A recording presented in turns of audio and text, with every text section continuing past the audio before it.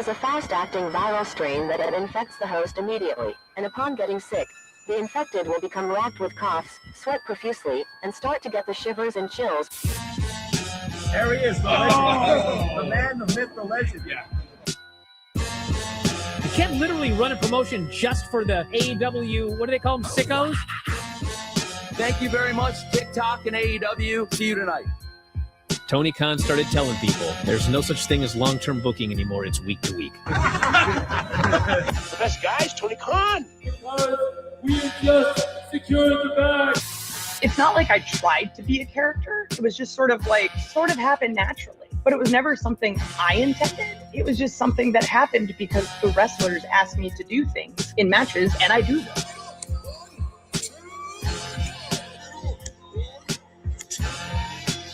If you run a promotion just for the sickos, you're going to do 400,000 viewers eventually.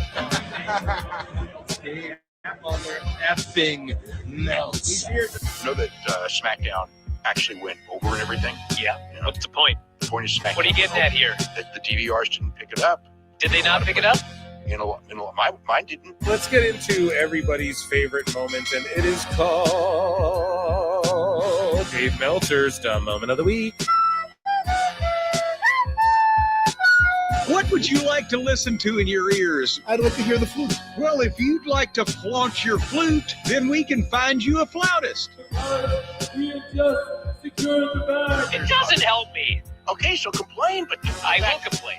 Let me have my misery. And when I heard that, I was like, what? Thank you, fuck you, bye, boom.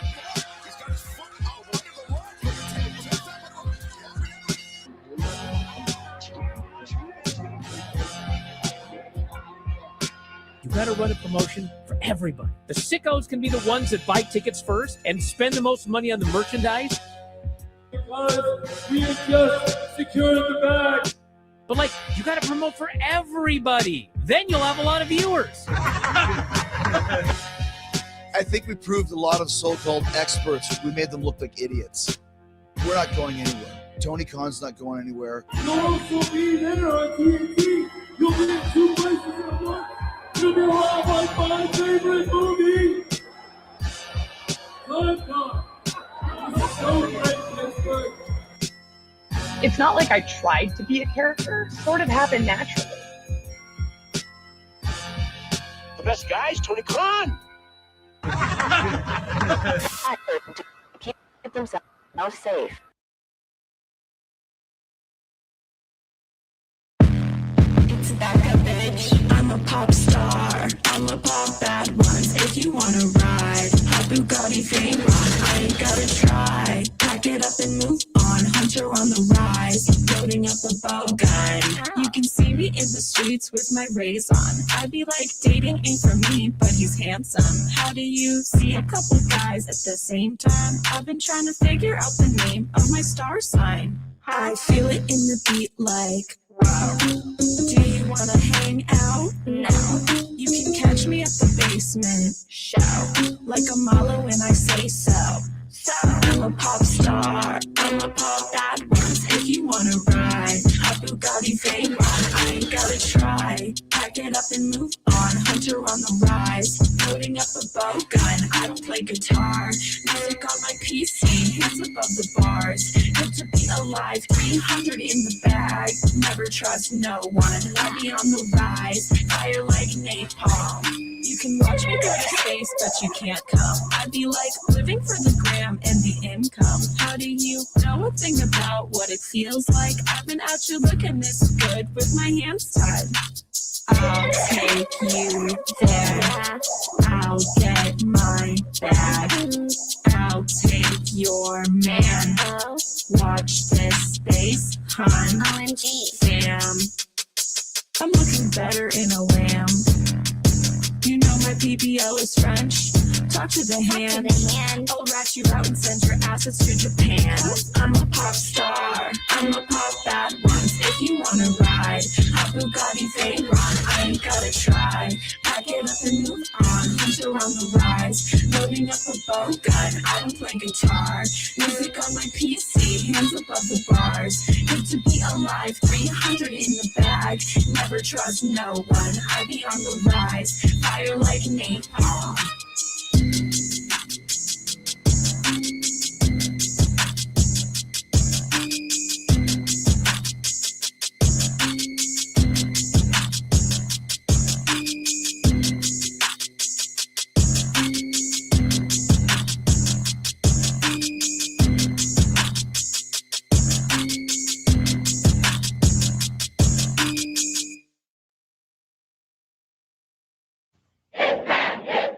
Think he's ready? I think he'll crack this guy off. Okay, guys, keep him clean. It's gotta be a ring-a-ding-dong dandy. Nice. Ooh, that's gotta hurt. What a move. He's airborne. Humpty's famous 4-egg omelets. Choose from 7 feature combinations. They're excellent. You know, Humpty, maybe we should be a tag team. You're out of here. Come Tuesday, I love that idea. You might have saw it coming tonight, but come Tuesday, I'm gonna come on you like nobody's ever come on you before. Brutus, this is incredible. What a package. I'm gonna eat this. I'm coming. I'm just gonna come as hard as I can. Size of that ass! I am sick and tired of playing around with kids. I mean, for God's sakes, I came. I don't come. What exactly is a female dog? It's called a bitch, is the term.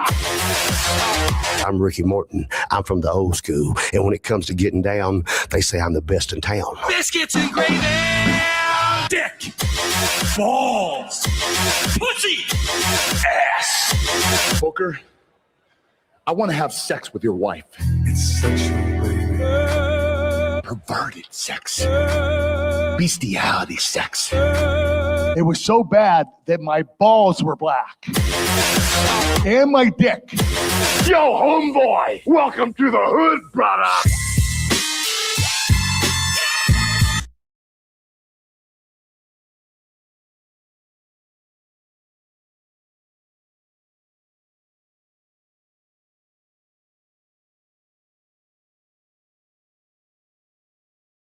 Ooh, what's up, everybody? Welcome to another eclectic edition of PWT Live Show. Yeah.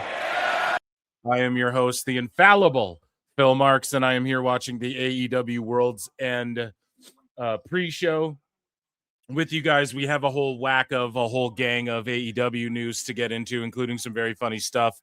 Darby Allin lit his brother on fire during a botched marriage proposal. Seth Rollins talked some shit about Vince Russo, and Vince Russo responded. He said some shit about Jim Cornette as well that we didn't get to because of all the holiday festivities, ladies and germs. So Merry Christmas. Happy New Year coming up. I hope you guys are having great holidays. I stay in the Christmas spirit. We leave our tree up and shit until like New Year, like January 1st is when we kind of, okay, time to reset. And so I hope you're all just like having fun. I know some people like celebrate Christmas on the 26th. You had a couple families, you go and see, your wife's family on the 27th or some shit. So I'm sure everybody's still in the holly jolly spirit.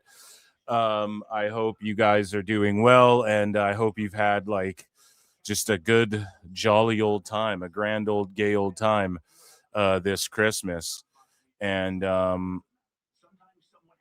yeah, I definitely have myself. I've done a lot of Christmas festivity stuff. I think I have like a head cold or something. I'm not sure. We were around a lot of people. Drinks were swirling. And it was a good old time. Yesterday, what did I do? I just watched Stranger Things. I just binged out the three. And shout out my Canadians. Boxing Day as well was yesterday, but I didn't do shit. I just watched the 3 new Stranger Thingses. A lot of people are hating on it, but I'm like, finally we're picking up, and this feels like Stranger Things. This feels like peak Stranger Things, but I get it. Like but I've seen online people are like, nothing happened in these 3 episodes. It's like, what, dude? I don't want to spoil anything for anyone who hasn't seen it, but it's like, what? Some major shit happened during these things, but all good, whatever. That's for another show. But yeah, your boy Phil has been feeling a little under the weather, but we are here to rock on. This is just like I hope you guys watch the Christmas special as well. Again, patreon.com/ProWrestleTimes and NordVPN.com/ProWrestleTimes. Those are my 2 plugs. The Christmas special is in pristine, unscathed condition over on Patreon. On YouTube, it's had it had to get edited down, like, because I was just playing clips from like TNA and all that shit, SmackDown and everything. So we're watching the pre-show here. The Sisters of Sin are about to wrestle. And we have the main card here. So on this pay-per-view, to preview things, Tony Storm. Yeah, so Mixed Nuts Mayhem. Speaking of Christmas time. You guys like the movie Mixed Nuts? So Mixed Nuts Mayhem. Death Riders, Tony Storm, Roderick Strong, and the Conglomeration. So why wouldn't, like, you just put a different girl in here and then have Mina and Tony in a tag match on the pre-show or something, because you're trying to establish that team? Oh, because they had to put High-End and Maya World on here to do a job to fucking Sky and Hart, because everyone just flounders in AEW. But yeah, so that's just like an 8-person tag that I literally couldn't care less about, or could care less about. I don't know how the saying goes, but I don't give a fuck. And then we have the semifinals for the Continental Classic, Fletcher versus Moxley. Now, I predict that Fletcher took a couple of embarrassing losses in storyline during this thing, and so and then he's also taken some losses, but he still is in the semifinal. It's like, people are trying to put him over for this shit. It doesn't matter, though. I can't stress this enough. I don't know how to word it any differently than I have the last year. It doesn't matter what Moxley does. It's not getting anyone over. It's not affecting anything. And he put some people over in this tournament. That's great, but he's still a semifinalist in his side of things. So he should put Fletcher over. You know, that's the right thing to do. And I guess I did just say that it doesn't matter what he does, but it's not like him putting people over isn't a good thing or doesn't maybe help them, but it's just a matter of like, he's always just going to be doing what he's doing. There's never going to be, the Death Riders just tanked the ratings. He had the belt. I've explained this so many times, I'm going to puke. But it's like, it's in the briefcase, and then he fucking loses the belt, and then Hangman wins it, and then what changed? Nothing. They're just plastic bagging, trunking, tying people up, 8 against 1, pulling, walking out of the cell during the blood and guts and getting nail boards or bringing them into the ring or whatever the fuck, like fishbowl drownings, like title or no title, it didn't do anything. It was meaningless. So Mox putting people over is like the least he could do, but like, what does it mean when he's the semifinalist? It's not like one of these other guys made it to the semifinals and everyone's like, oh shit, him, whoever versus Fletcher. It's just Mox is gonna Mox, dude. So whatever. I've harped on that so much. Okada versus Takeshita. Okay. All right. That's gonna be dope.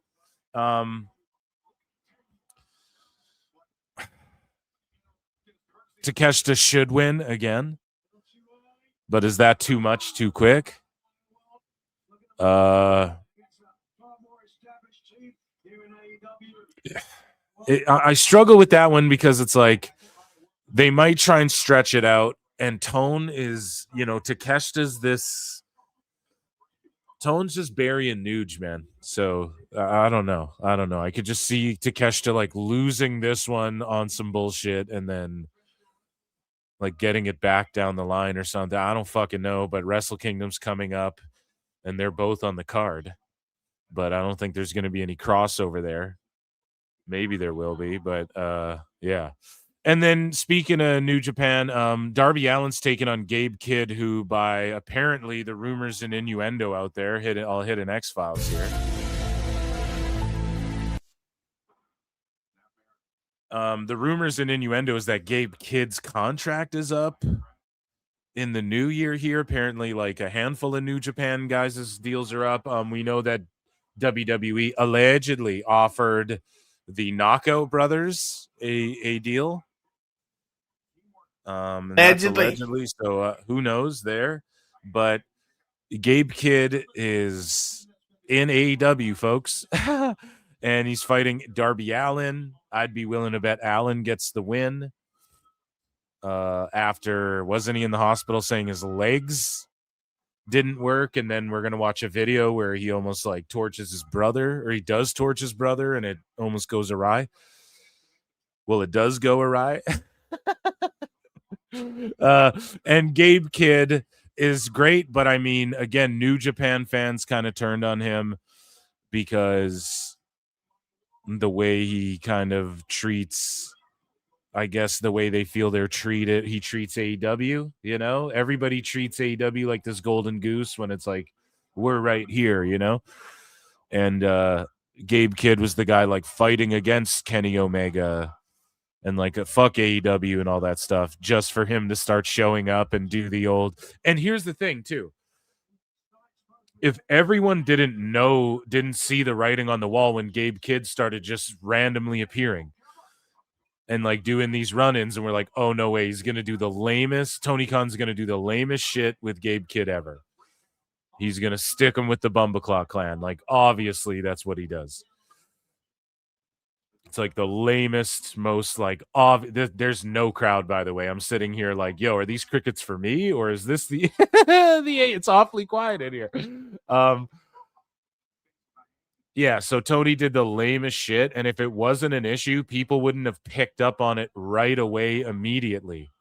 People wouldn't have picked up on, this is what you're going to do with Gabe Kidd, and okay, he's just clearly coming to AEW. And yeah, it's unfortunate. Gabe Kidd, again, he's a guy you could have brought in fresh. You could tell a story with. He could be so much more, but he's just in an interchangeable 8-man group where none of the guys matter. So yeah. Moving along, the Babes of Wrath versus Athena and Monet.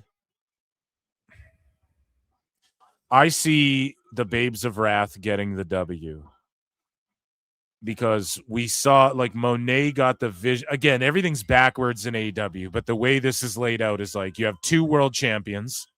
Monet got the pin over Willow in an 8-woman tag to earn Athena and Monet tag team title match. The dumbest thing ever. The literal fucking stupidest shit ever, okay? But Willow and Harley will get the pins over Monet and Athena, and then it'll lead to some bullshit where like Harley and Willow get singles titles matches against these folks respectively. Like, what's the next ROH pay-per-view?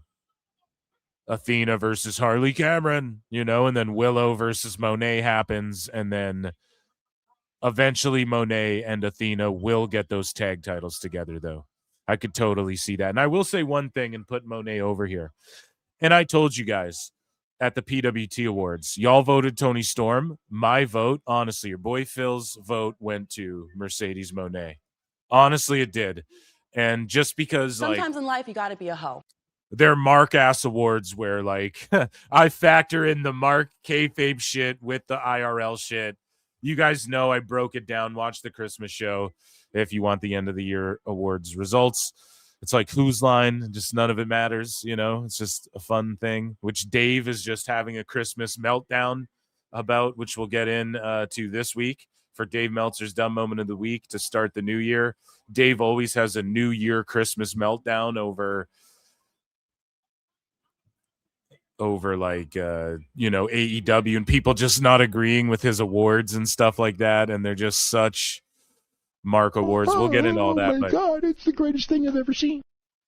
Yeah, I picked Monet because it's like, if we're going kayfabe, okay, she beat Ultimo's thing on a technicality, which is like in kayfabe. You know, if we're playing that game. She had all these belts, sure. She broke Jade's record with the TBS title this year.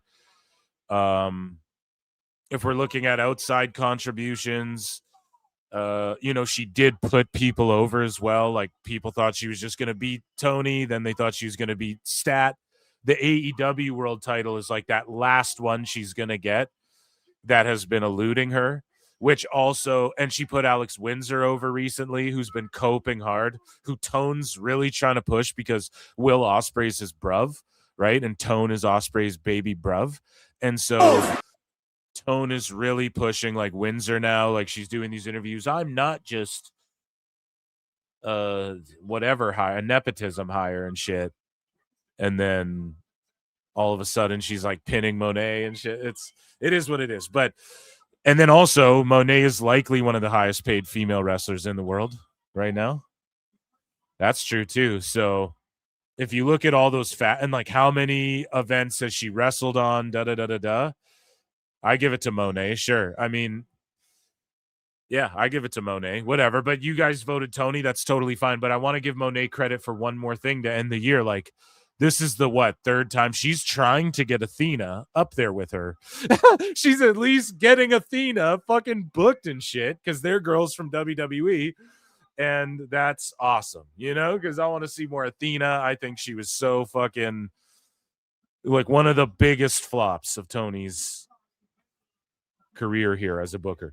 Okay, I spent a lot of time on that one. AEW, because we got Eddie Kingston here on the pre-show. He's fighting the grizzled young veterans. We got a lot of news too. AEW Women's World Championship. Statlander versus Hayter. I want to say we've seen this already. I just don't see Hayter winning the title. And they're just lining, like Hayter went from their world champion. This is the thing. Tony forgets about people and then he just doesn't care unless you're like MJF or someone that he looks at as like, oh yeah, like this benefits me, which is like obviously, but it's just the way the perception is that people like he's the man of the people and he just, and I'm not saying he doesn't pay Hayter handsomely, you know, she's definitely on salary. I'm not saying he didn't pay her that whole time she wasn't injured. And like, he's not a good dude in that way and shit, but he gets bored with some of these toys and then they just go away or they become glorified jobbers, man. And that's what Hayter's has become. She's like the girl that goes out there and you're like, oh, she's going to maybe win a match here or there, but she's going to lose the big one. And I just don't see her winning the title. I don't see many title changes here. Maybe the Bang Bang Gang. Well, I don't know. I think FTR in the Chicago street fight will pull it off against the Bang Bang Gang. And then I think we'll see a world title change. I just have a feeling, and maybe Joe pulls it out, but I just feel like he's got to go film Twisted Metal right away again, right? And if you think about it, I think Avengers is all done, right? Did they wrap Avengers? I should Google that. Did they wrap filming Avengers Doomsday? Yes, it's wrapped.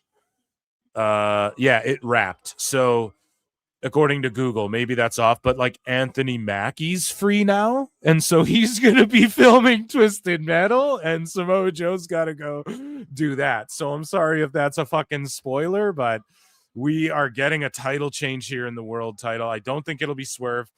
I don't think it'll be Hangman again. I don't think it'll be Swerve again yet. I think he'll get it again. I think it'll be Swerve or MJF. But I also just don't. I think maybe we'll get Swerve and Hangman teaming up more, and then they'll beat FTR or some shit like that. I think MJF's walking away with this world title, and that's why he had nothing to do with the Diamond Ring. And it's just exactly what I've said a billion times. Phil, don't miss, dude. It's just when MJF's done filming shit, he gets the belt. And then some people trade it around until Joe's done filming shit. And then he gets the belt. And that's just pretty much all Tony's got in his bag right now. So if they go with Swerve, okay. Like I could see it because he's like I could see Swerve and MJF, but I think they're kind of leaning on Paige and Swerve kind of doing this unlikely part, which again, well, it's a different relationship, I guess, but Hangman and Kenny already kind of did that. It's just, we're kind of just rehashing stuff now at this point.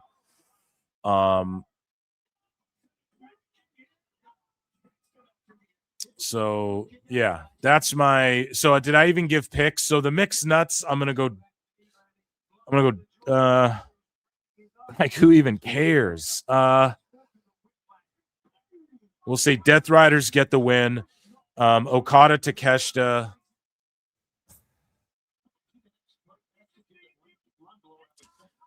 I feel like there's more juice to. I'm just gonna say Okada because that's like a gut feeling, but like Takeshita's kind of what should happen, you know.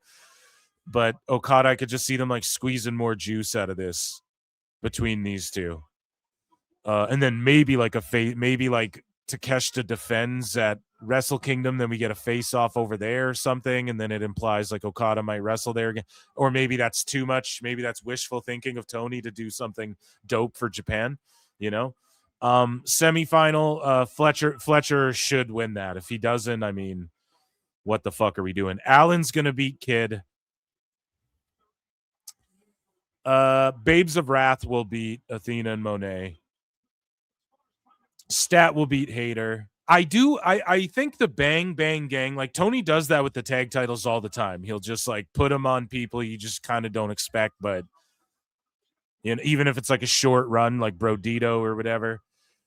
I'm just gonna say FTR. But if Bang Bang Gang won, I wouldn't be shocked because it's a street fight, and I could just see like, because the fans love juice and shit, you know. And then the main event, I'm just gonna pick MJF. Yeah. So those are my picks. So guys, let's get into some AEW news, and then we'll talk WWE news as well, kind of as AEW starts like this mixed nuts match. Do we give a fuck? I'm gonna read news during that. You know what I mean? So we'll talk about SmackDown as well. Remind me, chat, okay? So let's do that.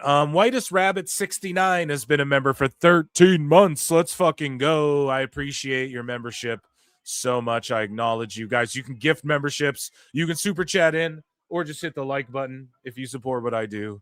I appreciate you guys. Acknowledge me. Member shows rule. Member Mondays going down. Okay, Ortiz makes a run out.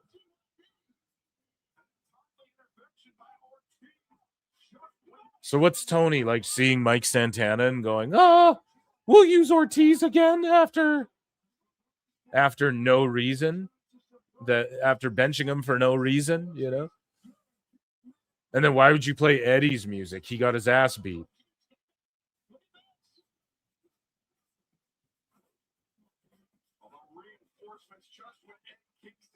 I don't know. Lex, what's going on here, buddy? You watching this? I don't know. Me neither, dude. Okay, so now Eddie. Oh, I thought he grabbed a mic. I thought he grabbed a goddamn mic. Fightful, High-End, and Maya World are both highly regarded in AEW. Okay, then push them. Then don't just job them. Don't fucking... They're highly regarded. What does that mean? All of your employees should be highly regarded. I'm going to bookmark this. That sounds highly retarded to me. All of your fucking talent should be highly regarded, you know?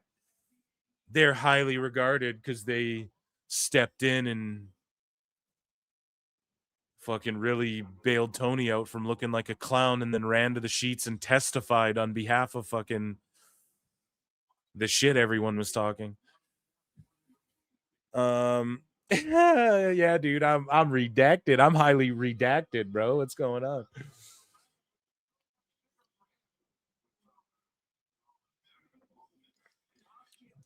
I'm drinking coffee. Might crack a beer in a bit, but holy fuck have I drank a lot over the last no, not even a lot. Like I can't drink like I used to, you know. It was a great time. But I definitely like my, you know, I got the sniffles and throat is hoarse and it's like, fuck, you know, I was around like a bunch of people and shit, obviously, as you do around the holidays, or you try to do if you can, right?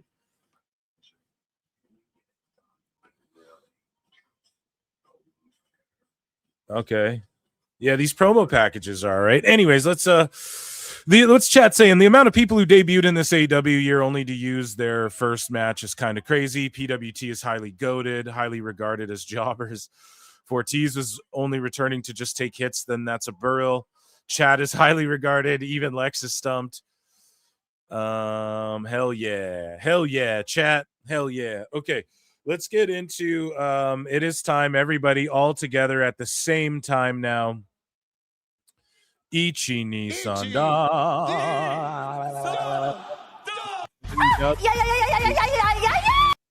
And of course, the best guys, Tony Khan. Gonna get into. So in just random indie / AEW stuff, HOG world champion Charles Mason worked the ROH tapings today at Hammerstein Ballroom. So good for him. And good for HOG, I guess. It was a talent exchange. I sat off the show and they got our world champion. Oh, good.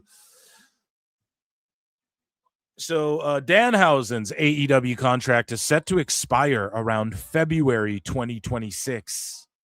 So in the new year, look for Danhausen to pop up in WWE. Yeah, AEW. We all wish this whole time. Here's the thing. Some dirt sheets have floated some rumors out there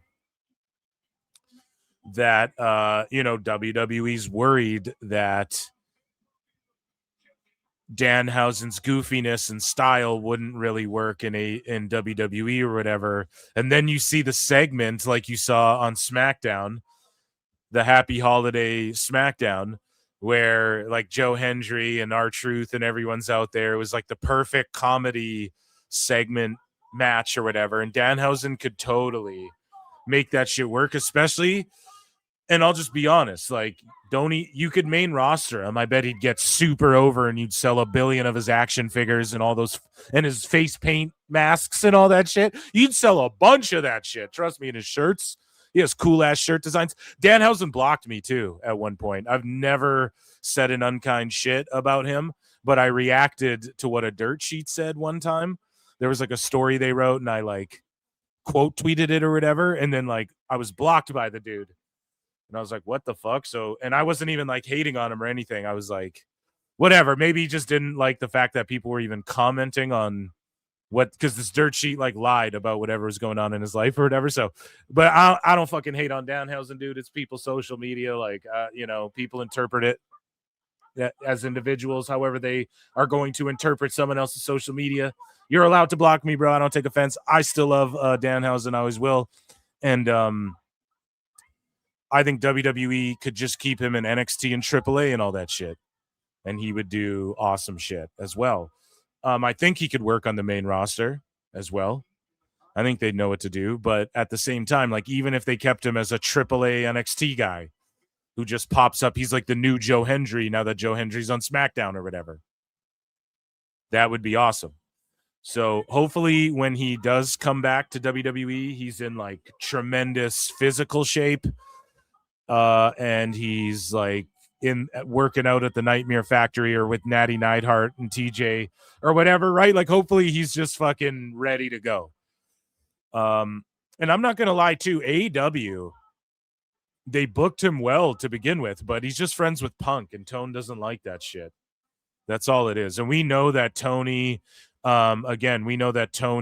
admitted, or Dave admitted that Tony contacted Dave in 2019 and was like, we promise we'll make the shows better. And then someone else said that I think it was Jericho. Yeah, Jericho just told a story recently on his pod that Tony was mad that Dave didn't give this one Jericho match 5 stars.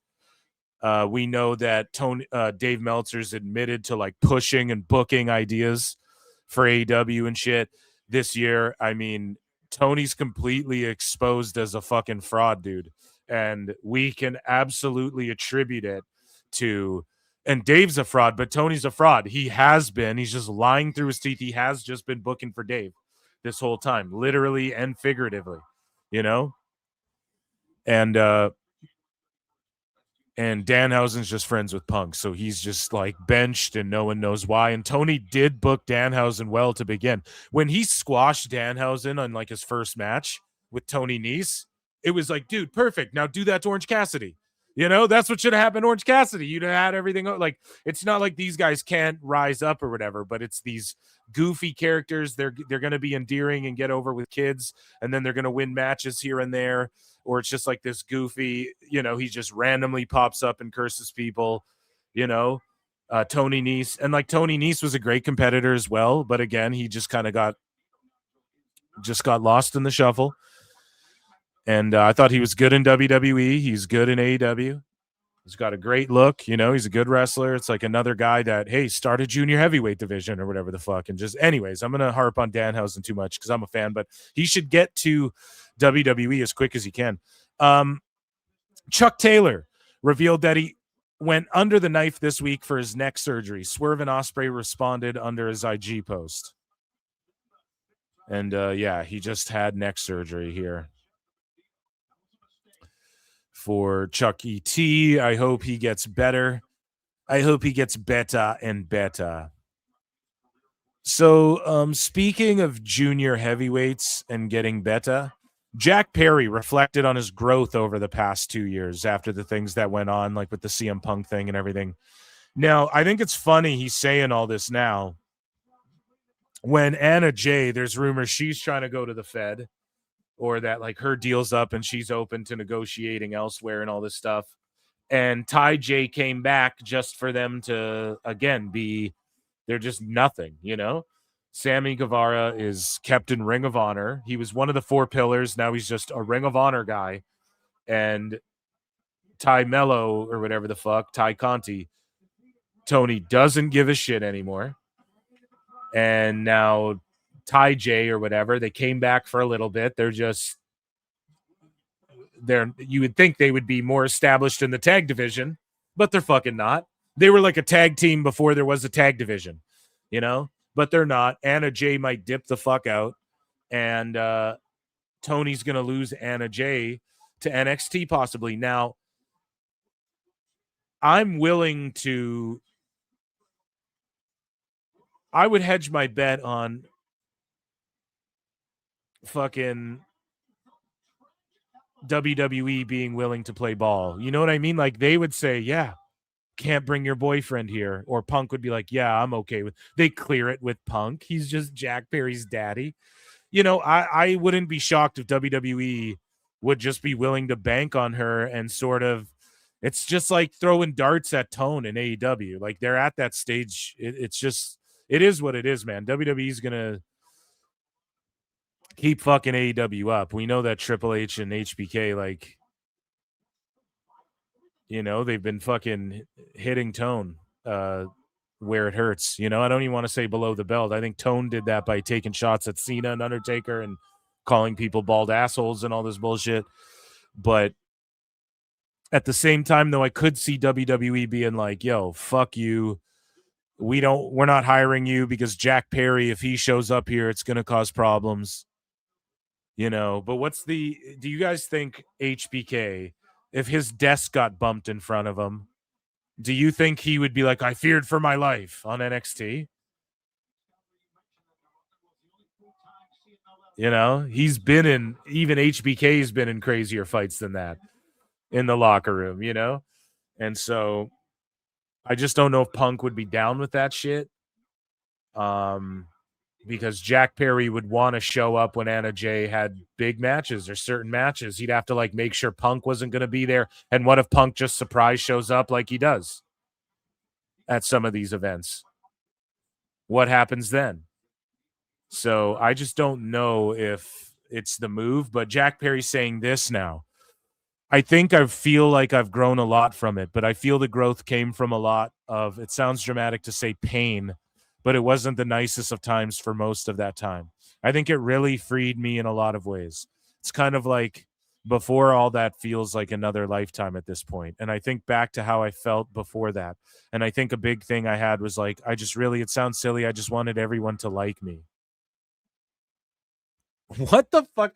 This is the problem. I just wanted everyone to like me. Then why were you starting shit backstage?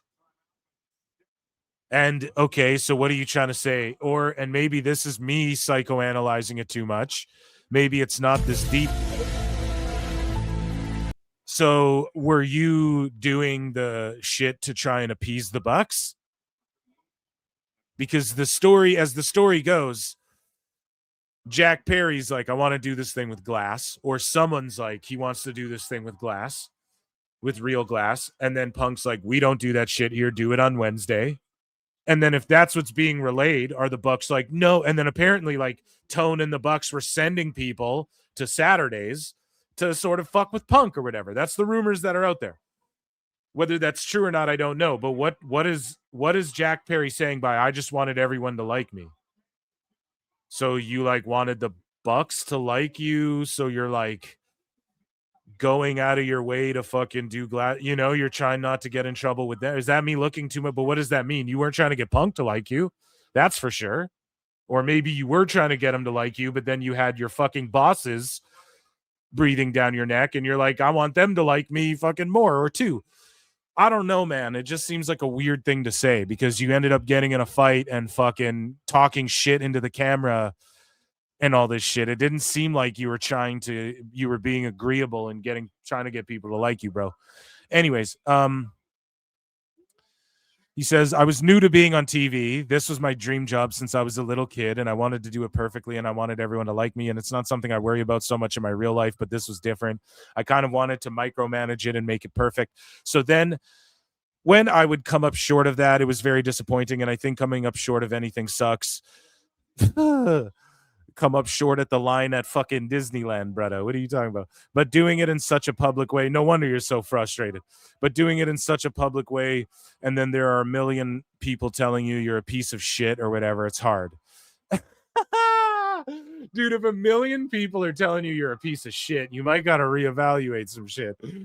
And I think through all that, I finally realized there are some people that are never going to like me no matter what I do.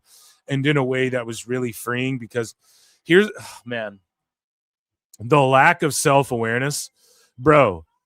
Everyone loved you, Jungle Jack. Everyone loved you, and Punk was forcing himself to like you. And I've pointed this out. The way everyone goes, oh, CM Punk is just a corporate butt lick, playing the game, trying to be nice, blah, blah, blah. Yeah, he was doing the same thing in AEW, guys. That's why you have that video of him saying, if you don't like Jack Perry, there's something wrong with you, because fucking for some reason Jack Perry's an unlikable motherfucker, and even when they turned him heel, they did not know how to lean into it properly. Okay, and so Punk was doing that shit too. He was trying to be like, oh, come on guys, Jack Perry's a great young fellow. That was him doing the corporate. He was trying. That's why he went out there with Tony Khan during the press conference. Punk and Khan. Multiple times, those two. Why? Why did Jericho not like that? Because it was fucking Jericho and Tone before. You guys know what I'm saying? And it just, Punk was trying to do that shit. Okay, and everyone pushed him away. And he gave them their second wind after who did they push away? Rhodes, who was trying to do that from the beginning of AEW. That's what he was trying to do. And Dave and the fucking Uber sickos drove them away. And that's the problem, man. So it's like this guy, some people aren't going to like me. Bro, everyone loved you and Jurassic Express.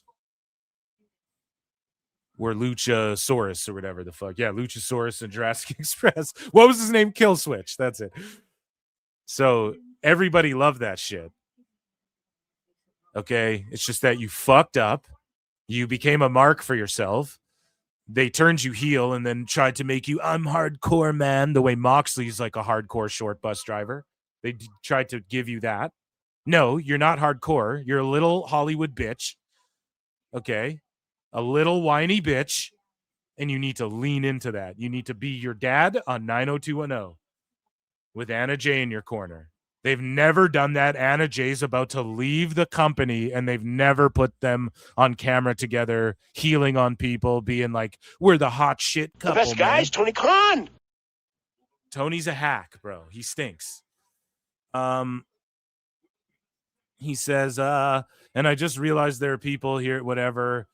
The people that really matter to me, I think I'm good with. I don't know. A little controversy is fine, too. It's funny because if you had gone back 10 years ago and someone showed me this is going to happen, I'd be like, to me, are you serious? But now also it kind of is what it is. And I think as much as, and then think about the humiliation ritual that fucking Tony Khan put this guy through. Great. The humiliation ritual that Tony Khan put this fucking guy through, playing that shit on air, playing that fight on air, quote unquote, where he gets choked out. Oh my God, man. He just felted him on air, and then this guy did psychological damage to him, and he's like venting it on Renee Paquette. You know what I mean? In the time when it was happening, it all felt terrible, but I think it forced me to realize things are that are bigger life things. Yeah, and you got choked out, and your boss aired it on TV, and you got sent to Japan, and you took it. You just took it, and then to appease them, and then you fucking have psychological damage from that shit. Jack Perry, that's fucking cooked, man. And now you're on the pre-show of this shit, doing an old shtick. Holy man. So we talked about injuries and whatnot. The Young Bucks will not be cleared for the remainder of 2025. Kenny Omega says this maybe gives him a chance to take care of something he needs to. And I don't know. Some people think he's going to get Andrade. So we have some Andrade news as well. Let's see. Speaking of Jack Perry, he defeats Pac. The entire Gold League is tied at 6 points heading into the final night, but Moxley ultimately pulled through. And then whoever, so this is already official as well, or we'll circle back to that. Sorry. So where is it here? We have some.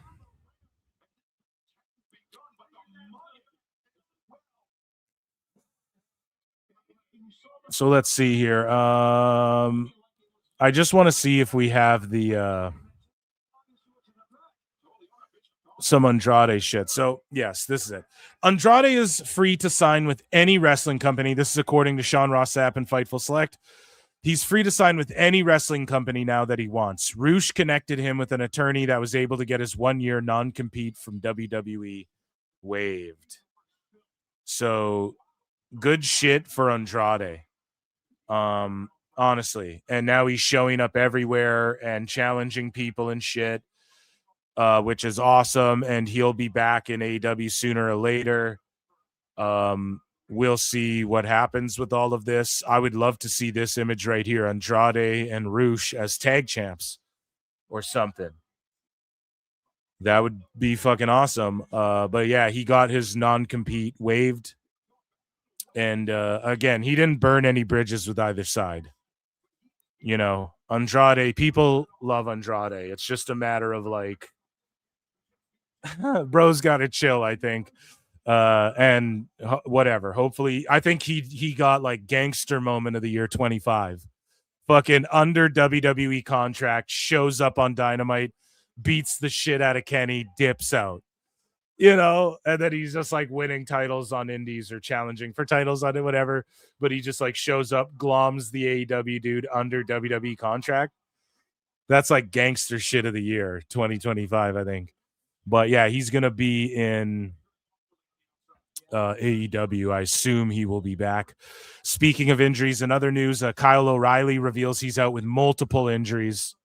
So again, he just sort of came back after a serious injury. And then he said it on that AEW Unrestricted show. He's like, yeah, I mean, AEW's great. I can like spend time with my family. You know, I can rest things up and shit. So he's got multiple injuries. I don't know, man. I think O'Reilly's just like, dude, I've done this forever. I got kids. I'm going to just do my thing, you know, and just get injured, fucking go home. Not that he purposely got injured, but you guys know what I'm saying? Like, he's just dipped the fuck out again. Unfortunately. So Buddy Matthews provides an unfortunate update on his AEW return after his 10-month absence. And basically he's still fucking hurt. His ankle won't heal. Now, whether he's milking it because he has a clause where he can't be frozen. So there was a period in time, and this is an allegedly. Okay, but there was a period in time where people in AEW were making sure and looking over deals to make sure that they couldn't be frozen like at all. after that Ray Phoenix shit went down. So I don't know if Buddy Kent is frozen through this whole injury time. He might just be like, fuck it. I don't ever need to go to WWE again. I'll just chill in AEW, make a bunch of money. You know, Tony's paying me this whole time and he's got to pay me when I come back or whatever. Maybe it's that. Maybe he's just milking the fuck. Like, is it a coincidence that all of these fucking wrestlers are getting all their injuries taken care of on Tony's dime? No, man. He's a fucking money mark. Now, good for the boys. Good for them. Like, I applaud them. I'm not knocking the game. I'm not knocking the hustle at all. Okay?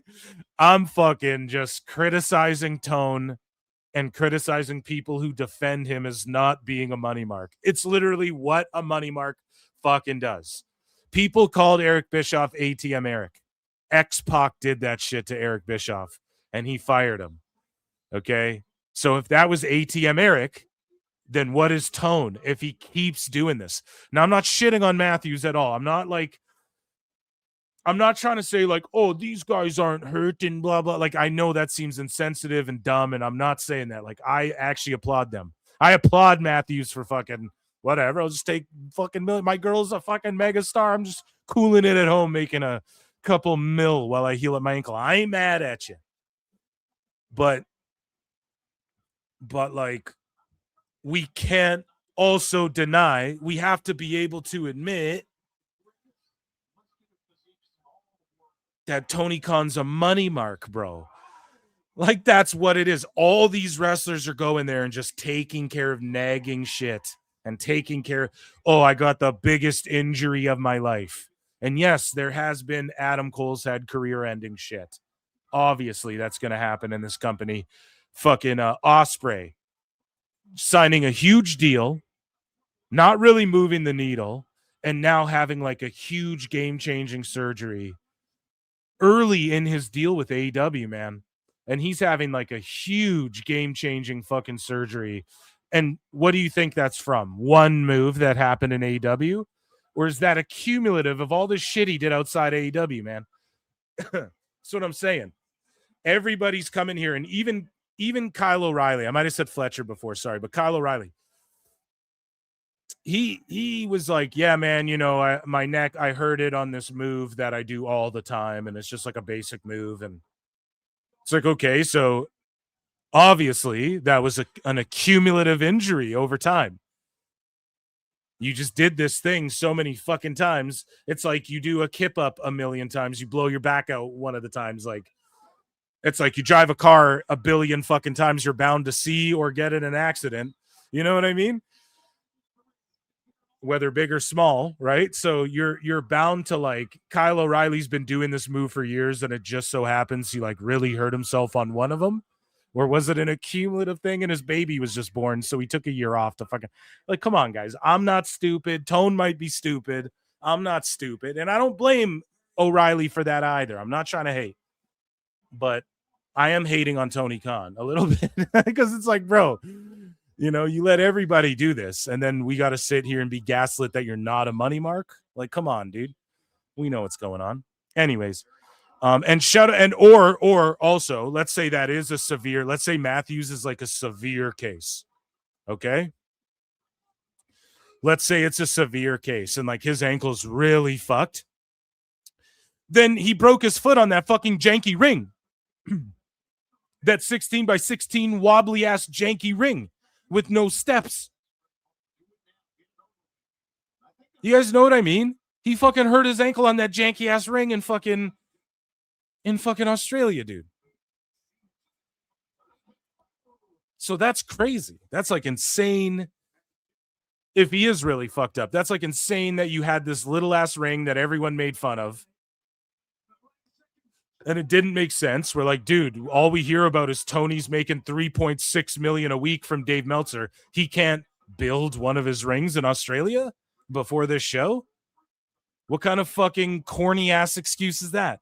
And then it's like a career debilitating Buddy Matthews fucking injury to where his ankle doesn't work anymore. And he's one of these guys that flies around and does power moves and shit. It's like, come on, man. So Anna Jay's contract is up in spring 26. She's looking around. And then Hyan and Maya World are both highly regarded in AEW. It's like, what? That sounds highly regarded. You guys know what I'm saying? Like, what do you mean? Everyone should be highly regarded in the company.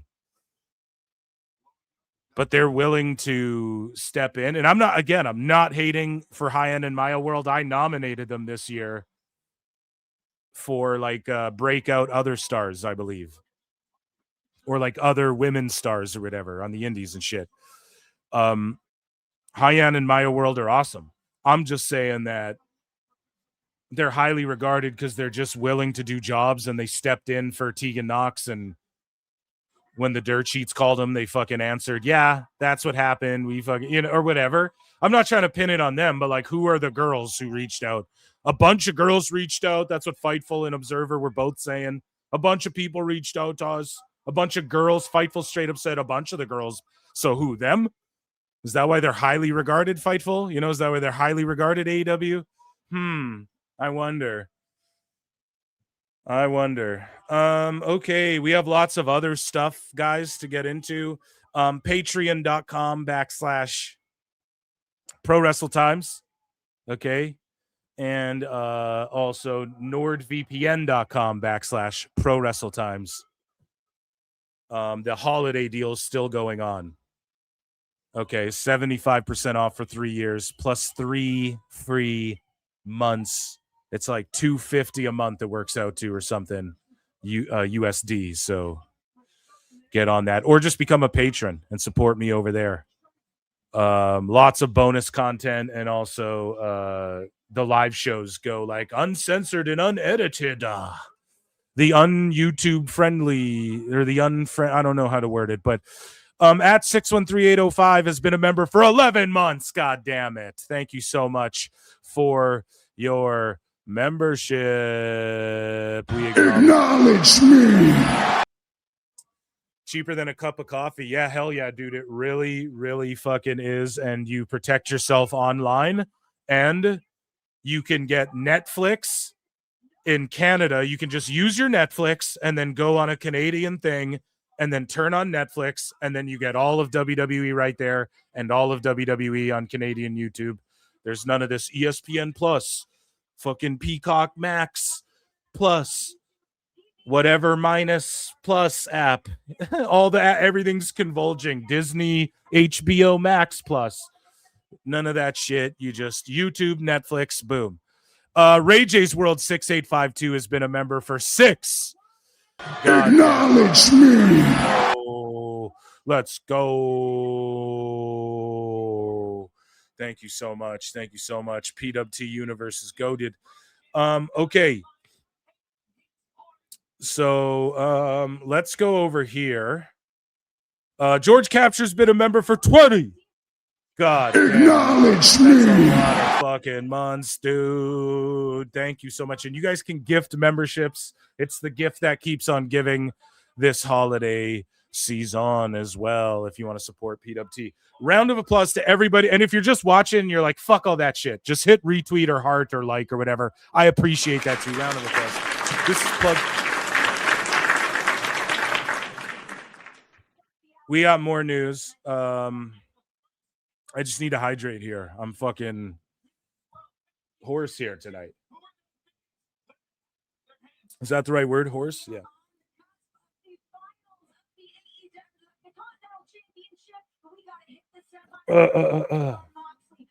Okay, so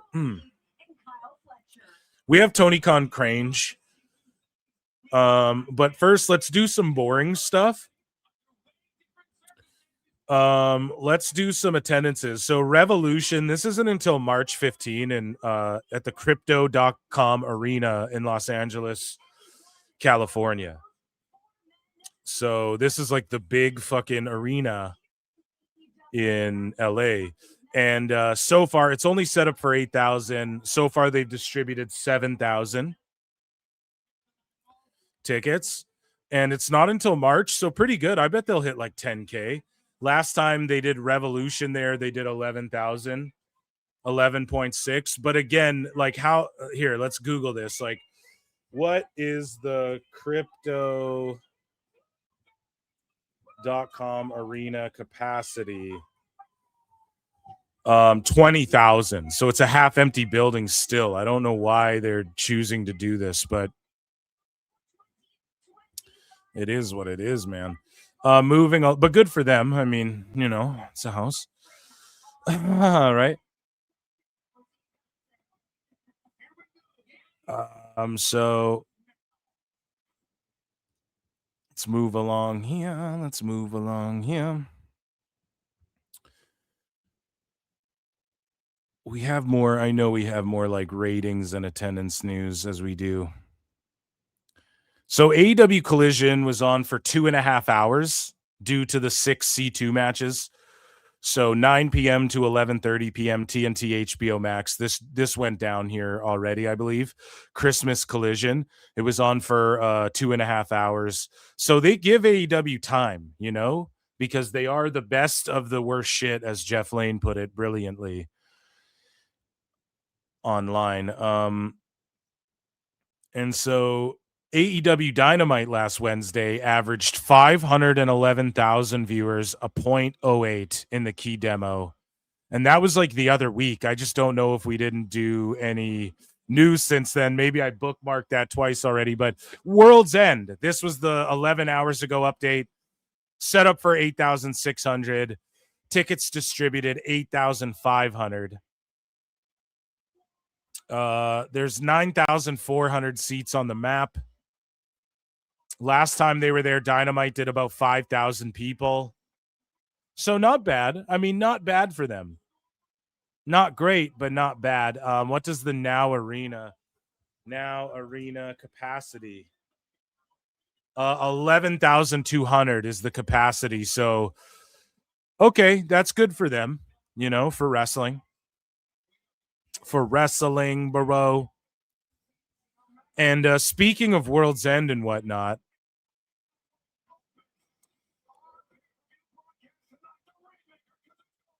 the Hammerstein, sorry. So Self-Made King Gao says, after the Hammerstein tapings tonight, TK revealed that the first ever episode of Dynamite was, we're going to circle back to that. I'm jumping ahead here. So I think that was, so this right here. Official, January 14th at AEW Dynamite Maximum Carnage. Whoever leaves World's End as AEW World Champion defends against Bandito. So this is the problem. Like, before we can even digest what happens here, we know that Bandito's going to get a shot at the world title, even though he's already the ROH World Champion or whatever. None of this shit makes sense, okay? None of this shit makes sense. And I mean, it's okay to do once in a while, but I just feel like we find ourselves in this situation too much. And then doesn't the Dynamite Diamond Ring get a shot at a title too? Oh, I guess that's why, pardon me. Yeah, dummy. That's why Bandito gets a shot at the world title. So my bad. I'm fucking up there. So, okay, I guess it is what it is. But I don't know, man. I don't think a lot of this shit makes sense. And that's why Warner Bros. Criticizes Paramount for overpaying for sports broadcast rights like UFC. Warner Bros. Stopped Paramount from buying the company, instead agreeing to a deal with Netflix. Reasons also include a poor credit rating as well as uncertainty about funding. Man, all y'all companies are like that. A bunch of fucking debt and doing sketchy shit. This gentleman here asks overall thoughts on the group stage phase of this year's Continental Classic. So, I don't know, man. We're about to see the semifinals here between Takeshita and Okada. I bet this match will cook. Continental Classic, honestly, I think Tony does it at the right time of the year. It's just something that, like, okay, not a lot of people are going to watch this show, so give something for, like, the diehards to really be invested in because they're invested in it. I don't think it's the worst thing. It's been predictable, I think, every year Tony's done it, so it is what it is, man. One of the most iconic IPAs in craft beer joins forces with one of the most innovative brands. So tonight, the official craft beer of AEW World's End is Two Hearted IPA, which looks and sounds delicious, I guess. I don't know. I love me some IPAs, so let's see. I think I got a couple more here. Or here, let me check in with chat here because we got a huge super chat. Thank you so much. Arthur Jennings, 2 for 20. God damn. Thank you so much for the huge. Acknowledge me. Hi, Phil. Lost my dad this year. Oh, my goodness, dude. Condolences. Yeah, I lost my aunt over this holiday season here, folks. I don't bring it to the air. I ain't trying to bum you guys out. You know, I know y'all. So this Christmas was many toasts and thoughts to her and to your father as well, man. And the show and your clips made all the time in the car going to the hospital and checking on my mom easier and entertaining. All the best for the new year. Arthur, thank you so much. Chat, best energies to Arthur right now. Thank you for the huge support. And yeah, I definitely feel you right now. You know what I mean? Very recently, I lost my aunt here just the other week. So God bless you and yours. And thank you so much, man. Merry Christmas. Happy New Year. And yes. Okay. So, okay. Let's get into, we have some more news, chat, and everybody best energies to Arthur right now.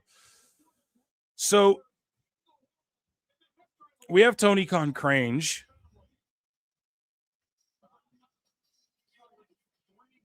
Let's see here. Where were we? Well, I had a couple more that I wanted to share before we, right. Okay. Harley Cameron, and we have this commercial here. We have a couple AEW commercials, okay, crossover, or one at least, right? Welcome to White. So that'll be a fun thing to end with. Let's go to Harley Cameron. She was on Ariel Helwani. It wasn't like the craziest, greatest interview. I mean, he's trying to put shine on somebody that he likes a lot, you know? And so hopefully...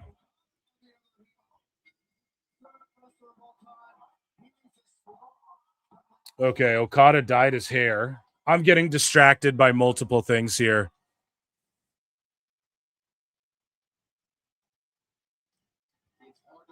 Okay.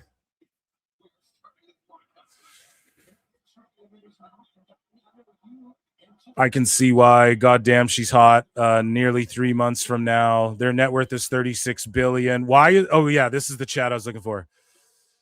Why is Don Callis at ringside during a tournament where no one is allowed at ringside? Yeah, that doesn't make fucking sense. That's a great point. Where everyone's barred? That's crazy. And then this super chat. Yeah, thank you again for that. I appreciate that. God bless you and yours. Okay, yeah, I see all the chats. Let's get in. 200 watching, by the way. Hit like, hit subscribe, all that good shit. Thank you, guys. If you're on X, just hit heart, retweet, whatever. Okay, let's get into this clip here. So Harley Cameron talks about AEW took a chance on her. Take a chance if it change your mind. And let's listen to this. Her interview, again, it wasn't too compelling. Ariel Helwani's just trying to get over what certain wrestlers he likes, which I appreciate that, him having Harley Cameron on. Not a lot of people are going to understand, like, or even know. Like, you might have heard of MJF, right? You might have seen, like, even if you're not a wrestling fan, you might have, like, turned up, like, looked at Yahoo News and seen that, oh, MJF, like, AEW wrestler, pro wrestler, stars in Adam Sandler's whatever. You might have seen that just in passing or whatever. But a Harley Cameron, no one's heard of her really like that, and especially not to the audience that Ariel Helwani has. Unless you're like an uber sicko or like us, like more and more wrestling fans are starting to watch Ariel Helwani, I guess. But yeah, I mean, people are going to just take one look at her, MMA fan or whatever, and they're going to give her a follow. They're going to be like, God damn, who's this? She's wrestling? I got to start watching wrestling, you know? So let's look at what Harley Cameron has. I think AEW has allowed me to showcase who I am as a performer. Tony Khan has given me so many amazing opportunities, and I am so lucky that he took a chance on somebody who'd only had 21 matches, because I'm so proud to be working there. And I am, you know, so proud to be a belt holder now, first ever tag team champion with Willow. So I think that, You know, sometimes when you think the universe is saying no to you, it's because it has other plans. I think AEW has allowed me to showcase who I am as a performer. Tony Khan has given me so many amazing opportunities. So yeah, man, good for her. It's you get distracted easily. Listen to her talk. That's all I'll say.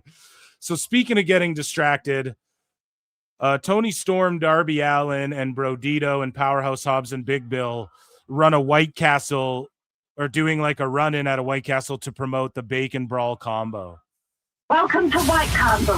Hey, how you doing today? Thank you for coming to White Castle. AEW and... See, now I like this. Finally.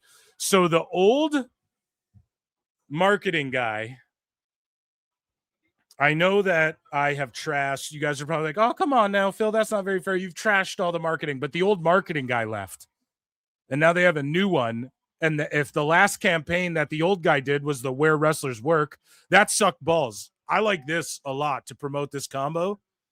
Like, you saw the people in the car reacted. You see people wrestling and these big giant guys come out of the thing. You can be like, hey, watch AEW. It's on at Wednesday. Just check us out. I mean, that's a good way to cross promote and whatnot. I'm down. White Castle are bringing you the AEW Bacon Brawl combo. White Castle is bringing the bacon, and we are bringing the brawl. And like having Hobbs and Big Bill and Brody King. It's like, all right, you see those guys, you're like, whoa, who are these giant jacked monsters? I might fucking tune into this show, you know? But then like Darby's there, Bandito's there and shit. And no, I like Bandito, but it's like, I don't know. Can I interest you in an AEW Bacon Brawl combo? Good morrow and welcome to the Castle of White. This is Tony Storm. Who the bloody hell are you? This is the Tony Storm? I'm from England. Okay, that's staged. Come on. Darling, where are you from? You come all the way from England to make me laugh? I get the AEW Bacon Brawl combo. Thanks, sir. Hey, look at that guy. With that haircut, that's a trainer out of fucking... Oh, my God. Here comes the brawl! Where do you want me to insert this? Now harmonize with me, darling. What? I like my lovers like I like my AEW Bacon Brawl combo. Like, that's the cringe part. Like, Darby just dumps that's his new thing. He just dumps water and Slurpees on his head. I'm Jackass. Darby Allin, welcome to Jackass. It's like, no, dude, you go home. Hot and meaty. I've just been told we're all been fired. Yeah, I don't know. I do like that. Sending some wrestlers out there, it feels very like that's what WWF would have done back in the day. Am I off on that? I don't know. This crowd could not be more dead. Can we just tap in? Like, I've been a little bit distracted. I won't lie. You guys could tell. I'm sure there's a little bit where I'm just like, but it's because I'm trying to watch Okada Takeshita. This crowd couldn't be any more fucking dead. Like, insane.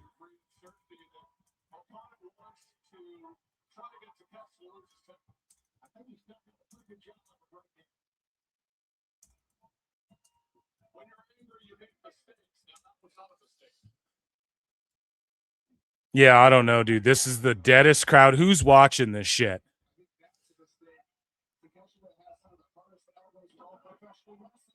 Beautiful DDT by Okada, but no follow-up. Look at that face, just so calm, confident. Well, he's been in these situations. Yeah, I don't know. Who's watching this? Everybody let me know. I guess, do I not have a poll? Is this the opening match of the PLE, of the pay-per-view? Here, I'm going to quickly put a poll in the chat. I'm so sorry, I forgot. Make sure you guys already vote in the poll, too. Who's the bigger hanger-on?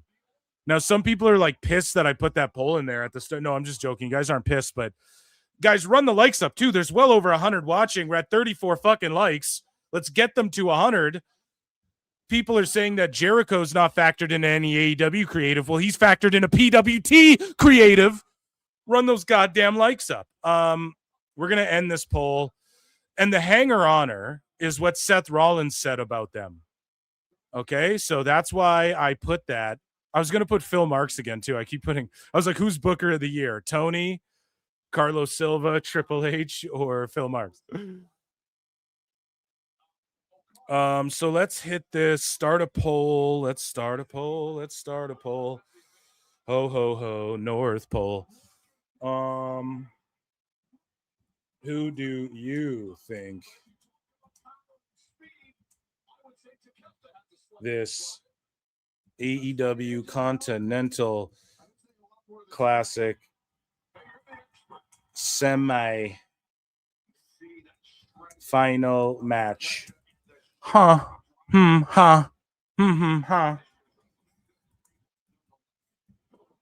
Konosuke Takeshita or Katsuchika Okada?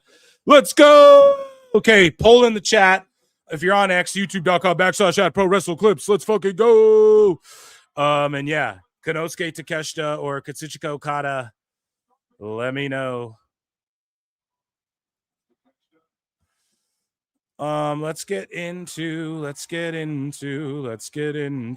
some more news. We have Tony Khan Crange here.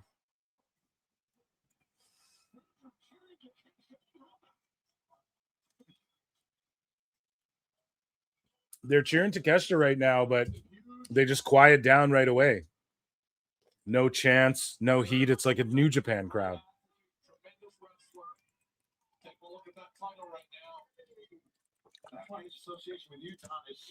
Fucking cooked. Okay. Motherfuckers. So, guys, it is time for well over 200 watching. You guys fucking rule. It is time for the best guys, Tony Khan. The best guys, Tony Khan. This is great. And we had a bunch of fucking Tone. Okay. So, Tone responding to fucking self-made Elboo or just self-made PW. The 2025 Self-Made Awards Booker of the Year, Tony Khan. And it's like, man, the guys who run Self-Made, like, they just glaze AEW, which is fine if that's what you like, but sometimes you got to be like, this shit is ass. Like, objectively, it is, dude. And just like the same way, objectively, I think sometimes some WWE shit is ass. I'll call it out. These fools never call shit out. And Tony calls them on the phone, and fucking MJF calls them on the phone. So it's more like self-glazed, dude. That's the new name of that publication. Booker of the Year. Like, that's the most, like, the PWT Awards, we don't do Booker of the Year. And next year, I'm adding a bunch of fucking categories, okay? A bunch of way better, funnier categories that, you know, we're going to hand out Sicko of the Year, all of that shit next year, okay? Because this is goofball shit right here. Booker of the Year. What does that even mean? The best booker is the one who drew the most money.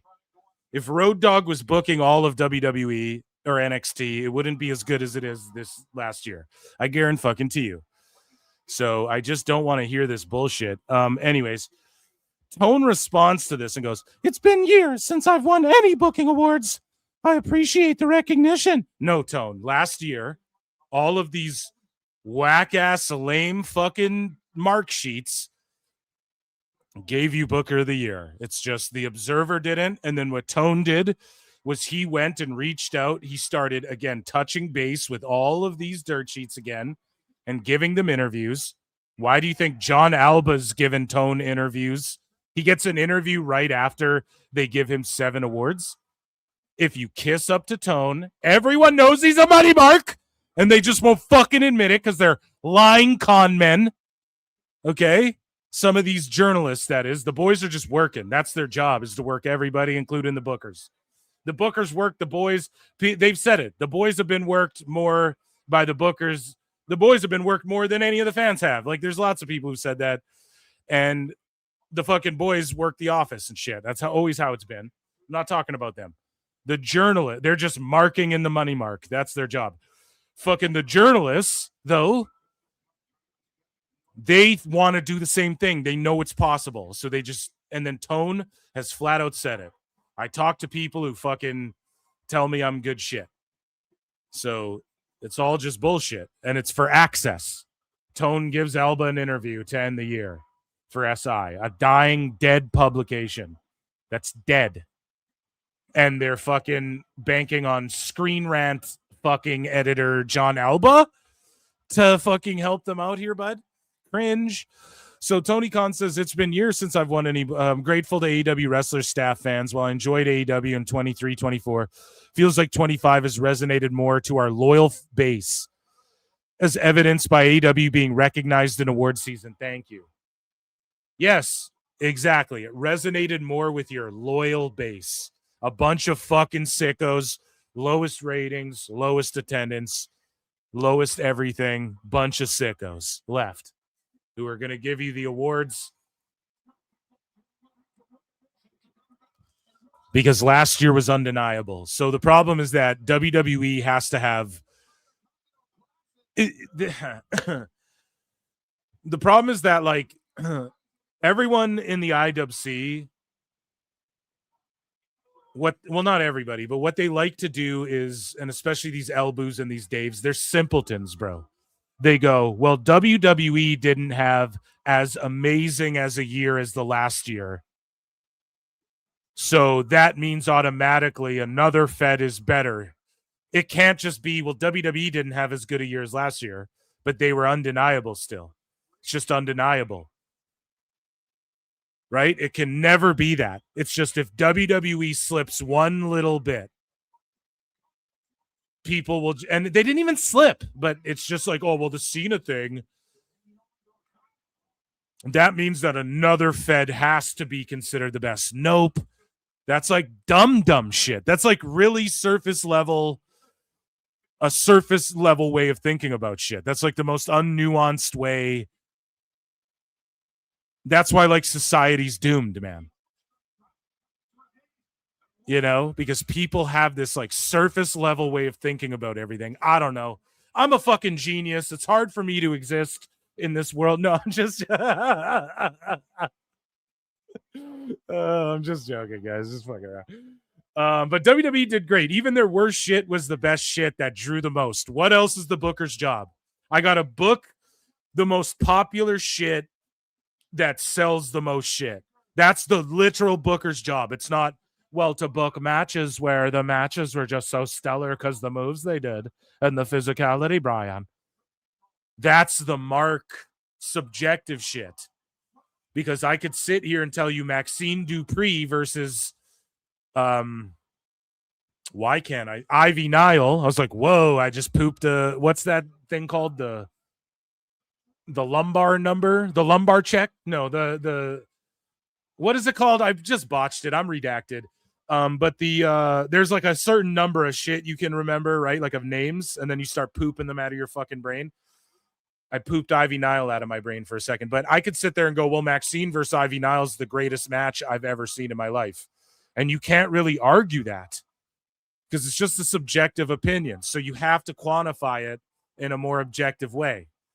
Now, the level of the match, like, yes, like Kinosuke and Okada, they're having a great match. They're really working these fans up.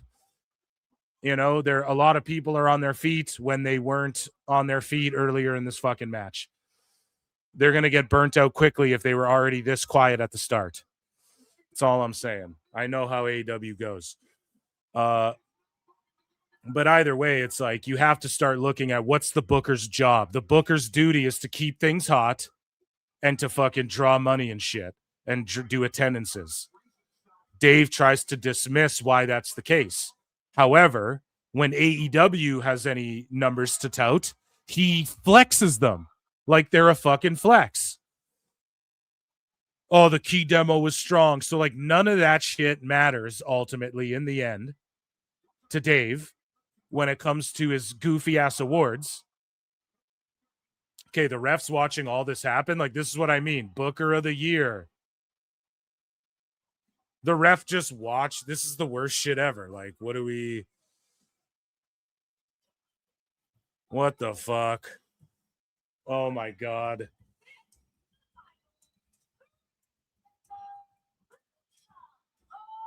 The ref just watched Okada stab Takeshita with a fucking screwdriver in Minecraft. That was the worst shit ever, man. Anyways, I'm going on a rant here, and your boy Phil just lost his trail of thought because they're just doing goofy-ass Mark shit. That's what I mean. Booker of the year. Like, why? Because the moves they did in the match and then a botched screwdriver finish. Like, I know that part's not on Tone, but the biggest shit is that's the Booker's job. Okay? I made the point. Anyways, speaking of the fucking Booker, Tone talks some more shit. And he says that he reveals he got a very nice holiday gift from David Zaslav that he will utilize in weeks to come. Like, what does that even mean? Now he's trying to work David Zaslav into fucking angles in AEW. The person who is making the calls and always been a believer in AEW and continues to be is David Zaslav. What the fuck, man? The guy's selling the companies and shit. I just got a very nice holiday gift from him. Yeah, because you're a billionaire friend that I will be utilizing in some fun ways in the weeks to come. He gave you money and then you're going to put it up in one of these like $500,000 tag matches or what, Tone? So that's just a weird thing to say. Tone was asked about his comments regarding Dynamite's debut. Oh, yeah, we're going to circle back to that because Tony just gets pwned for lying. But speaking of the WBD deal, Tony Khan confirms AEW's deal with WBD is locked in for over 2 more years. Our partnership with WBD was reimagined this year and will continue for years to come. We're locked in with TNT, TBS, and HBO Max for over 2 more years. The future is bright for us for years to come. Uh-huh. Yeah, I don't know, man. For 2 more years, that's cool, but I mean, that's it, and it's not even guaranteed. As Eric Bischoff said, dude, it is not guaranteed that they even last the 2 years. We'll see how things play out, but I don't know. If Netflix owns the shit, they're getting rid of TBS and TNT. Like, that shit just won't even exist anymore. So I don't know what the fuck he's talking about. But Tony Khan was like, Mixed Nuts Mayhem. He just booked this stupid ass match. We talked about it earlier. Makes no sense. Tony Khan discusses the feeling he became too collaborative in his creative process of AEW before this year. And it's so fucked because listen to what he says here. And he said this to John Alba. He says, since you asked me about the focus and some of the stories and putting the TV shows together, yeah, I've definitely felt like I had a good approach that I'd refined in 2020. And trying to be good, trying to listen and be collaborative. I think I had gotten too collaborative, and it was kind of the same mistake I made at the beginning. At the beginning, Tone, you mean when the show was fucking good and people watched it? You mean the fucking show that people used to watch at the beginning? When you listen to Cody Rhodes or CM Punk, bud? And it really helped in the end of 24 going into 25. You're doing your lowest ratings, pay-per-view buys, and everything. How has it helped you? I just said, okay, I'm going to put the outline for everything together myself. I'm going to eliminate the meetings between shows. Oh, my God. I'll put everything together myself, and then I'll come in with the outline of what I want, rather than have a lot of collaborative meetings where everybody chimes in what they think we should be doing. Now, I will admit, we have seen Tone focus on like more core characters throughout both shows, and I give him props for that. It isn't just as fucking random. Like, clearly he's going with Gates of Agony, Ricochet, Fletcher, Bandito. Like, we're seeing, like, Takeshita, Okada. We're seeing the same guys every... That's way better. It's how you get your guys over and shit, you know? So that is one thing I'll give Tony Khan credit for this year. And I said that earlier this year as well. But he says, I don't want to describe ever being collaborative as a bad thing, because the whole thing that makes AEW great is collaboration. But the collaboration should probably at its best be between me and the wrestlers and working to find the best path and not having a lot of people in the middle of that. So Tone finally growing a backbone, saying this year I'm going to fucking go directly to the wrestlers. But again, he's got a group of wrestlers who kisses fucking balls, man. He's got the group of his yes men that'll just do whatever and give him no pushback. Lowest ratings, lowest everything. So it's great for him. And he's like, I'll go. And again, WWE would get criticized for the same shit. Oh, you got to wait for hours to see Vince outside his office. Oh, they just put a bunch of middlemen who don't know what the fuck they're doing. And that was always old Vince McMahon, old WWE office criticisms, right? What is Tony McCon copping to that the sickos will never fucking... The best guys, Tony Khan. Tone will never get criticized for having a bunch of middlemen and doing this bullshit. Making people wait outside his office and no production meetings and shit. It's fucking cringe, man. It's so fucking cringe. And it's so cringe how people don't keep the same fucking energy for this guy. God damn it. He could get away with murder, this guy. So, speaking of John Alba's interview, John Alba asked Tony Khan, women... Oh, and Alfred Konowa says, this article is credited to Andy Isaacs, AI for short. Women have yet to be in the main event of an AEW pay-per-view, and Tony Khan tells John Alba when that may finally happen. Right? And so Meltzer said, what just pwns this? He goes, every time. So on the takedown, many had believed there was a path to the main event for the women when Toni Storm defended the world title against Mercedes Moné at All In, Texas earlier this summer, about that many considered to be among the best women's matches in company history. Like, what? I just don't understand, dude. Who cares? Instead, Paige and it's like, bro, why would that draw? Why does... Holy fuck! Women's matches in company history. Instead, Paige and Jon Moxley took the billing at the end of the night with Moné and Storm going on earlier in the card. Yeah, because fucking, bro, like, what? People talk like it's the same as WWE. Like Moné and fucking Toni Storm are Charlotte Flair and Tiffany Stratton or whatever. Charlotte Flair and Rhea. Like, bro, they're not over the way you fucking marks think they're over, dude. And then so Tony says, it's very potentially possible. It has to be the right match, the right situation at the right time.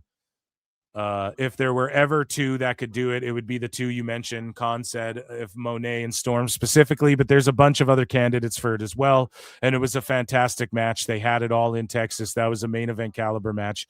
And it really felt that way. And it was presented as one of the main matches on the card. You know, there were three. Again, everybody shit on WWE. Oh, a double main event? Tony's always done this. Oh, it's a main event caliber. He's always done the same thing. No one criticized him for it. You know, there were three key matches distributed down, and there were multiple other matches that I think could have easily been the main event matches on the card, but there were six phases that we put on Globe Life Field, three matches, and they were Toni Storm, Mercedes, Omega, Okada, Hangman, Mox. Any of those could have been a great main event. And Meltzer said, what just called it out? He's like, he tweeted this out in October.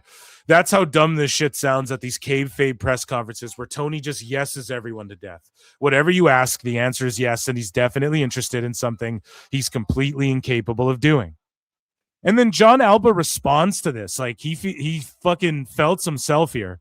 And John Alba says he gave an initial answer, then I pressed in a follow-up, and asked him point blank what makes a men's match like Fletcher Hangman more deserving of main eventing over a woman's match. I can't control his answers. Yeah, John, you don't... No one expects anyone to control his answers. You're not... This is the problem with John Alba. He always does this when he's like debating with people. And this is why Matt Hardy and Eric Bischoff would get so fucking angry at this guy. He's a dum-dum, and he thinks he's smart. He's one of these guys who's like, I got a BA, a bachelor's in college, who won an Emmy for writing, and all this bullshit, whatever the fuck. You know, I'm just like saying dumb shit he would say. Look at his thing, his descriptions, like fucking Emmy Award. Oh, yeah, that is a thing. Yeah, Emmy Award winner, lover of nicheness. Like, it's just cringe, bro. John, we can criticize his answer. It does. You're not even addressing what Meltzer said. Oh, I did ask him a follow-up. Okay, doesn't matter. He still gave a bullshit answer, bud. He still just said, like, I'll do this thing. There's a bunch of matches for the women that could main event the first time they main event. Okay, but when are they going to main event? Why didn't they main event? Well, there was 3 main events. It's not, we can still criticize that aspect and make fun of it. And you can't just fucking sit there and then go, I can't control his answers. So why are you taking that personally? It was a criticism of tone. You're sweeping, buddy. You guys are all sweeping for this fucking guy. That's why. So Tone was asked some more shit, dude, about this event, and he was asked about free agency, and he did a World's End media call. And so Tony Khan says free agency for AEW this year wasn't about taking big swings, but bringing in people complementing what they do. He singles out Speedball Mike Bailey, Kevin Knight, and Tekla as names who arrived in 25 and fit in with AEW. Who are the big free agents this year? Tony's just saying this because he lost out on everyone, and then he just took the people who are young and are just going to, or like Mike Bailey doesn't give a fuck. He just wants to travel and wrestle and do shit. He's said that as much. Kevin Knight's young and is going to go to WWE. He's just taking Tone's money for now, and same with Tekla, which is fine. Good on them, but it's always like them spinning it as it was like some masterminded plan by Tone, and it's like, no, bro, you fucking you just took what was out there and who wanted to come to AEW, essentially. Like, you're giving them more money, and these guys are younger. Mike Bailey is a guy who's like, I don't need to, like, he was just going to go wherever was going to offer him more. Tone was going to offer him more. He was a huge fan of Mike Bailey. So is Dave Meltzer going into this shit. So that's why Tone was going to offer him way more money. That's all that is. So Tekla's young, Kevin Knight's young. It's like, okay, they're going to go make $1 million over the next 4 years, then go to, or like $1 million plus over the next 4 years, and then go to fucking WWE. You know what I'm saying? You can't knock them for that, and that's why they're there. There's no other reason for that. So Tone, he says he's jotted down ideas and worked on ideas for AEW Dynamite since he was a kid, even during NFL meetings long before AEW existed. He said Zaslav wanted more AEW and wanted a Saturday show, which is how Collision came to be. Yeah, he wanted more AEW and added a Saturday show when CM Punk was there, when one Bill Phil was there. Okay? That's when he wanted more AEW. Not now. Not when he's selling fucking the company and splitting it in two. And just in from Phil you're not his problem PWT. anymore. He says, I told you so.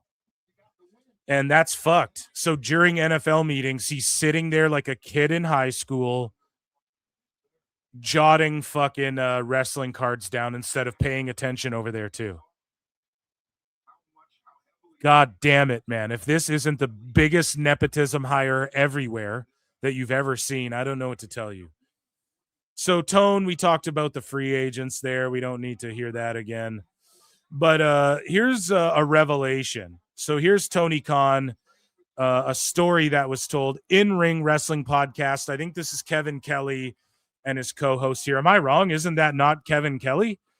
But wow, TK is such a great guy. What a revelation. So let's take a listen. I don't even know what this is about. Anywhere yet? I don't know, but I did hear from an inside source from the company that everyone's favorite babyface, Tony Khan, gigantic babyface, yes, yeah, had right before Christmas fired 95 people on his production crew. His whole entire production crew that he started from day one, he fired, and he's bringing in a whole new production crew. Wow, hold on. Let me Google this. Did Tony Khan fire his entire AEW production crew? I wonder if there's any like stories on this.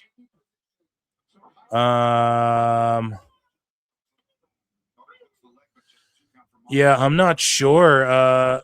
Maybe this will leak out, but there's a rumor, I guess, going around. Holy shit. Tone fired, and I know it's quiet. I can't turn it up anymore, but yeah, I guess the whole production crew got fired, and they've had to bring in high schoolers ever since. Who fucking knows? But right before Christmas, that's cooked if that happened, dude.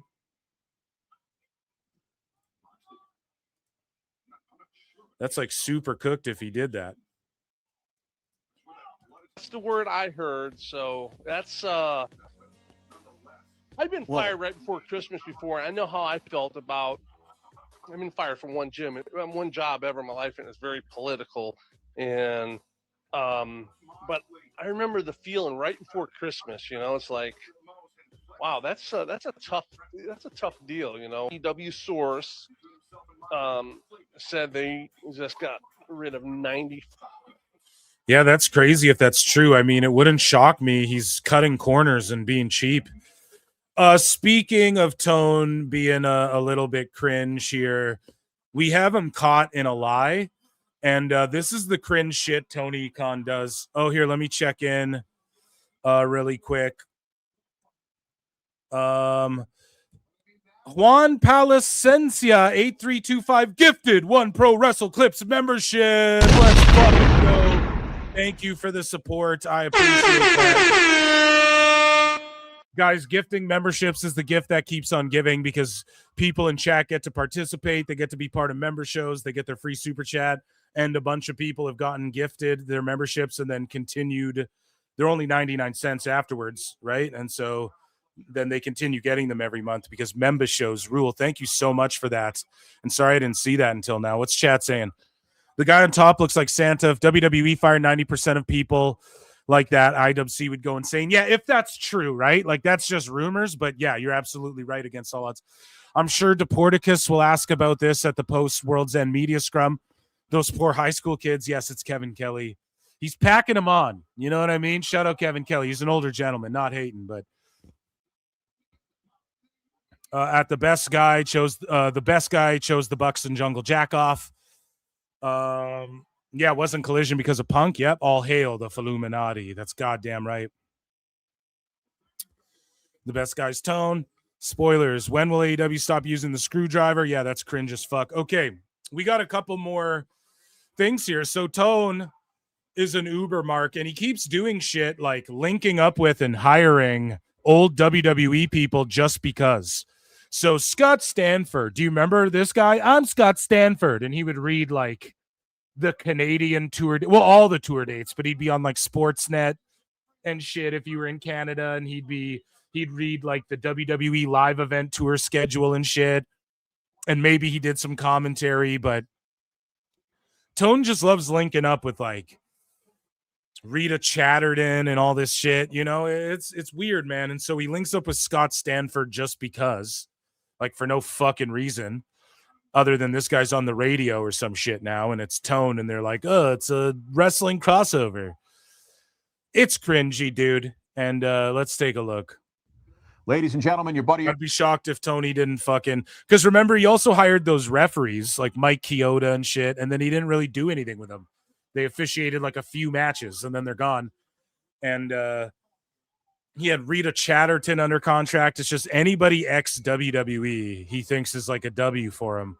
And they take this video. Pal Scott Stanford here, my main man, Tony Khan, in the studios of 1010 Wins. The main man, AEW's main man. 3 great nights of AEW action all this week, Tony. It's a huge Christmas week for AEW. We've got Wednesday night Dynamite, Christmas Eve Dynamite, 6 p.m. on TBS, Dynamite on 34th Street on Christmas Eve. Bang. You got Christmas night Collision. Okay, this guy, Scott Stanford's like, God damn it. He's a super professional at doing this shit, and he's got to sit there, grit his teeth, while Tony's trying to fucking work his way through this cringe-ass promo. Thursday night, Christmas on TNT, 9 p.m. on TNT, Christmas Collision.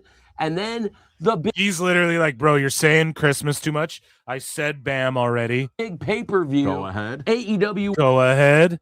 World's End this Saturday night on HBO Max. And all three of these shows are streaming on HBO Max Christmas week, pay-per-view week, AEW's biggest week of the year, Sports Illustrated's pro wrestling promotion of 2025. Let's go. Merry Christmas, Scott. 3 nights of AEW action. It's a triple play, my friends. You do not want to miss it. I'm not going to lie. Tony should hire this guy to stand there and do this with him during his backstage shits, because he clearly keeps tone in check. You know, he clearly keeps tone in check, but that's cringe as fuck. So speaking, and this is why AEW's in the fucking state it's in. So in case you missed it, Tony Khan was allegedly mad that one of Chris Jericho's AEW matches didn't get a 5-star rating.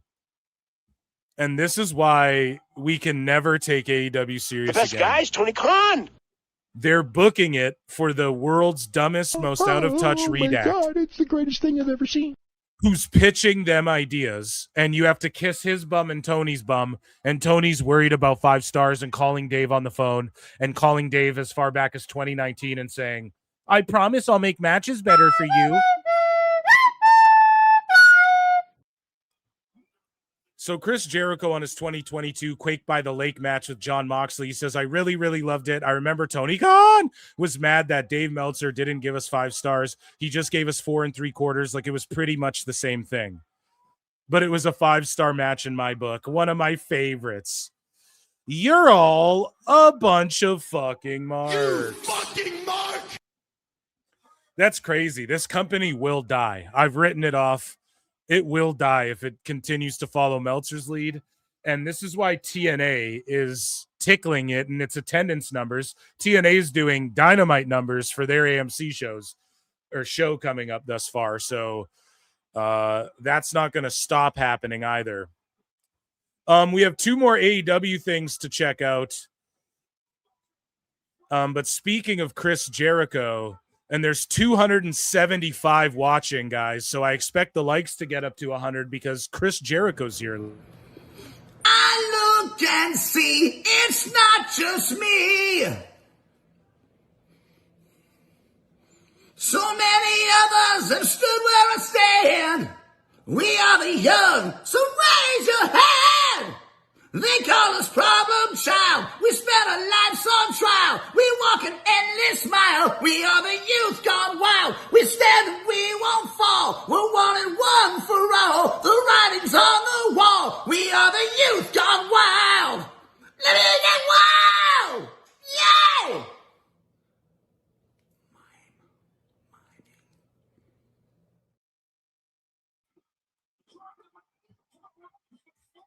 So guys, I'm switching up the poll in the chat right now because I forgot to. 55% of you voted wrong on Takeshita there. I did say Okada was my gut feeling pick, so I think I'm 100% again so far. And I told y'all there could be some bullshit because there's more juice to squeeze out of that one, right?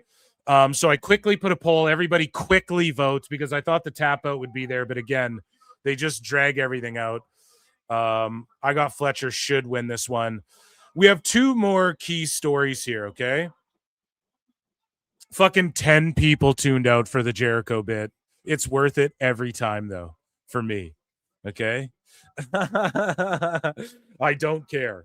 But yeah, we have almost 300 watching, guys. Hit like, hit retweet, all that good shit. I appreciate you all so much.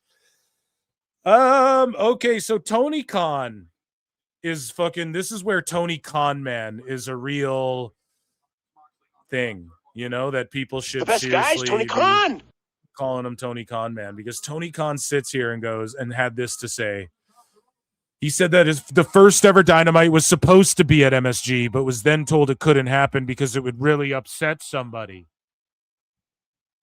The crowd chanted, "Fuck the Fed." And this guy's telling a lie. Liar! Tell us He's what telling you know, a lie. you goddamn liar! And galvanizing sickos like Dave Meltzer does. So here's what Tone had to say. MSG! MSG! MSG! MSG! Well, that is an interesting idea. You know, for a long time, I'll be honest, they didn't want me there. Did you know that? So they're chanting MSG, and then he's like, they didn't want me there. Who, MSG? We know they don't want you there. MSG or fucking WWE didn't want you there. Why are you doing this they shit again, dude? He's doing this us versus them shit. It's only going to fail him.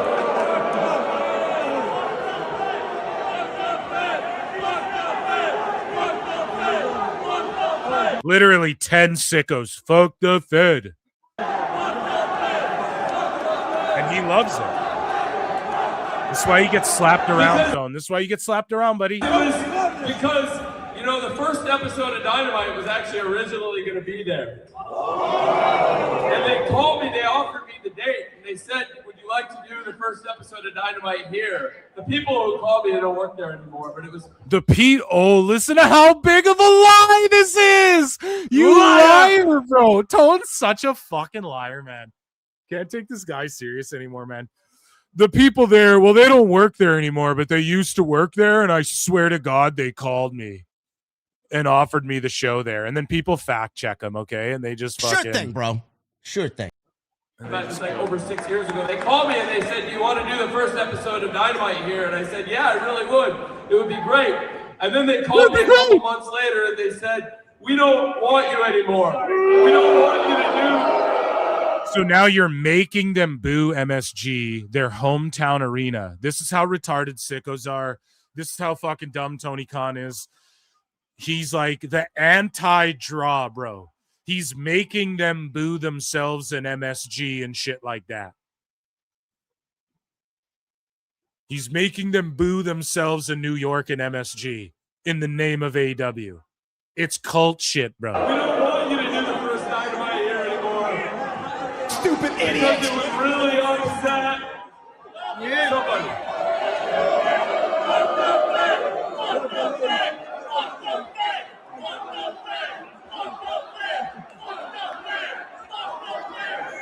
And he's sitting there with his arms. Look at this stupid goof, man. Tony Khan, yeah, am I right? Fuck the Fed. Literally telling a lie. These fucking dumb low IQ redacts and and I'm sorry to do this to these fucking fans, but it's just like Poor people don't like AEW. The fan base is dwindling down. They're going, fuck the Fed. Meanwhile, they'll all buy tickets, or the Fed will go to that same place or go to MSG, draw way more on their live event. Like Tone's doing, am I right? Fuck them, right? Bro, they're winning. They draw way more than you. They draw way more than you, bro. You're cooked, buddy. It's crazy. It's mental illness. And he's got this shit-eating grin, bro. So I told him, you all know Peanuts like Charlie Brown? So I told him, Oh my, you all know Peanuts? A Charlie Brown Christmas? It's like Charlie Brown. This is great. Fuck are you talking about? You know, like Charlie Brown and then like Time Cup? It's kind of like those if they crossed over. It really made me feel like Charlie Brown and Lucy with the football here, So they pulled the ball right out from under me. So I know you guys chanted fuck the Fed, but really it was MSG. And so I just made you guys turn heel on your own shit.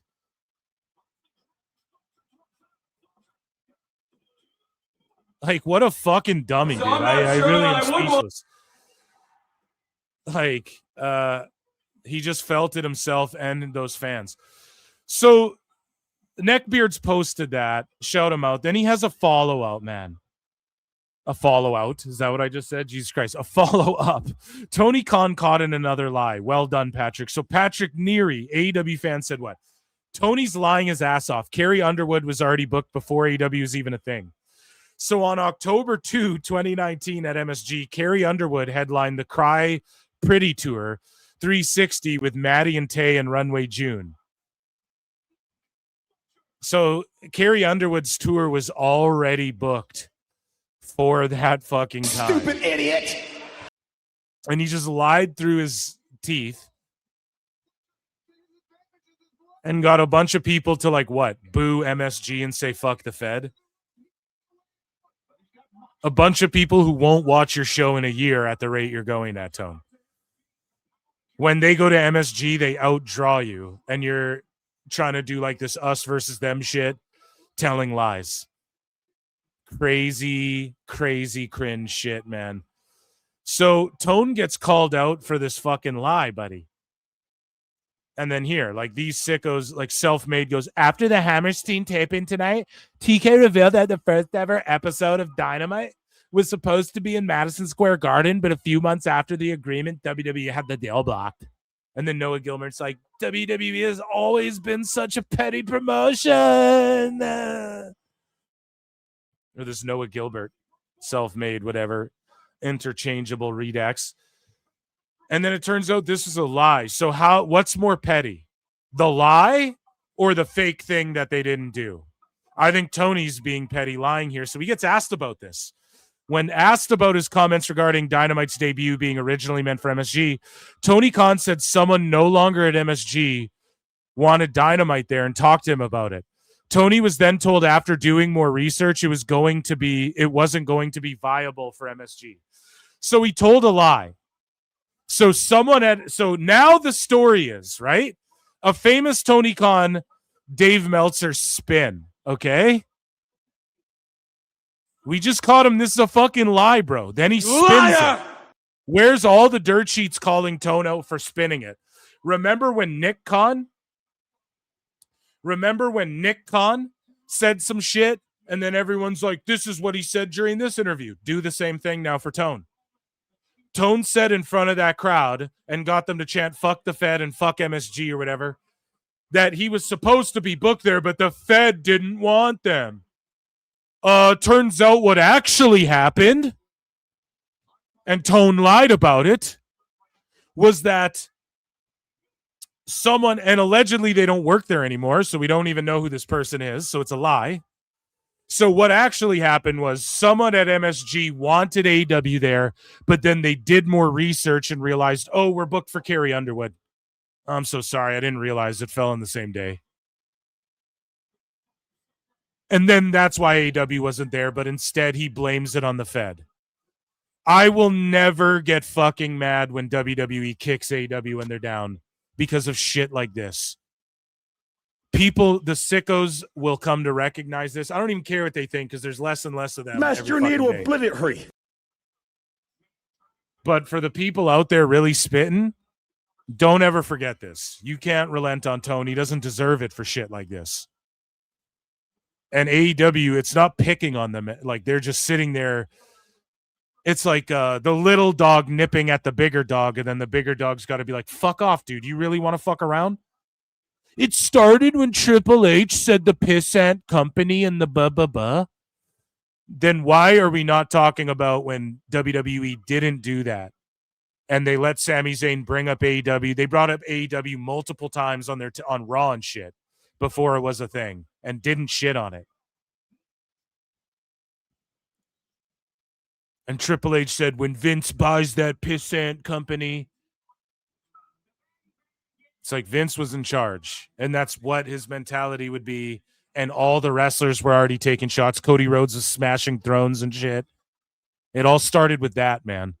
The shots came from the other way, so it's just nuts. And then they get caught up in a fucking goofy ass lie, and it's just a bunch of goofballs running the asylum. Speaking of goofballs, man, Darby Allin. Okay, he set his brother on fire in a bizarre marriage proposal gone wrong. So his brother proposes to his wife, or to his brother, like his brother is proposing to Darby's sister-in-law to be, I guess, pronouns pal. And so here's the video, and this is fucked up.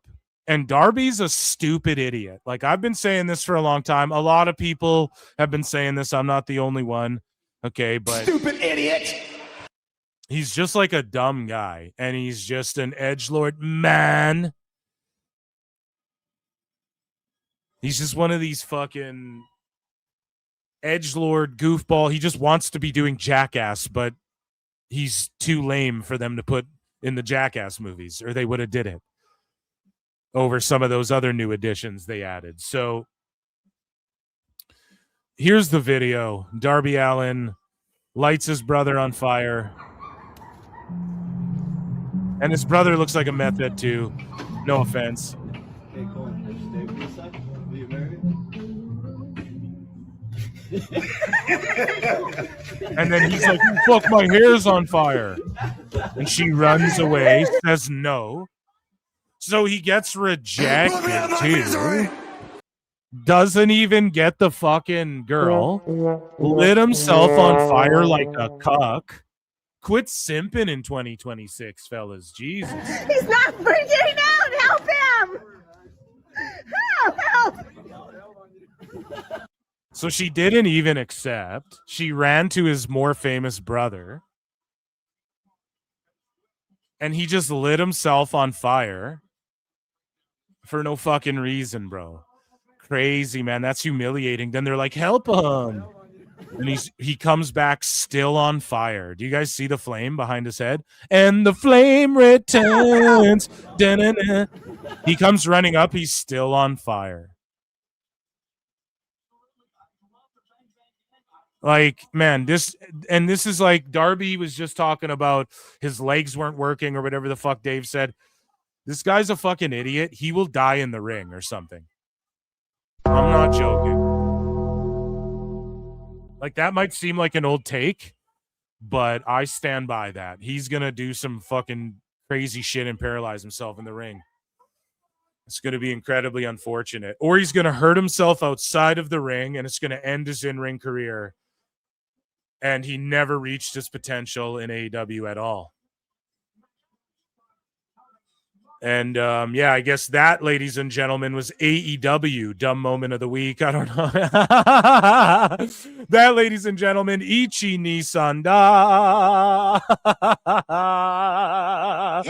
for AEW news. Put me out of my misery! Woo! So I'm going to end this poll in the chat. Holy fuck, man. Yeah, almost 300 watching. I love you guys. Don't cheat in the poll. 65% picked Fletcher again. Mox ended up winning.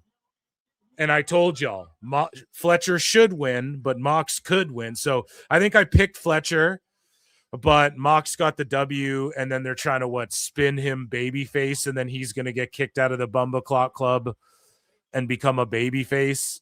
Or what? Like, it's too cringe. AEW's fucking cringe. I'm starting another poll. Okay?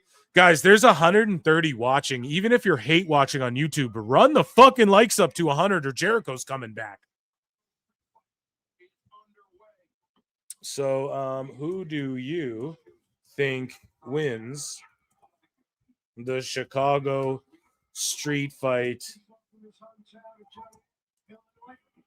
for the AEW World Tag Team Championships?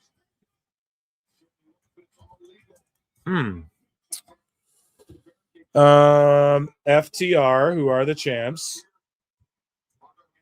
or Bang Bang Gang?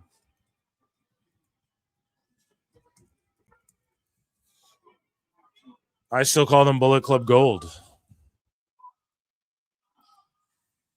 So, like, I could see them hot potatoing it a bit, but I just think FTR will pull it off.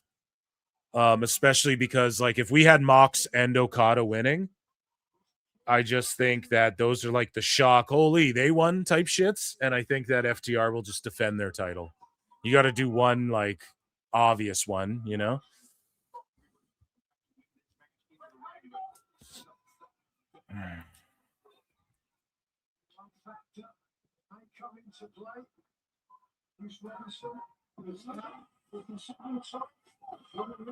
So in other AEW news,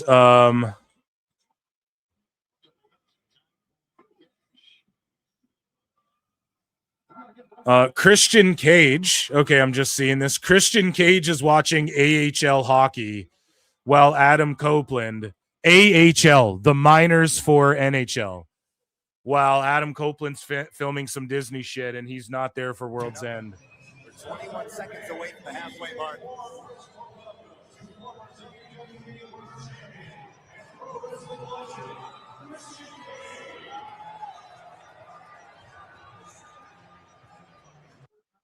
So good for him taking in some puck there, bud. But, like, come on, man. You can't tell me Tone's not a money mark. He's paying Christian. This dude just had an AHL game. And he's not factored in anymore unless Edge is there. Craziness, man. Oh, we have other AEW news breaking here. We'll talk about it on the next show. But Hyen and Maya's World are technically all elite. They got the graphics. That means they're on 6 figures or more now. At least 100,000 minimum. We'll talk about that next show, though. We don't want to talk about that now. But, yeah, some breaking news there. So Hyen and Maya World got the official graphic. That means they're on 6-figure salary deals. They did it. And so that's what they do. They leak to Fightful. We're highly regarded. And then AEW signs them. And then this is why they stooge to Fightful. And then they stooge to some sheets. Those 2 girls, I'm willing to bet, where Tony kisses ass and says, yeah, I'll give you interview. Like, push these 2 girls. It's the same reason, like, Fightful was putting over that EJ and Duca guy or whatever so hard. They were writing, like, op-eds on this guy that nobody wants. That everyone's like, you're not good in NXT, and they're like glazing him like he's the next biggest thing. Meanwhile, your boy Phil puts over motherfuckers like Bear Bronson when no one's talking about him. Why? Because Tone's just doing nothing with him. Bear Bronson's winning indie titles, having renowned matches, at least for Sickos on Cage Match, which I thought you guys all love Cage Match. Look at his Cage Match ratings this last year. And he's in the TNA World title picture now? Huh. Weird. Remember I told you guys, like, how long ago that Joe Hendry was going to get picked up by TNA early, or I mean WWE early as well, like TNA would let him go, and he was going to be on SmackDown? Huh. It's crazy how I say these things. I predict these things. And yet, you know, it's so obvious. Like, I'm fucking 30 steps ahead of all you marks, and you don't think I can't piece together why you Dirt Sheet might be covering certain people the way they're covering them. The fuck, you think I'm stupid like you? Jesus Christ. Anyways, moving along here. Just cutting promos here, but come on, like, Shimon Lee, the fuck you think this is, man? PWT Universe gets it, man. Okay. Pardon me. We got to do, I think, WWE news next before I lose my goddamn voice. And we got a good chunk of stuff in there. Yeah, pretty hefty amount of things to get to over here for WWE news. You guys better be running those fucking likes up.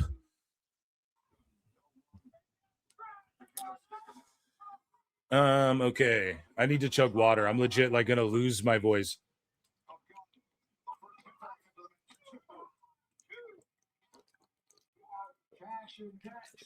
Oh my God. So refreshing. Water. We're at 69 likes. There's like 300 watching. I think like at least half of that's on YouTube. You got to fucking run the likes up, boys and girls. Yeah, guys. So let's get into, you know what? Do we need another Jericho run-in? Maybe not a Jericho run-in. But yeah, to see chat singing, I look and see they're like, dude, Jericho's gonna run in again. And I do want to run to my refrigerator. I'm not gonna lie. Is your refrigerator running? Then you better catch it. Oh, a go. I need an ice cold beverage. Ladies and gentlemen, joining me on the show, fellow Canadian, because we're not at 100 likes, and I'm cooking tonight, Chris Jarrett. I look and see, it's not just me. So many others have stood where I stand. We are the young, so raise your hand. They call us problem child. We spent our lives on trial. We walk an endless mile. We are the youth gone wild. We stand and we won't fall. We're one and one for all. The writing's on the wall. We are the youth gone wild. Let me get wild! Yo!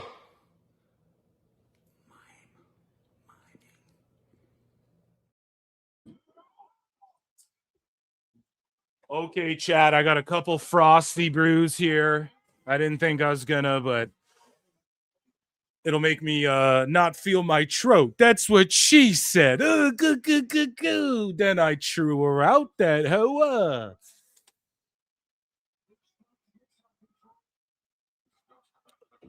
I watched Andrew Dice Clay did a set on Kill Tony at their MSG show, and it was funny. Okay, guys. So, ladies and germs, let's head over here. And guys, a little Phil the Shill. Down below, there's a link. NordVPN.com.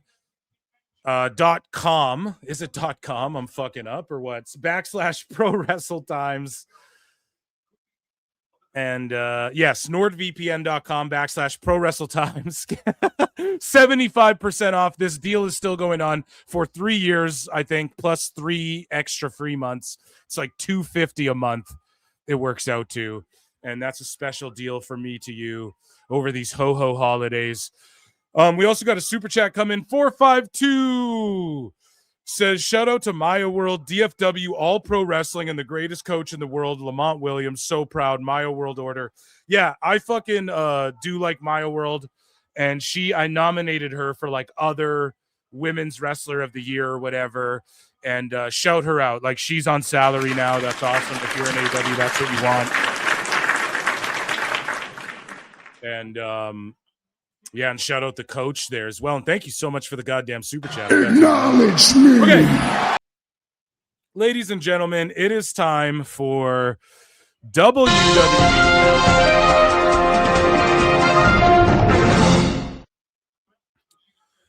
So Guerra de Titan went down, and Shawn Michaels is tweeting about it, and there's all these rumors about, well, first off, let's take a look at some shit that went down. Canelo Alvarez was there, okay, for him, and AAA is just hot right now, dude. You know what he's doing there, Corey? I have no idea. I mean, imagine he's enjoying the show like the rest of us. And he was wearing a mask, like a La Parka mask, and that fucking rules. And then Dominic Mysterio is injured. He injured his shoulder or some shit like that, and they expect him to be out for a little while, which is unfortunate because he's a double champ. He needs to be there doing his thing.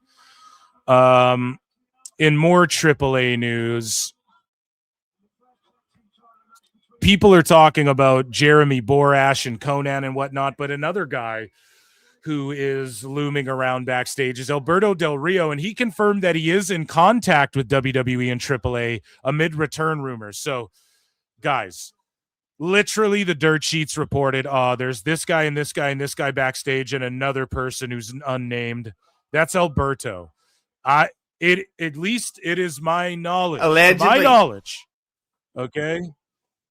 Alberto's producing and been producing since before WWE bought the shit, and he's good. He's back there, and Rey Mysterio's said, I promise I'll get him back. I believe we'll see Del Rio wrestle in Mexico, at least for one of these AAA shows when it's all said and done. But Borash is like, the buck stops with Borash over there.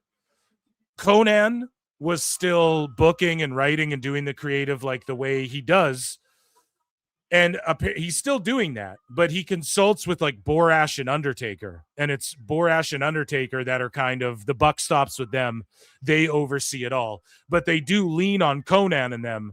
And I'm sure Del Rio to tell them like, you should do this with this guy, or maybe not even you should do whatever, but this is how we'd book it. And then they're sort of the creative filter on that and the bridge between WWE and all that. Okay. So that's how that works. And unless otherwise Unless I don't know. Unless I tell you guys otherwise, I would just fucking and listen to K100. Obviously, Conan will tell you what his role is, but he's not just on commentary, but he's also. I think the buck stopped with Conan as far as booking before, and now it's sort of like he's there, like, you know, the dudes who were in AAA before, they just sort of operate as usual, but then it goes through Borash and Undertaker.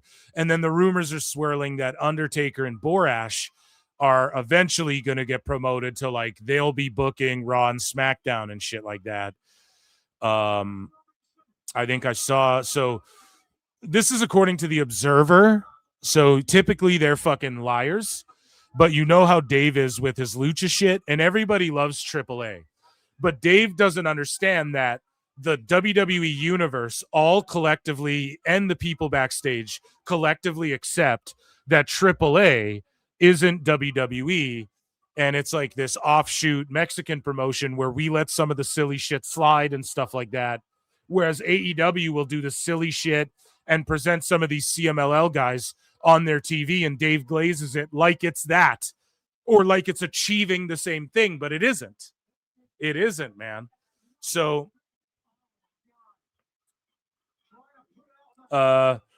multiple people from WWE noted that they thought, as a pure show, just crowd and matches and forgetting about special effects, that AAA Guerra de Titan was one of the best, or even the best WWE show this year. Yeah, all the AAA shows rule, period. So catch on, Dave. Your precious CMLL is going to get cooked too, because you're stooging for it, you're sweeping for it, and it's going to get more and more uncool. No, I don't mean to hate on CMLL. I'm sorry, guys. I didn't mean that. The Undertaker, I kind of did. The Undertaker, along with Jeremy Borash, is looking to produce matches for the main roster in WWE in 2026. And this is entre bastidores at AAA Guerra de Titan. So I don't know if they asked them. They had like Mexico's press release or some shit. The Mexico Gazette. You know, I don't know how they got this quote there or whatever the fuck. But yeah, apparently Borash and Taker will get promoted. It'd be nice, right? Like, no offense to Road Dogg and them. And then you still have Conan and Alberto and other people who can get these matches done in AAA and continue what they're doing over there as well. Like, they're fine in Mexico. And again, it's just, I think Undertaker and Borash has been around the block, but Undertaker, what is he doing? He's getting booking reps in before he goes. They go, okay, you're going to be on Raw or SmackDown. Like, that's what Tone should have did with ROH. He should have just booked ROH, let other people book AEW, and then figure it out from there.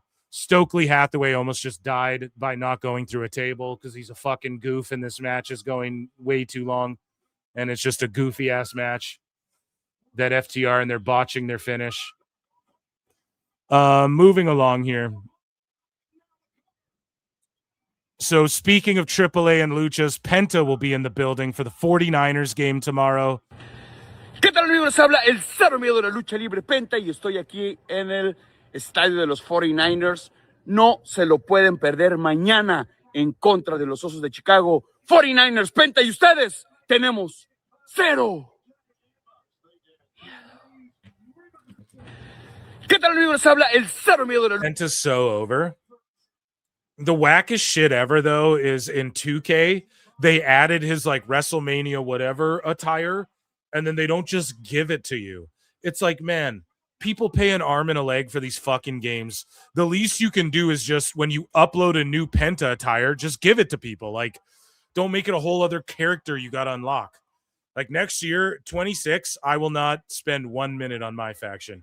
I don't give a fuck what unlockables are in there. Like, I'm just boycotting the fucking the game mode until people fix this shit, you know? So,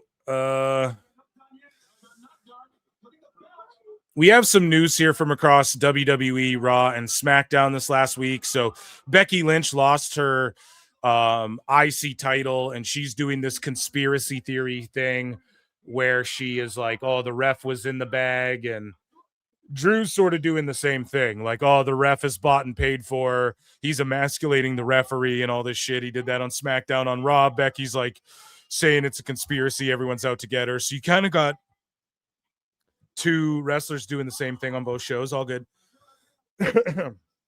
But an anonymous Becky believer has given a firsthand account of what happened on WWE Raw with Becky Lynch. I want to keep my name and identity anonymous because after Becky was brutally attacked from behind by Maxine, and after I saw Becky smashing ants on the mat to save everybody around ringside, I was instantly cornered by Adam Pearce and a bunch of his goons, and they said I needed to keep my mouth shut or something really bad was going to happen to me. I don't know exactly what that is, but I know Becky didn't tap. She was smashing insects, small ants that were all over the mat that were coming towards the ringside area, and Becky's a real hero. I want to keep my name and identity anonymous because after Becky was brutally... So that's pretty funny, man, and it's obviously Becky. FTR get the win. I think I'm undefeated tonight so far in picks, I believe. But speaking of Raw and SmackDown, the audience for SmackDown last Friday dropped below 1 million viewers for the first time since the show moved to USA last year. The show faced tough competition from college football playoffs, almost at 1 million, down 200K, down 20% from the prior week. Key demo was a 0.21, down 19%, still a strong key demo. It was down 25% in total viewers year over year. And the key demo was down 43%. And Raw, for the third time in 4 weeks, Raw failed to crack the Netflix global top 10 for last week's episode. No viewership data for the show is available. Raw did rank 7th for the U.S., which is higher than the 2 other times when it didn't place on the global top 10. Man versus Baby. I watched the first episode, didn't realize it was a show, stopped watching it. Didn't watch the last 3. Sorry, Mr. Bean. Emily in Paris, gay. No, I'm just joking. Jake Paul, Anthony Josh. I don't know. I don't even know what it is. Jake Paul versus Anthony Joshua took the top 3 spots. Stranger Things took 5 of the others. So that's the thing. Stranger Things, the people rewatching episodes and watching the new episodes took all the fucking slots. That's why it didn't rank. Raw was, and I believe SmackDown was in the top 10 at one point in Canada, but globally this is a different thing, right? So Stranger Things season 2. No, he means part 2. There's no way that Stranger Things season 2 garnered 3.3 million views. I think Raj Giri meant Stranger Things part 2 of season 5, which is the number Raw has only beat 3 times. So is what it is. It's not that they were bad shows. Raw, I can't think of anything too crazy, overly significant that happened. Speaking of Stranger Things, Raw. So on January 5th, we're going to get this crossover, whatever it is. And Raw and SmackDown, what went down on Raw and SmackDown? It was just like, I don't know, man. I'm trying to think what was the most significant thing. So like Chelsea Green was in a tag match. Oh, Joe Hendry debuted with like Otis and R-Truth and fucking Tozawa against The Miz, and they just whooped The Miz's ass. They just whooped his ass all over. He was bleeding from like right underneath his butt cheek. And Miz really fucking is helping getting this next gen over. And Hendry's awesome. He's great on SmackDown. I love that. Carmelo Hayes won the U.S. title. Him and Dragunov had a banger. I just don't really care. I got to be honest. I don't care. I think Dragunov's U.S. title run was pointless. We had Tama Tonga stare down Dragunov like 12 times, and then nothing happened. Tama Tonga didn't go after him. So it's just that built to nothing.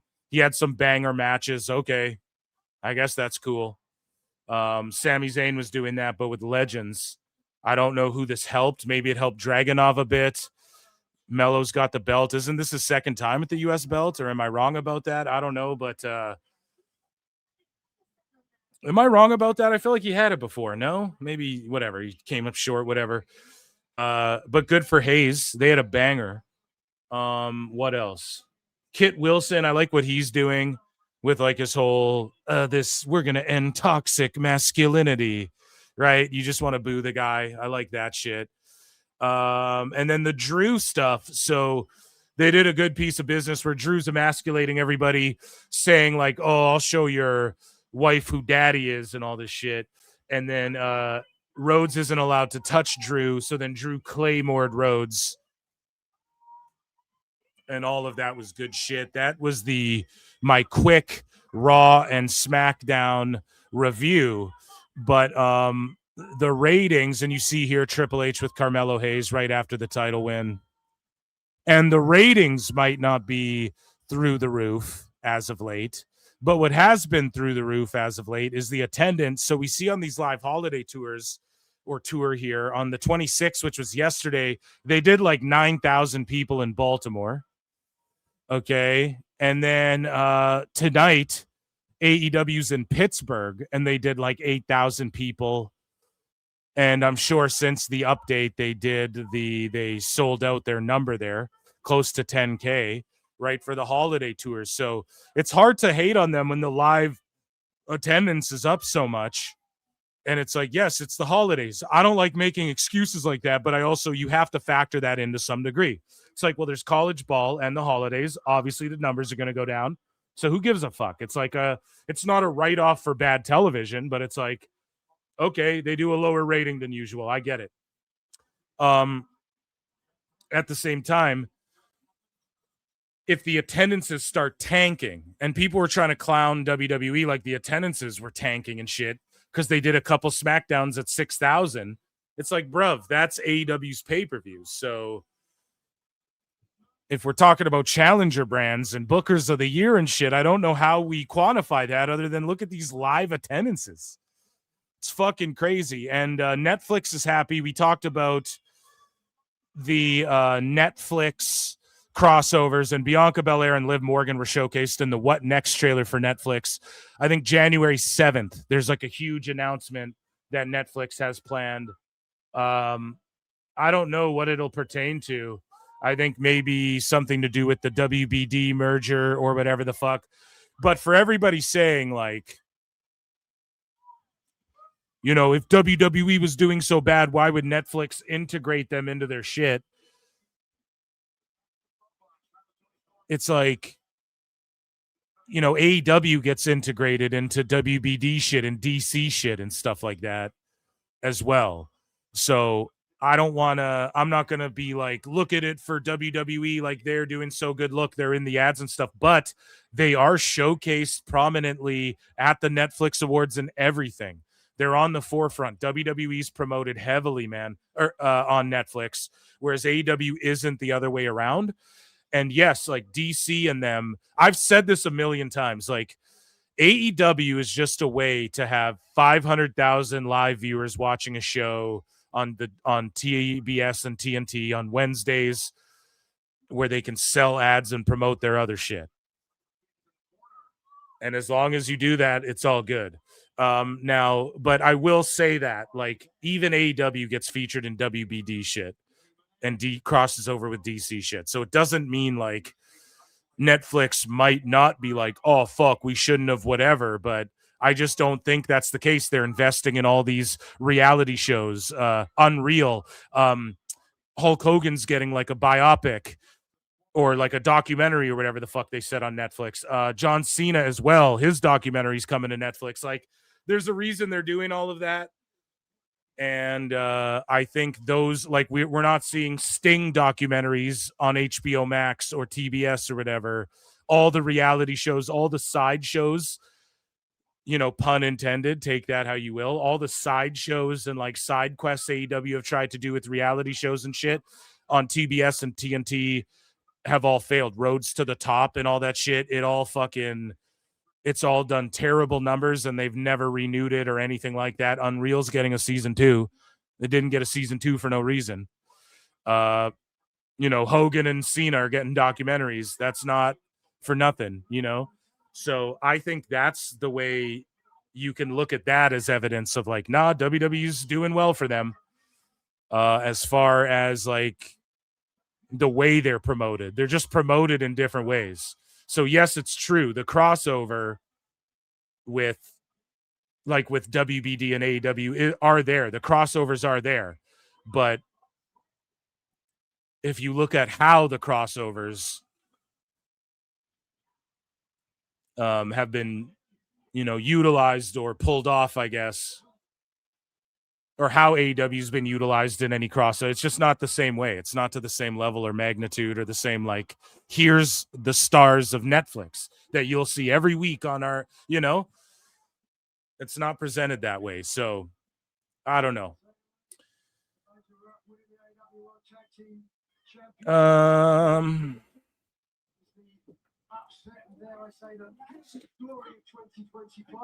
So we have 300 watching. Hit like. We're watching these girls. I'm going to quickly switch the poll. Okay, so who do you think wins the AEW Women's Tag Team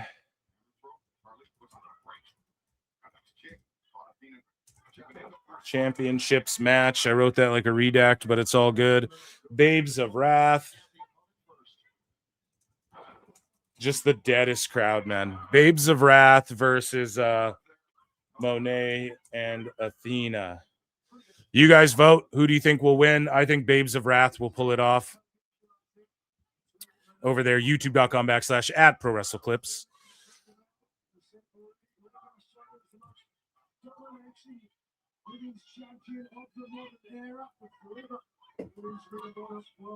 So, let's see. What do we want to start with? Speaking of Netflix VP of Sports Gabe Spitzer confirmed a Hulk Hogan documentary is being worked on for Netflix. We had been filming with Hogan for, I think, 20 hours around the time where he passed. So we think that can be a really good one. Kind of sick and morbid, not going to lie. But, yeah, they were already filming him, like the big names that are draws, dude. They're going to drop docs about them. And Netflix wouldn't have been investing in this shit if it wasn't going to pay off. Speaking of investments and payoffs and all of that, my biggest NXT is planning an expanded travel schedule for NXT in 2026. Again, Phil, don't fucking miss. Where is this? Just in from Phil Marks of PWT. He says, I told you so. NXT is going to become, what's going to happen is NXT is going to like hit the C and then the B towns that the main roster sort of skips over. And they're going to start getting these NXT guys like, in some of the markets where you don't get house shows anymore, live events or like Raws or whatever, you got to go to a bigger city. But like you used to get live events from the main roster, you're now going to get like NXT.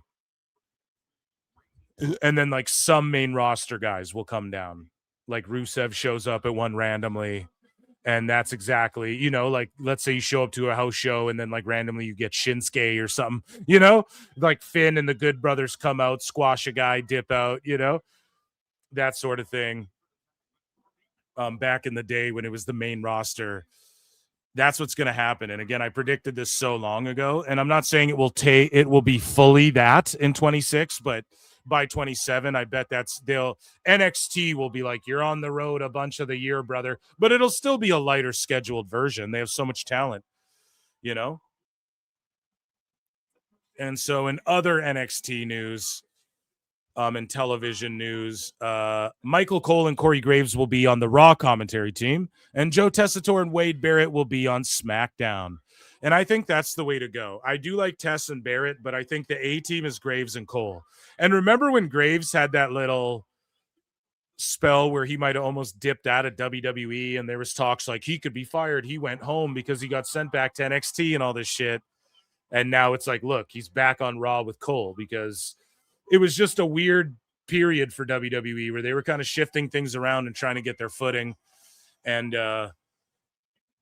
I think this is the correct order. I think Cole and Graves are the A team, and they need to be on Raw. And not that Barrett and Tessitore aren't good, but they're just better suited for SmackDown on Friday nights.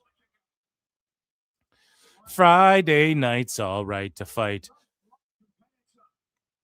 So in other NXT and TV news, Thea Hale.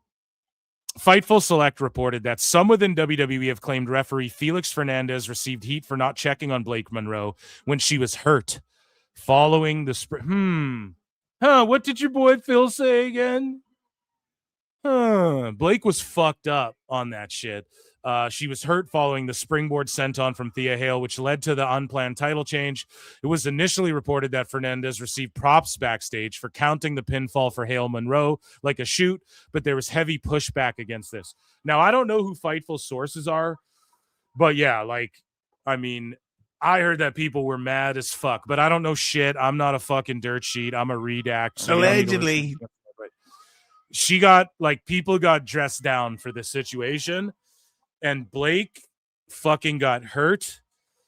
Not injured, but she was like, what the fuck? And the ref and Thea was just going crazy and not slowing down type shit. It's whatever. This is rumors. That's the other side of the story than what the first side of the story was. I don't know, right? I'm not a dirt sheet. You come here for fun time. We're just speculating on all this. But Fightful, if they're saying this, hey, there's smoke to that fire. I'll say that much. So, at least from my interpretation of shit. So moving along here, and speaking of NXT, Brian talks about finally he got his Christmas wish. The NXT call-ups. 'Twas the night before Christmas. And all through the house, Brian Alvarez squeaked like a mouse. It appears that Javon Evans has been called up. Yeah. He's negotiating. Yeah. So you guys crying about call-ups all the time as we chronicle on Dave Meltzer Dumb Moment of the Week live every Thursday on YouTube. The fuck? With Raw and SmackDown. So they said he's still with NXT at the moment, but at some point he's going up. So we got Trick Williams and Javon going up to the main roster. Well, they're all Oba and Joe Oba. Hendry and Sol Ruka. Well, Joe Hendry is, yes, he's on SmackDown. Yeah. Sol Ruka. It's so crazy how they're just talking about this after the fact, after spurging out forever about what are they doing call-ups? You got to call guys up. They just don't know what they're doing. It's incompetence. They're all called up now, stupid. Are you going to apologize? You going to change your fucking rhetoric there, bud? All on the list. I don't know when Sol Ruka's coming, but I know that after that show that they were, number one, they put her over Bailey. Oh, you knew after that show? Hey, dummy, how about before the show? That's why they picked the people they picked. Because they're all obviously shoo-ins to be called up. They act like you just stay in NXT forever. They'll never be called up. Zero patience, fickle-ass motherfuckers. If they're going to put you over a main roster character on a big show, it's going to be part of it. But yeah, I was told on the Sunday right after that show that, they said all of those guys, when they got over Femi's too, even though he's the champion right now, and they see Femi as a major main event. I was told after that event on Sunday, no. You weren't told that. And if you were, you're dumb because all you got to do is go, oh, they're all booked on the show. Yeah, WWE sees big things. And Javon's on every other SmackDown now. And he's been on Raw now. So clearly he's going to get called. But all of those people that were on that show, the key was that they got over to the real audience. To the quote, real audience. Look at this fucking dummy. The key was when they got over to the real audience, Brian. No, Dave, that's not the key. And I'll tell you why. Because Julia is barely over with the quote, real, and the way he words it. Dave, don't put it in quotes. You're the one who says the real audience. the people backstage in WWE might call it the real audience or the mainstream Raw SmackDown audience. But so because the NXT fans are just locals who go to that show every fucking week. So they're actually not the quote unquote real fucking audience. And Dave's the one going, the real audience. Yeah, that's what you are the one who says that. Show. The key was that when they got over to the real audience, you know what I mean? The large audience that watched John. The large, quote unquote. Yes, Julia's not over with them. Stephanie Vaquer is. They didn't just give up on Julia, bud. So it's not just that. Kiana James is not over at all. She's terrible. She's great in the ring. I fucking think her manager shit she's been doing is terrible. She had a solid tag match showing, but it's been terrible. This whole Julia Kiana thing is terrible. Motherfucker, they're not giving up on them, and neither am I. I can say it's terrible now. It doesn't mean it can't get good. Not everyone can be a Stephanie Vaquer. Look at Roxanne Perez. Fucking the tumbleweed wasn't even coming out for her. Now look at her.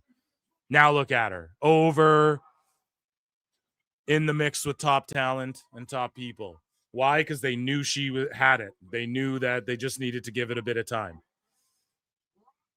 So this fucking moron is sitting here like the larger, in quotations. Yeah, Dave, it's a bigger audience. It's objectively, why would that part be in quote stupid? It's objectively a bigger audience. Raw and SmackDown's audience. Fuck is your problem? Cena.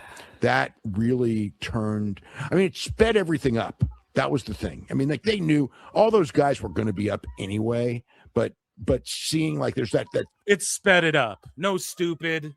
You're sped. You're special ed, dude. Perception that, well, they're big in their little bowl, you know what I mean? But when you see them on the big bowl and they're really over, that changed a lot of opinions real fast. Dave, it changed your opinion, and then you're just projecting that like it's other people's opinion. You're an idiot.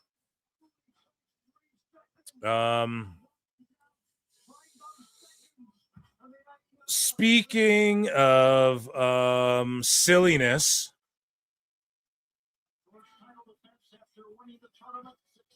here, let me check in with you guys. Let's switch the poll here. So the Babes of Wrath, again, someone can fact check me on this, but am I fucking spot on like 100% tonight? Babes of Wrath won. So I called that one as well. I'm 100% tonight. No, what's the card? What's the rest of the card? So Babes of Wrath, and what happened? Exactly what I said. They're going to like get the roll up or something on Monet, and then Willow's going to get to challenge Monet because remember, they fought in the past over that New Japan Strong belt. So they'll fight over the TBS title. And then like Harley will get a shot at Athena's belt or something, and then they'll both get beat or just some bullshit Tony Khan stuff. I see right through this motherfucker, you know? So did I end that poll? Yeah. You guys, what did you say?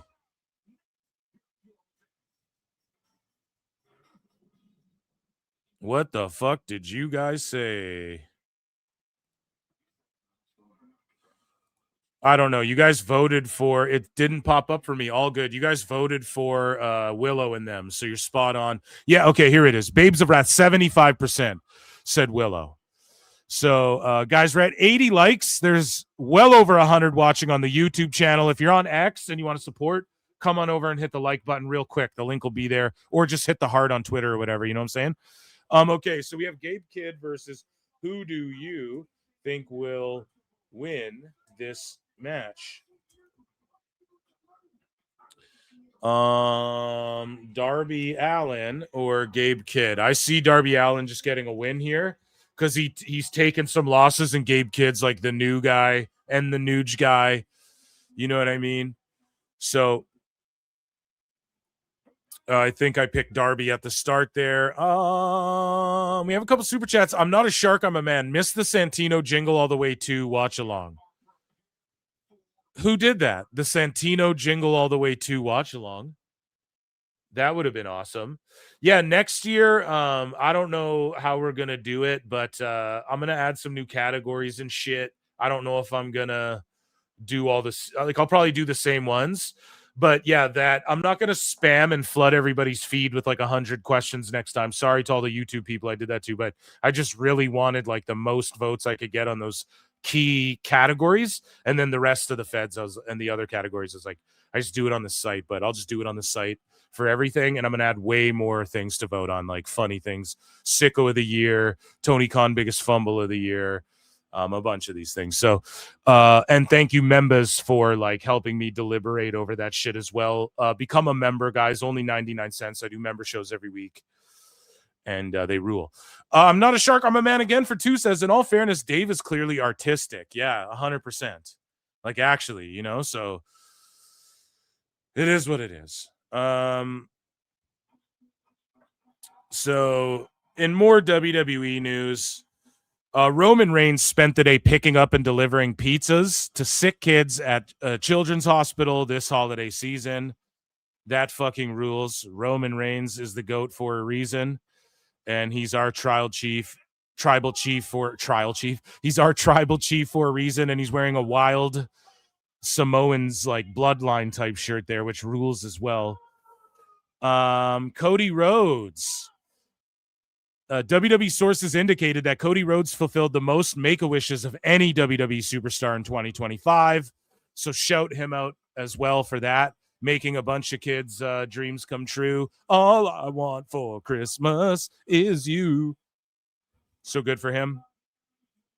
Speaking of blessings, Trish Stratus blessed us all for Australia FHM magazine. And this is her at fucking 50 years old, man. She just turned 50. She's on the 2026, FHM Australia. So I'll just leave that there for a second. Thirstcast. We don't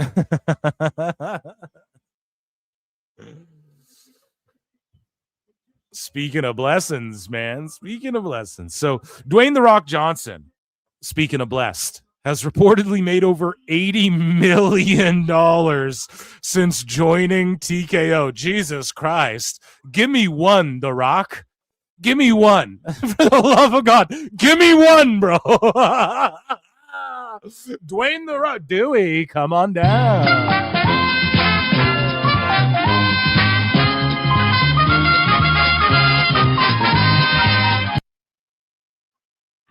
Madness. So speaking of fucking mainstream and speaking of madness, the White House shares a video of Triple H giving advice on how to stay healthy through the holiday season. Here we go. And it's funny. Can I just say this? A lot of people hate on Triple H. They're like, oh, the guy who had the heart problem from doing too many steroids is going to talk about health. Well, yeah, man, this is the same reason why when Arnold Schwarzenegger talked about health and stuff like that, people listen to him because he's a guy that would know, right? He's a guy that did steroids. Like he's done I'm just going to eat egg whites and I'm just going to juice myself up on roids and, whatever the fuck. Like he would be a guy who has learned from good and bad experience. And like whether his heart is, some people like attribute it to the vid vax or whatever, dude. I'm not Alex Jones. I'm not fucking going down that rabbit hole. Some people attribute it to that, which maybe it's true. I mean, it's not like that hasn't had, like some people fucking don't react well to certain, whatever. So I'm not like dismiss whatever the fuck, but conspiracy theories and all of that aside, it's like Triple H would be a guy that I would be like, okay, he knows what it's like to just eat healthy and bodybuild, and he knows what it's like to fucking juice up. He would know. He's not going to be like, everyone do steroids, right? Like he's not going to say that. He knows from the good and the bad. So that's the type of guy you would want to hear from.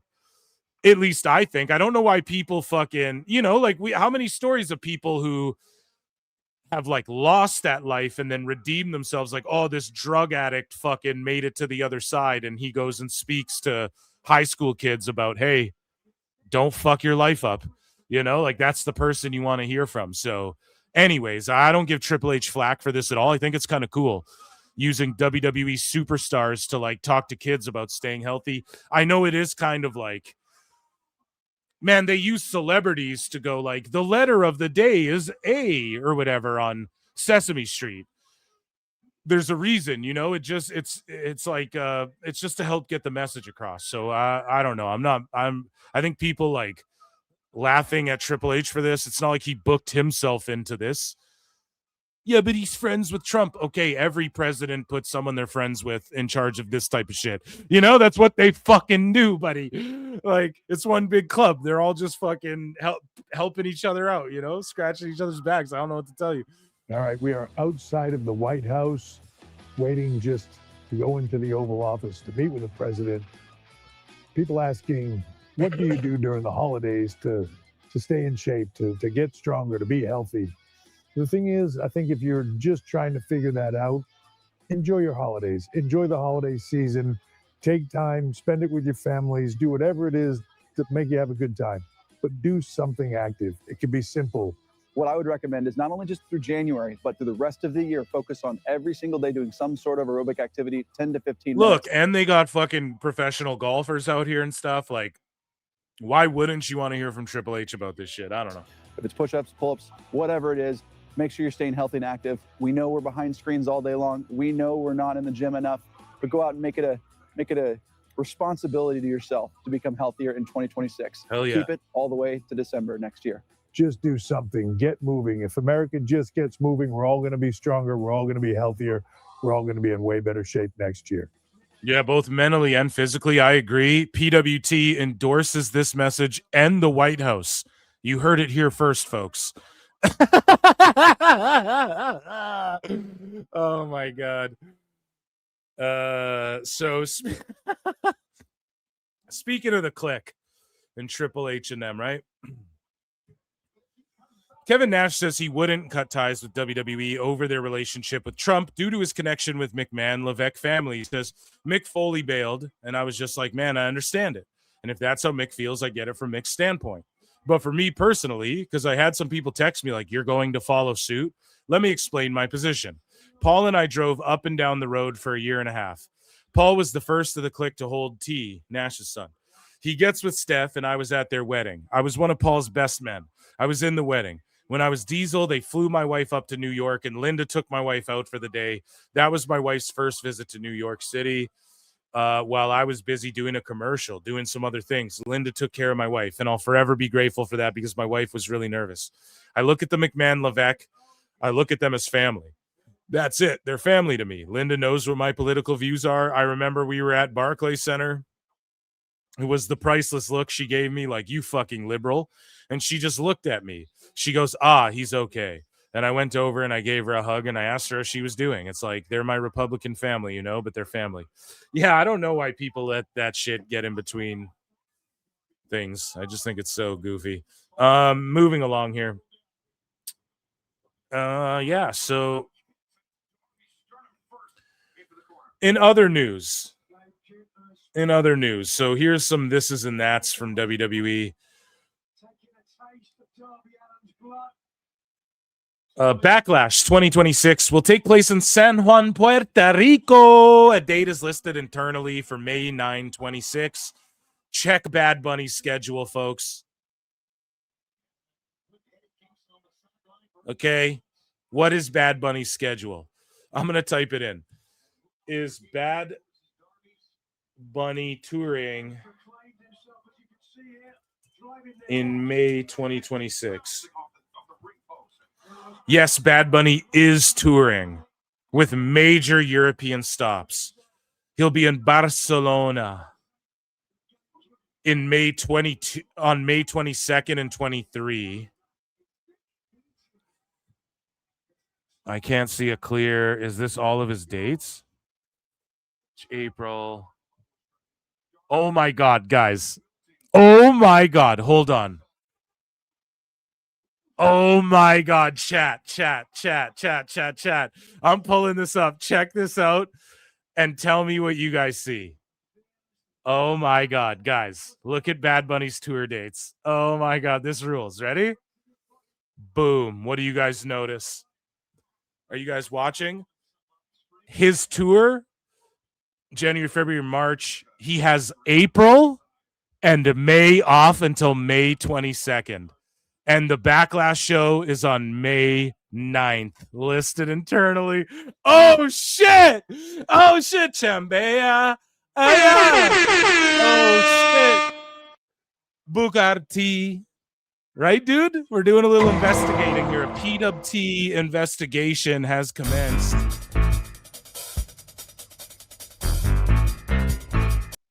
Look at this shit. Bad Bunny's tour stops in March in Japan, and then he has a month and a half off until May 22. Getting in-ring ready to do the May 9 show, then have a couple weeks off to recover, and then goes to Barcelona to continue the fucking tour? Or what, chat? Or what, buddies? That fucking rules, dude. Phil Marks just uncovered that live here at PWT. So, yeah, we definitely need Bad Bunny. We need Chambea. We need that big time, dude. And it's going to happen. It's going to happen. I'm going to put out, someone should put out a tweet saying, as first reported by PWT, Bad Bunny will be at whatever, and tag me at Pro Wrestle Times, and then I'll retweet it and we'll trigger people on X. So, speaking of being triggered, this triggered me when I saw it, man. Here's Tiffany Stratton the night before Money in the Bank 2024, and this was her rehearsing this spot, and she almost broke her goddamn neck. Throwback to when I almost broke my neck the night before a big match. Slipped. Throwback to when I almost broke my neck the night before a big match. Throwback to when I almost look at that. broke my neck the night before a big match. Throwback. Fuck, man. Thank God she's okay.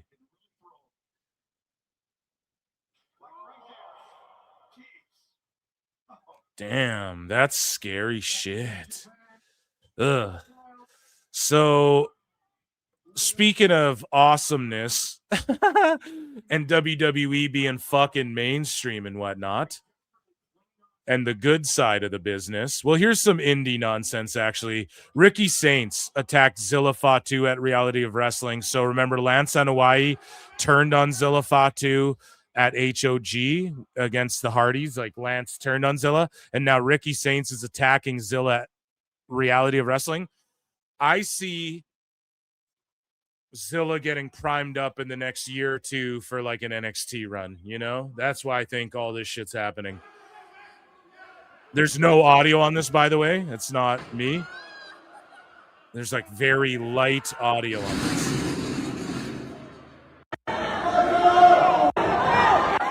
So Zilla's wiping out everyone. Here, we'll let this play. Let it play. Let it play.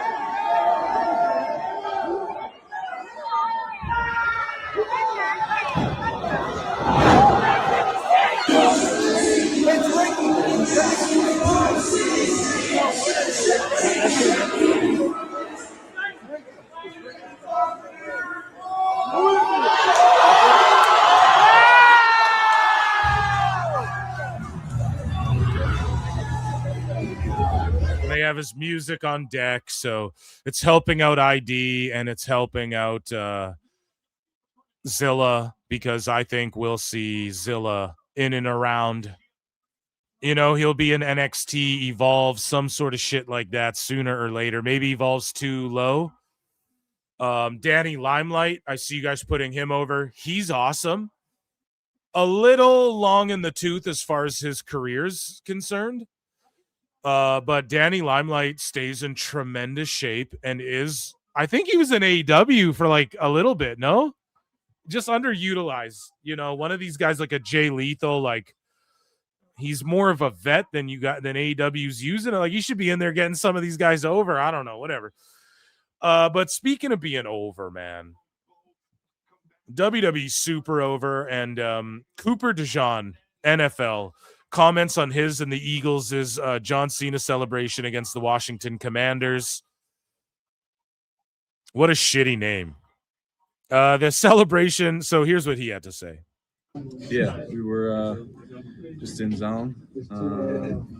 Was laying it down. He came all the way back around, and I saw him pop his feet and just took off.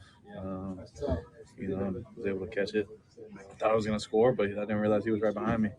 And then the celebration, just a tribute to John Cena, guy I watched growing up, big WWE guy when I was a kid.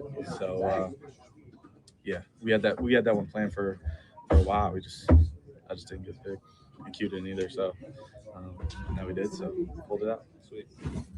Hell yeah, dude. And I like that people talk about wrestling. Like, before, a young kid like this would be like, wrestling, that's gay. What are you, gay, bro? But now it's like, he seriously is like, yeah, John Cena, I fucking watched him. It's like, wrestling's fucking, especially WWE's like over and mainstream again. Like, I don't give a fuck what anybody says, man. Look at Hollywood right now. Look who's getting casted in all these shits, especially these fighting movies. Like, they need people who can act.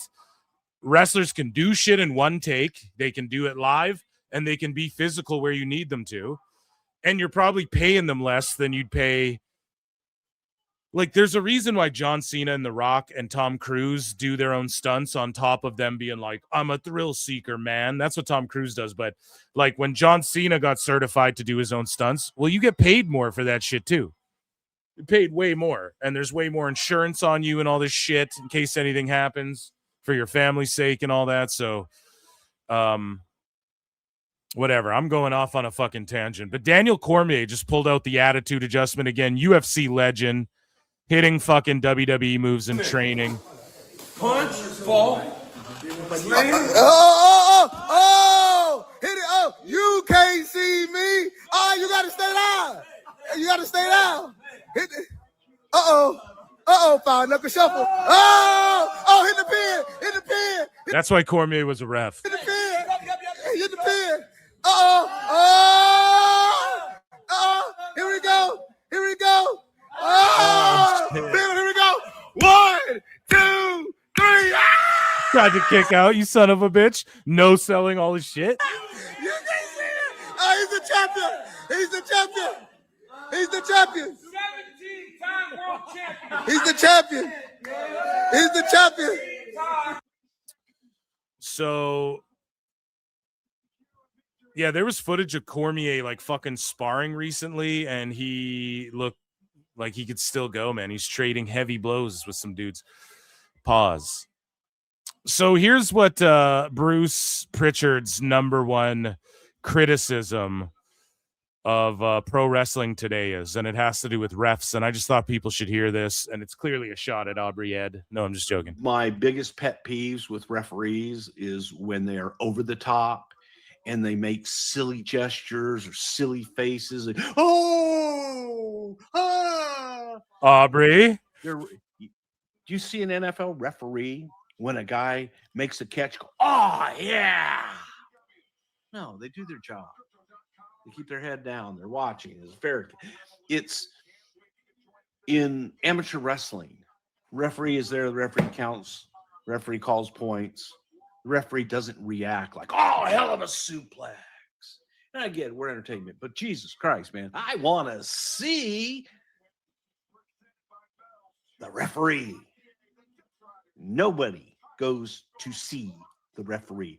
The best referee is the referee that is invisible, that is there when it's time to be there. Best referee and the best match is when the talent actually uses the referee properly and respects the referee. Because if you don't, then they're just dead nuts. So, and what about when the ref disrespects the talent by letting them get knocked out and not doing shit, or trying to steal the fucking spotlight in the match?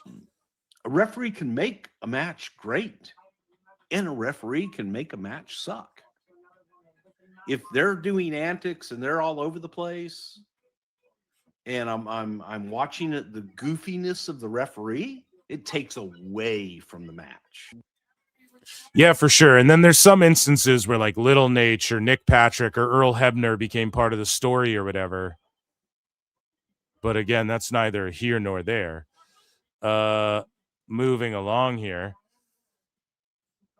So I switched the poll in the chat. Let's head over here for one tick. I switched the poll in the chat. Darby Allin, 78%. I've been right this whole goddamn time. What's this next match here? Who do you think wins? So is this like no DQ and shit?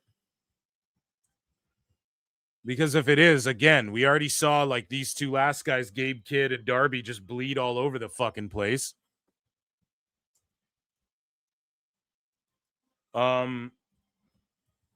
Conglomeration or the Death Riders.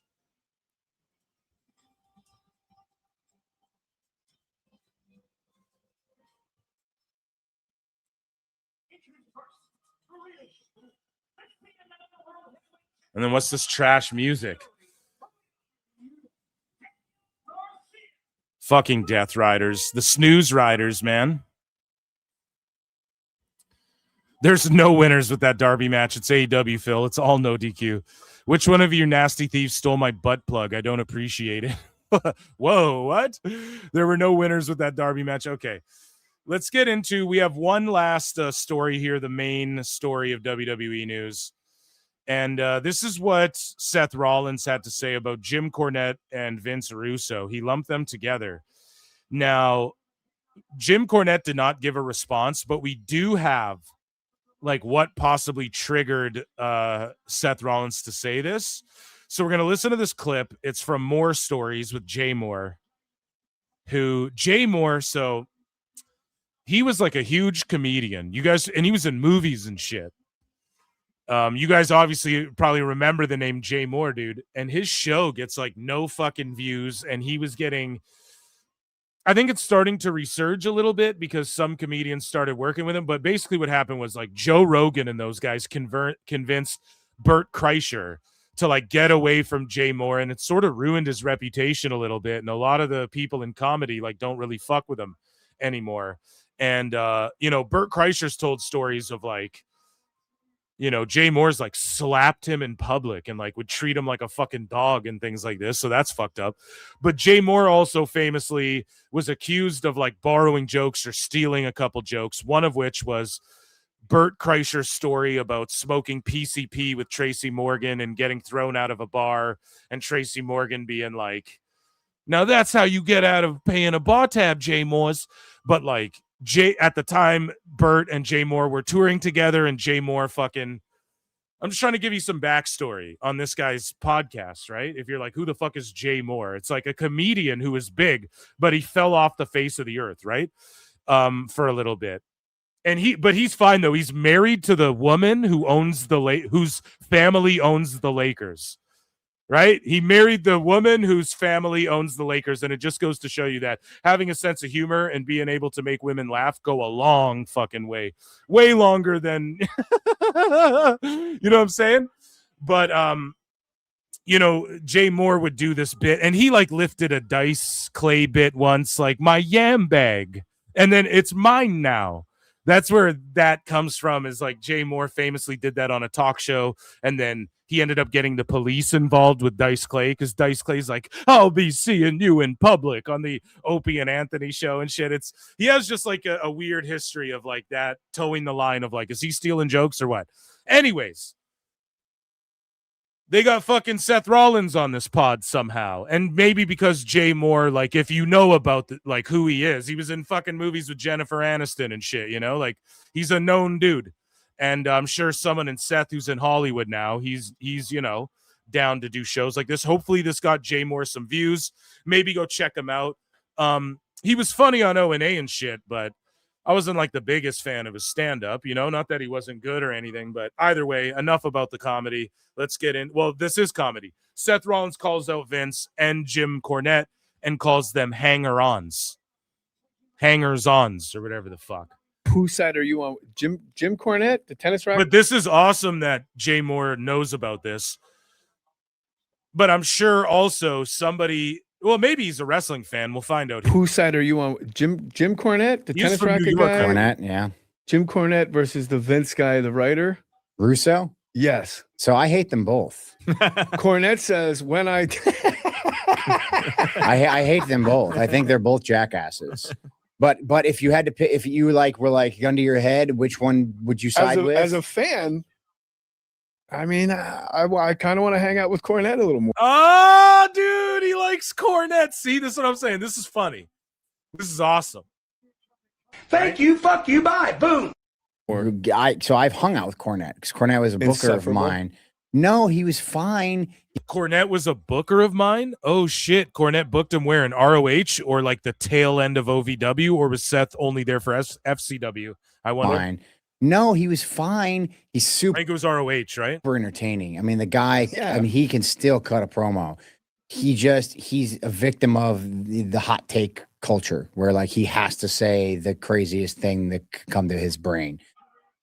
I don't know, man. I feel like I got hot takes and I don't say that crazy as shit. I mean, I do when I'm joking, clearly, but I'm trying to be like a logical motherfucker here most of the time. Maybe that's to my own detriment. Maybe I should just start saying the craziest shit. I also think Jim Cornette just gives his opinions and he just cuts fiery promos. And you can't, more people think it's funny than just saying the wildest thing.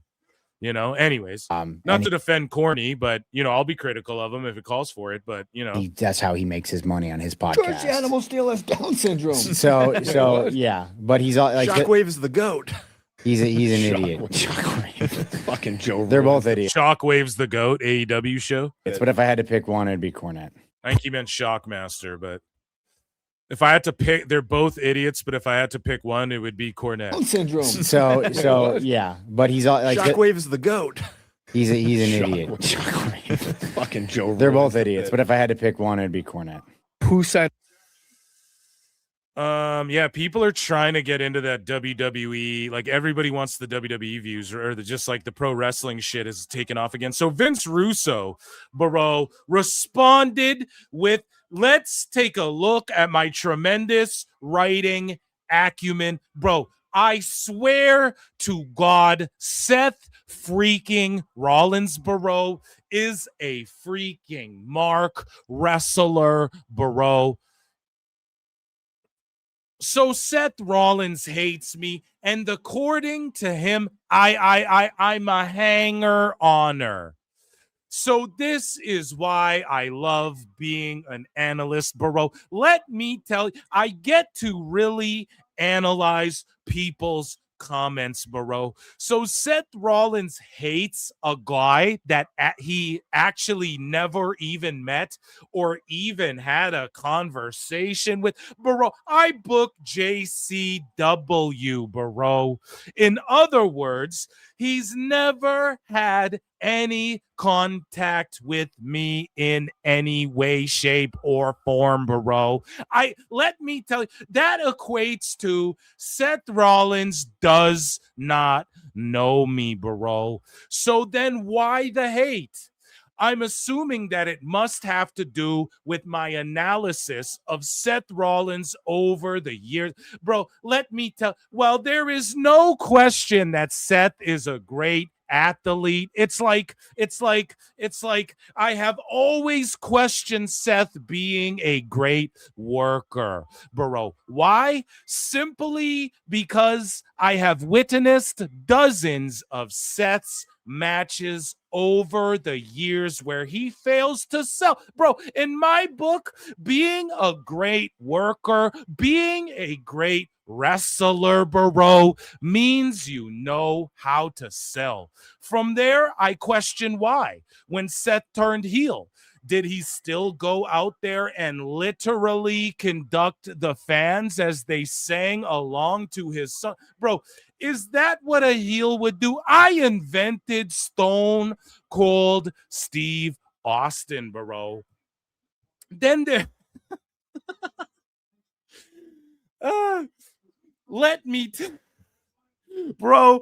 Then there's this, me saying to nauseum, bro, that his mentor, the Seth being his boy, Triple H is not a writer, bro. He's a mark.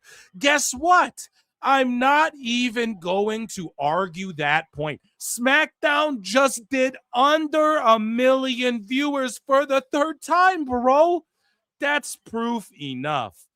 From there, Idaho's own, the Monday Night Messiah, Seth freaking, let me tell you, the visionary and whatever moniker he's used over the years, bro, said that I was a hanger on it. Bro, I left the WWE over 26 years ago. He wrote adieu. Don't... Are you guys just mad yet? I'm still going. I don't, brother. I don't have Seth Rollins muscles. I would have to let go within the first 3 minutes. And lastly, the obvious.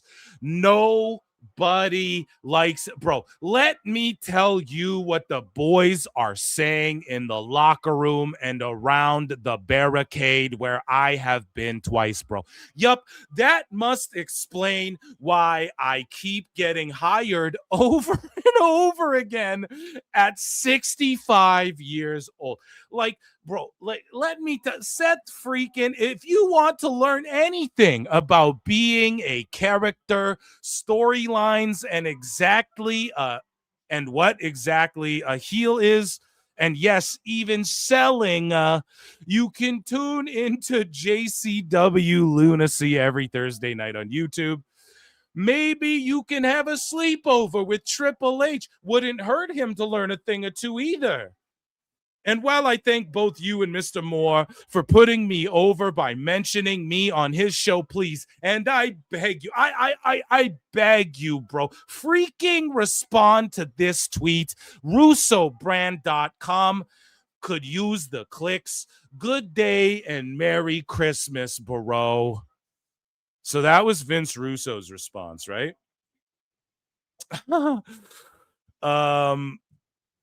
And this is what Cornette said about Becky. And this is why Seth Rollins likely hates Cornette even more.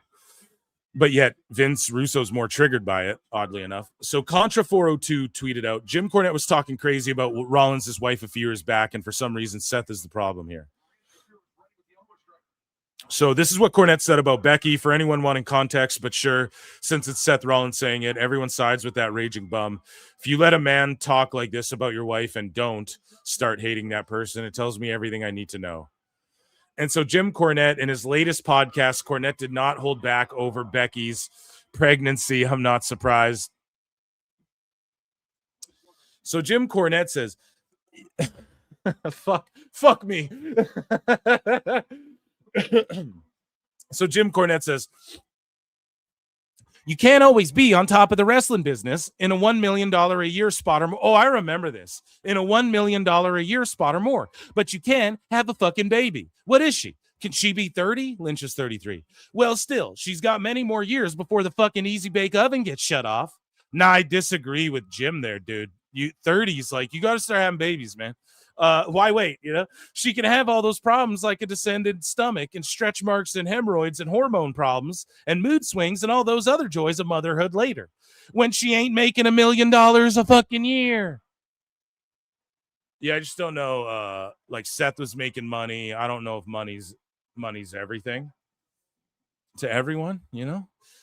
Not to like sound lame, like we'd all love $1 million, but like I don't know. I think she wanted to be a mother, bro. I think that just sort of takes.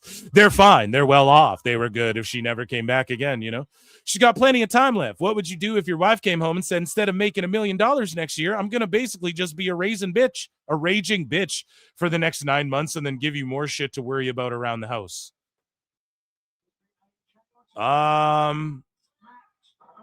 Yeah, I don't know. This is a pretty bad take from Jimbo. I'm not going to lie. It seems like he has a vendetta against babies or something. You know what I'm saying? Fuck you, bye, boom. She doesn't have plenty of time left. And what would you do if your wife came home and said instead of making $1 million next year, I'm going to basically just be a raging bitch? Well, that's not what they would say. They're bringing your child into the world. It's like a fucking crazy thing, man. It's like a life-changing fucking thing, dude. And I'm sure he wanted children as well. And I'm sure they're like, we already have $1 million, you know, an extra $1 million to do what? Like, Jim, why don't you go to every fucking convention and shit you're offered? And I get it. Like, the window for making millions doesn't just come around every day, but Becky's all good. Like, she's so over. You could argue she's more over than Seth. What are your thoughts? I think he was out of line. Yeah, whatever. He's just saying wild shit, and that's his perspective on things. I don't think he's saying that to rage bait for clicks, though. I think Corny's just like, he doesn't have kids, does he? So he's just like, fuck them kids. And that's a lot of people have that mentality. So look at the birth rate declines. For real, though. It's an actual thing, dude. It's like a serious thing. And yeah, so a lot of people, I think, maybe even agree with Jim on that, but just the way she's like basically going to be a raging bitch. I don't think that this is the point I'm getting at.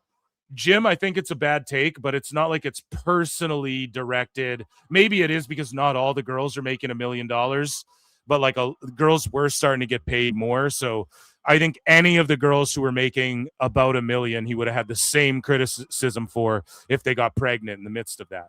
But I'm curious, like, did he cut a promo on Naomi? I'm not saying Naomi was $1 million act, but she was goddamn reinventing herself and taking it to the next level. And I wonder if his take was the same on that. But I mean, I don't know. It is what it is, man. I totally get why Seth would fucking hate on Jim for that. And that was WWE News, ladies and gentlemen.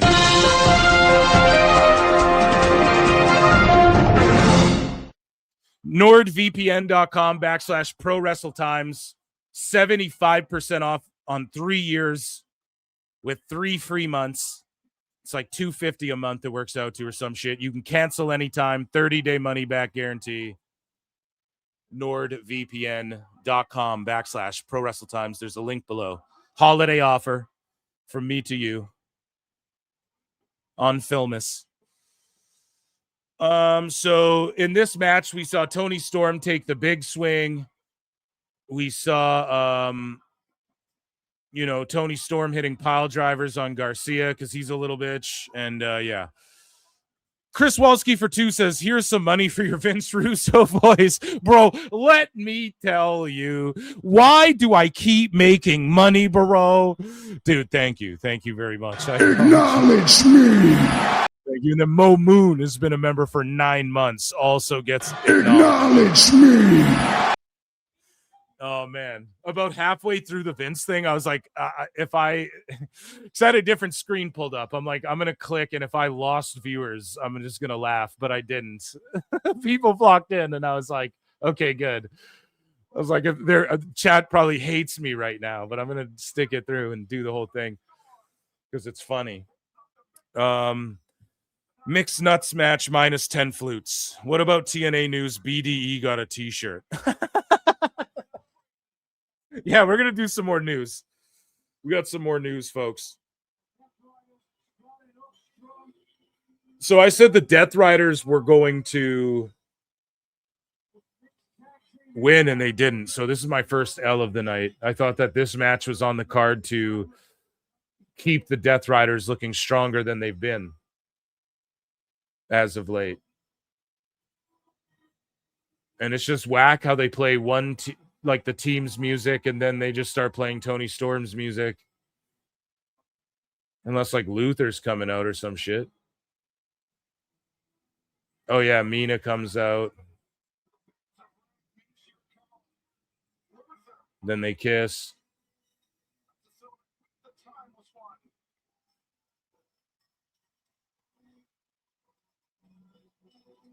Yeah, I don't know. This is stupid. This is like bad Collision shit. This is like AEW dark level shit right here. The Vince Russo rant was more entertaining than the match. He said similar things about Naomi. He didn't go hard on Naomi, but they just complained the other day about how she left as soon as she got good. I don't know, man. Yeah, I'm not gonna like women choosing motherhood and shit. What the fuck are you gonna be mad at that for, dude? Should they just not wrestle, at all? And then this whole like money, like you're gonna make that extra milli. It's like, all right, but her husband's a fucking millionaire. So what do we?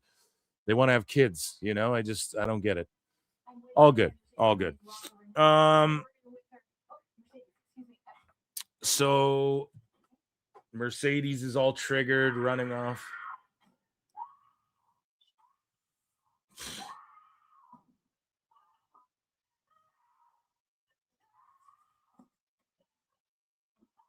Oh shit. Monet's melting down right now. Oh my god. Just having a stage 5 melty.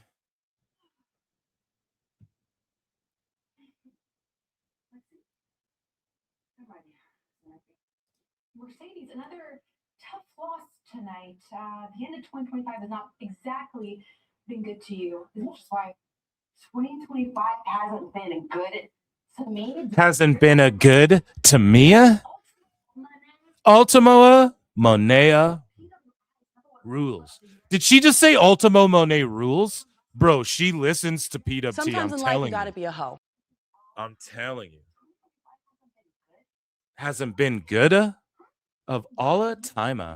It's my actual impression of her. And she just said Ultimo Monet rules. About Willow Nightingale. You guys hear this shit? As Lil Wayne said, I'm on point like a harpoon. Okay? Look, and now she's calling out Willow. The fuck?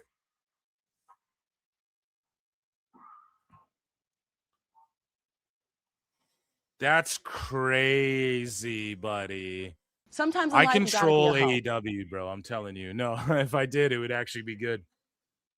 So let's end that poll. We got more news.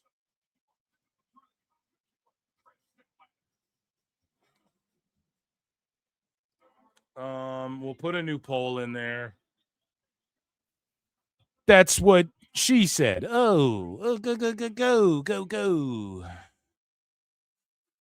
So we'll end the poll. 64% said Death Riders, aligning with you, boy Phil, because I've been spot on tonight, but then that's the one I got wrong. So all good. We're going to start a poll here. Who do you think wins the AEW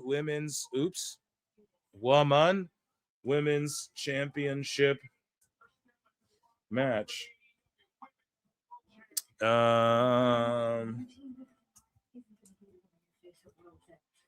Chris Statlander.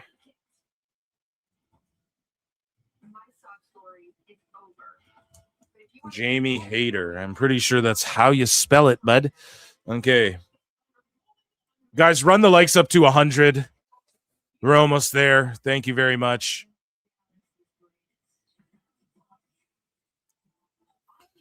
Oh, man.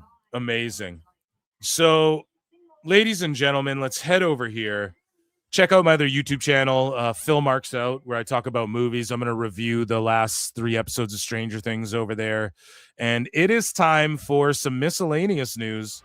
It's been a long time since we've got together. Ladies and gentlemen, I'm afraid I've got some bad news.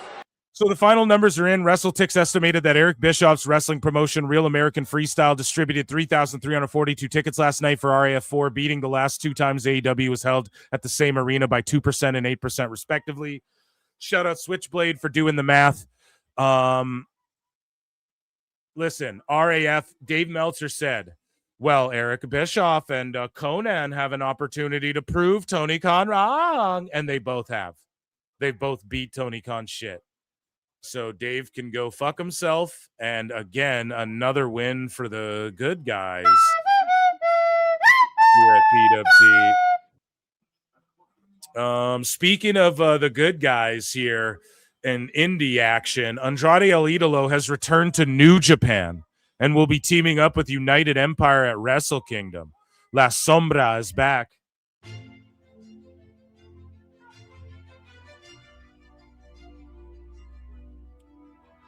So we don't need to watch this whole thing, but Andrade is back in Nuge. Business all over the world, but in Japan.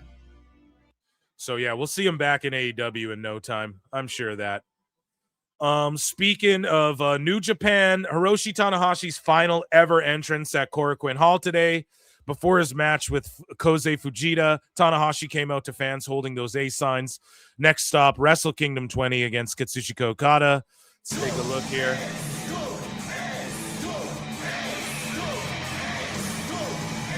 真っ赤なまさに太陽の色で後楽園が染まります。デビュー戦を飾ったこの場所がヒロシラスト2の舞台です。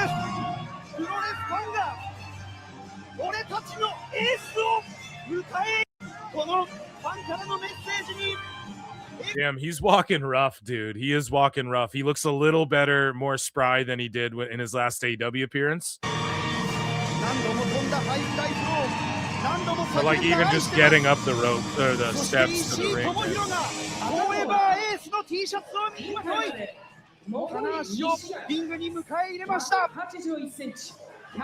So very much like John Cena, we'll see when he loses. Like Dave's already like, yeah, he's losing.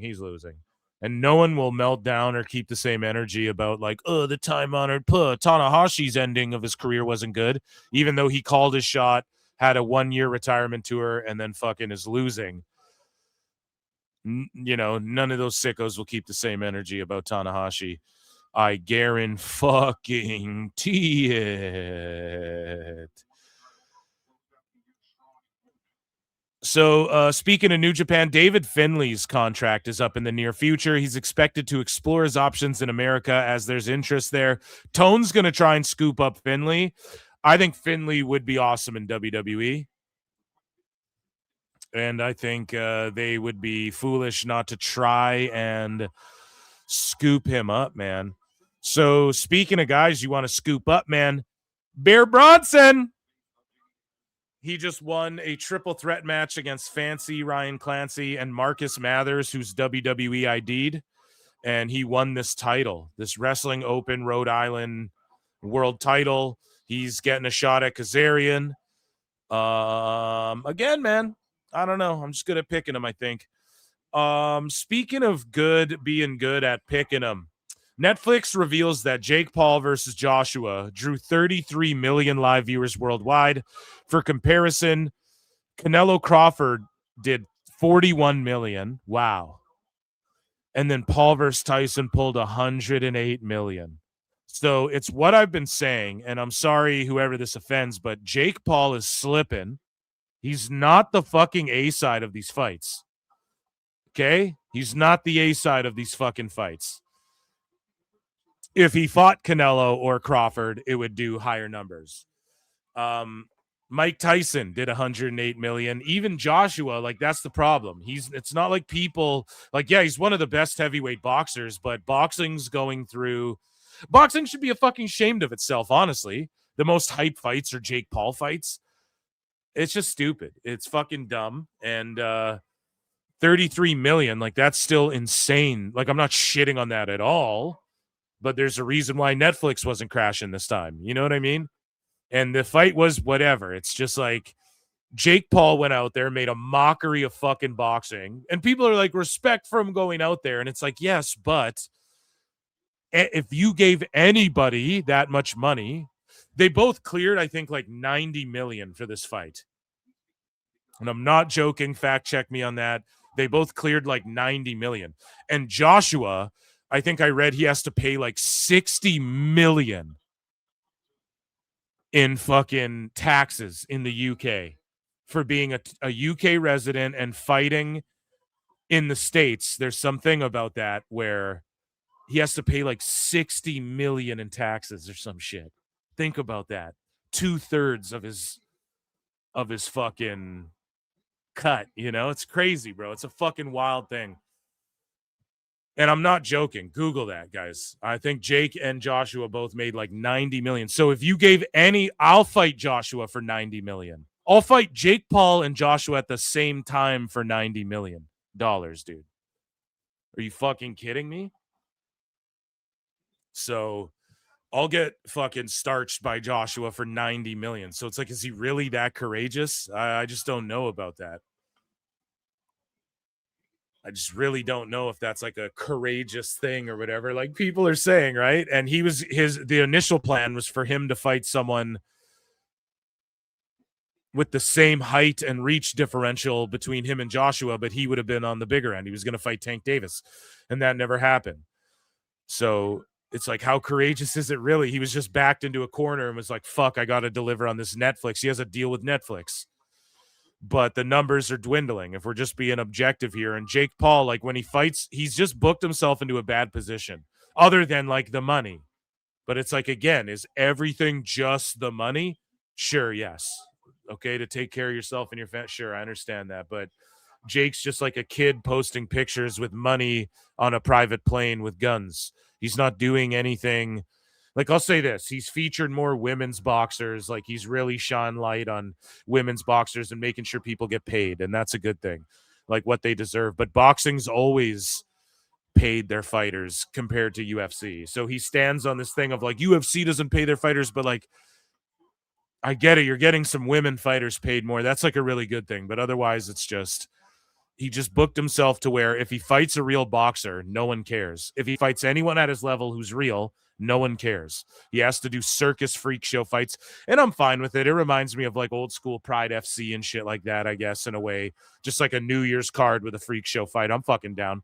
And I'll tune into watching Jake get starched or whatever, but it's just a lot of people this time were just like, I didn't even watch it. Who cares? Like, I'll never watch a Jake Paul fight again.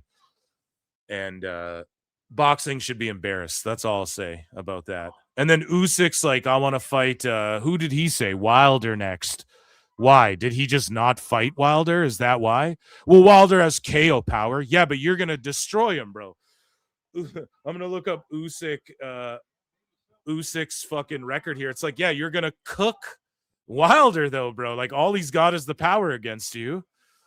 So even that fight's like, whatever, you know, I guess it'll draw like in Saudi or something. Let me see. Oh my God, this guy's so many accolades. Can't even get through his wiki. I'm just trying to see, did he fight Wilder? Yeah, so that's like the only name from the last decade he hasn't fought is like Wilder. And it's like, all right, well, you're going to smoke him. So, like, are we all hyped for that? I don't know. Anyways, enough about the MMA and the boxings. Let's talk about a couple of legends here.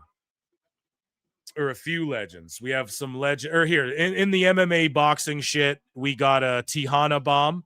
We got a one-armed power bomb in an amateur match. Shout out Raquel Rodriguez. Hell yeah. And there was a power bomb KO recently in UFC as well. So the Good Brothers will make their NWA debut on NWA Power next week. So go and check that out. The veteran Jack Vaughn there, who's been on PWT, played some games with me, made fun of Dave Meltzer, all that good shit. Rob Van Dam announced on the news on social media, writing that Karma and Saba have officially left the womb. So they had twins, Karma and Saba, the first children for Van Dam and Katie Forbes. So congratulations to them. Absolutely amazing for them. God bless them and their family.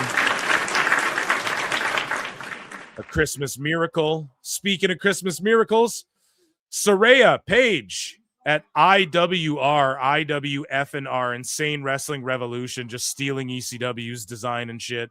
Making an appearance at Insane Wrestling Revolution with her Stars in the Night entrance music. So Saraya doing some indie rounds. I think we will see her in WWE again one day. like she's not going to wrestle when she does it. It'll be brand ambassador, like Lana. She'll have a fucking deal with them and try and get her podcast on Fanatics, and she'll be in the games and shit on like an alumni thing. They'll sell her merch. She'll fucking, I think that's what it'll be like. Maybe limited matches. Like she might pop up to have one, but I don't even know.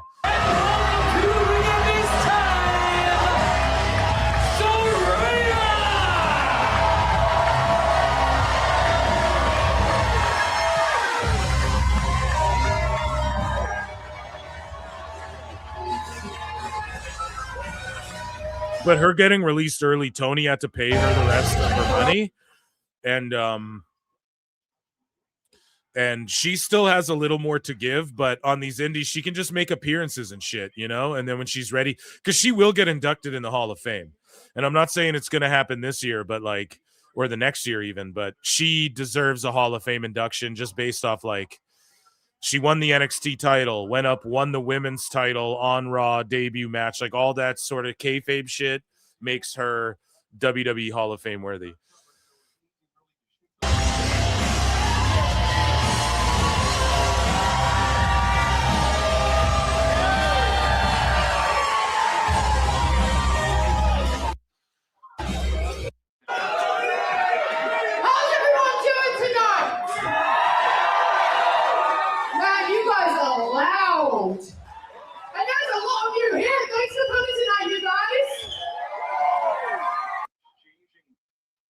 Yeah, dude. Indie wrestling rules. So is side boob. Speaking of boobs, no, I'm just joking. But legends, okay? We have legends here. I was gonna start with the Ric Flair one, but we're so speaking of legends, Jerry Lawler revealed he's now colorblind following his third stroke in September. Because I'm colorblind, I can't see the colors, JR. This is black and white. I don't have a good king. Despite his health issues, Lawler hasn't ruled out one more match. Jesus, guy. I have not put it out of my mind. There's one more match in there somewhere. Bro, you lost the ability to see color. Like, why wrestle, dude? Don't. And speaking of just don't, we have two wild fucking stories here. So speaking of why and don't, Ric Flair asks why and pleads don't to someone who paid him for a fucking cameo. And so let's read this. An anonymous 1-star review on Ric Flair's cameo, right? He says, yo, I paid $600 for Rick to sit in a restaurant blasted out of his mind and say my dad's name wrong. I paid for him to say Merry Christmas to my father, Buff. He called him Barf. Barf, that's what I'm gonna go do in the toilet. Woo! And just read the instructions word for word. I am super disappointed. I spent money on this. I would have got someone who actually puts the effort in for $600 to a regular person. There's a lot of money. I'm not going to give a Christmas video to my father with his hero calling him Barf. I don't know. I hope you wrote out the instructions better than you wrote out this fucking review, bud. And so this guy wrote this. After spending nearly $1,000 to have someone, so this is a whole other situation, right? Like that was one review of Ric Flair's cameo. So here's another review. After spending nearly $1,000 to have someone my brother admired enough to have tattooed on him, wish him luck on his wedding, I would have expected Rick to at least browse through the notes ahead of time, not read it word for word the first time, and most definitely not tell him he's making a mistake and to remain a GF because he was so fucked up he could barely speak right. What would have been a great gift ended up being the worst thing he's ever been gifted. Unbelievable. Now, this is going to ruin his cameo shit, but this isn't going to ruin anything else for Rick. And in fact, it might blow up his cameo because people are going to pay knowing they're going to get like shit tanked Rick, who's going to give you his authentic thoughts. And I would rather get this. If I paid for this, I would be fucking stoked if he responded with like cutting a promo, burying whatever and being wasted out of his fucking mind. I think that's funny, but I'm always looking for the joke. Other people might be like, damn, I got ripped off. But like, what do you expect from Ric Flair? Have y'all been following his career? Maybe not. Maybe they just their dad's an old school wrestling fan or whatever. I don't fucking know, but it's like, I would want the authentic Rick. What would have been a great gift ended up being the worst thing he's ever been gifted. Unbelievable. I don't know, dude. Like, he takes naps on bar floors and all this shit. He's just wasted 24/7 if you've been following him. This is what you should have expected, but let's listen to Rick's cameo here. Woo! To my man Eric from Tina, fam, and the military boy. Woo! I guess it's a beautiful gift. I'm not sure why. Oh, bachelor gift. Gotcha, man. He's like, I don't get it. Why am I doing this? Eric is a tattoo of your famous. Woo! God, Eric, so many women do. So more to do. Oh my God, he's shittered. He's fucking shittered, man. Now he's getting married. Oh my God. Why would you get married, motherfucker? It's the worst possible commitment you could do. Because as of the day you get married, 50% of everything is hers. We want prenup. We want prenup. Yeah. I don't care how beautiful she is. Stay her girlfriend. It's family, Tina, and the military boys. Want to wish him the best of luck. Matt says diamonds are forever, and so is Ric Flair. And that's the God's honest truth, brother. I'm a diamond. I'm forever. And then he just starts putting himself over, bro. This is fucking hilarious. Rick's had fucking more divorces than Hall of Fame inductions. And my name is Ric Flair. Woo! Rick's had as many divorces as fucking world title reigns in the NWA. You know what I'm saying, bud? This is crazy. Yeah, it's just sad to see Rick just that drunk and sloppy, you know? So speaking of getting sloppy, Jim Ross breaks his silence regarding the claims of racialism from Devon Dudley. So he talked to, oh, come on now, Phil. That's not very fair. I know we've been beefing lately, but if you head down below nordvpn.com/Pro Wrestle Times, you save yourself 75%. On a 3-year deal with 3 extra months. Oh, come on now, Eric. That's not very fair. Oh, come on now, Eric. Come on now, Phil. I'm the shill over here. That's my gimmick. I'm here for it, though. A healthy capitalism. I'm here for healthy capitalism, Eric. Sorry. So, Jim, I'll give you a chance to respond. Well, Devon alleges that you said, I don't like you because of the color of your skin. That's so absurd. It's not even, it shouldn't, it doesn't. Oh, come on now, Conrad. That's not even fair. By God, Conrad, that's not even fair. Merit a response. I like Devon. I like him today. I hired he and Bubba. I thought we did a good job of booking them. They made money. They were put in situations where they could do the things they do best. You know, those TLC matches were pieces of art. They'll last forever. The Dudleys are a major part of that. Bubba, I know Bubba for sure because I've heard it, was involved in the booking of that stuff. And I don't know. I was shocked to hear that because I don't recall, Conrad, ever having a crossword with Devon Dudley. I always respected him and his work.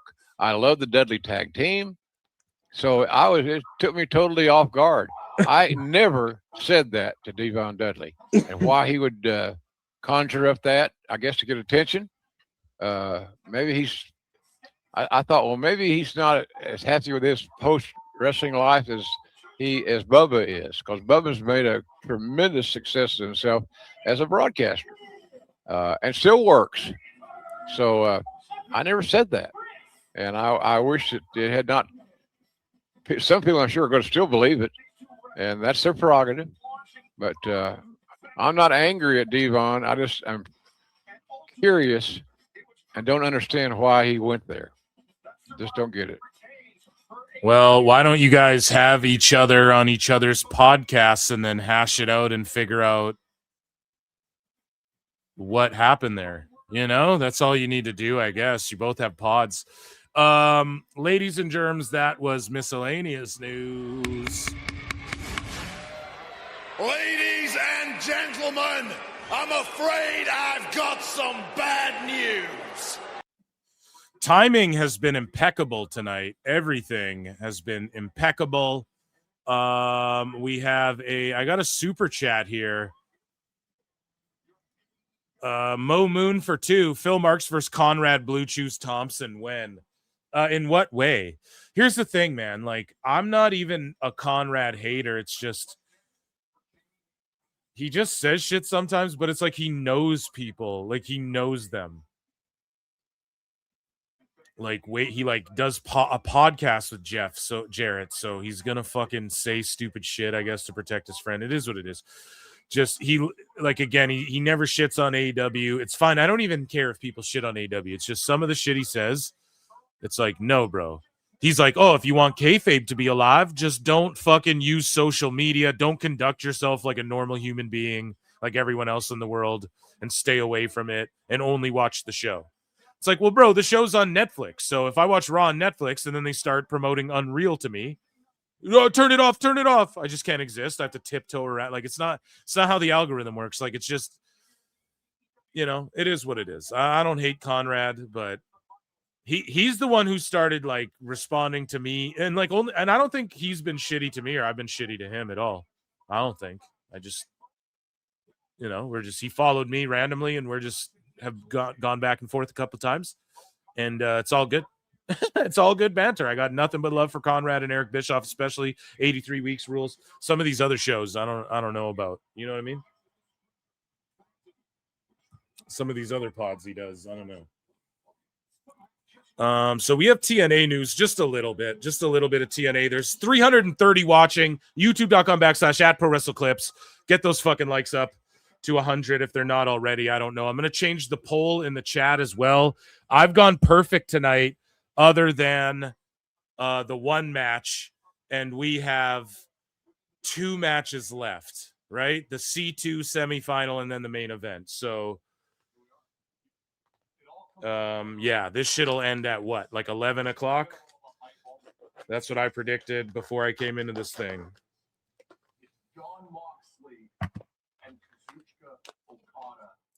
So John Small, Moxley in finals. I smell a title. Perfect other than one match doesn't exist. Phil, yeah, you're right. Thanks for checking me.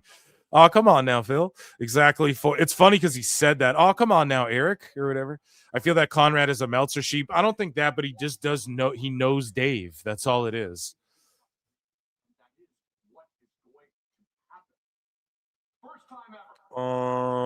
Yeah, we have a little bit of TNA news. We'll just do during this promo here. Guys, patreon.com/ProWrestleTimes. And here's all the different categories, and I'm adding more shit. We got more shit coming. So there was a private exchange between Tessa Blanchard and La Rosa Negra, who I guess she was racialist towards in the past, and Tessa made a Twitter and made a comeback, and I didn't play the aces and eights or the manager. I apologize.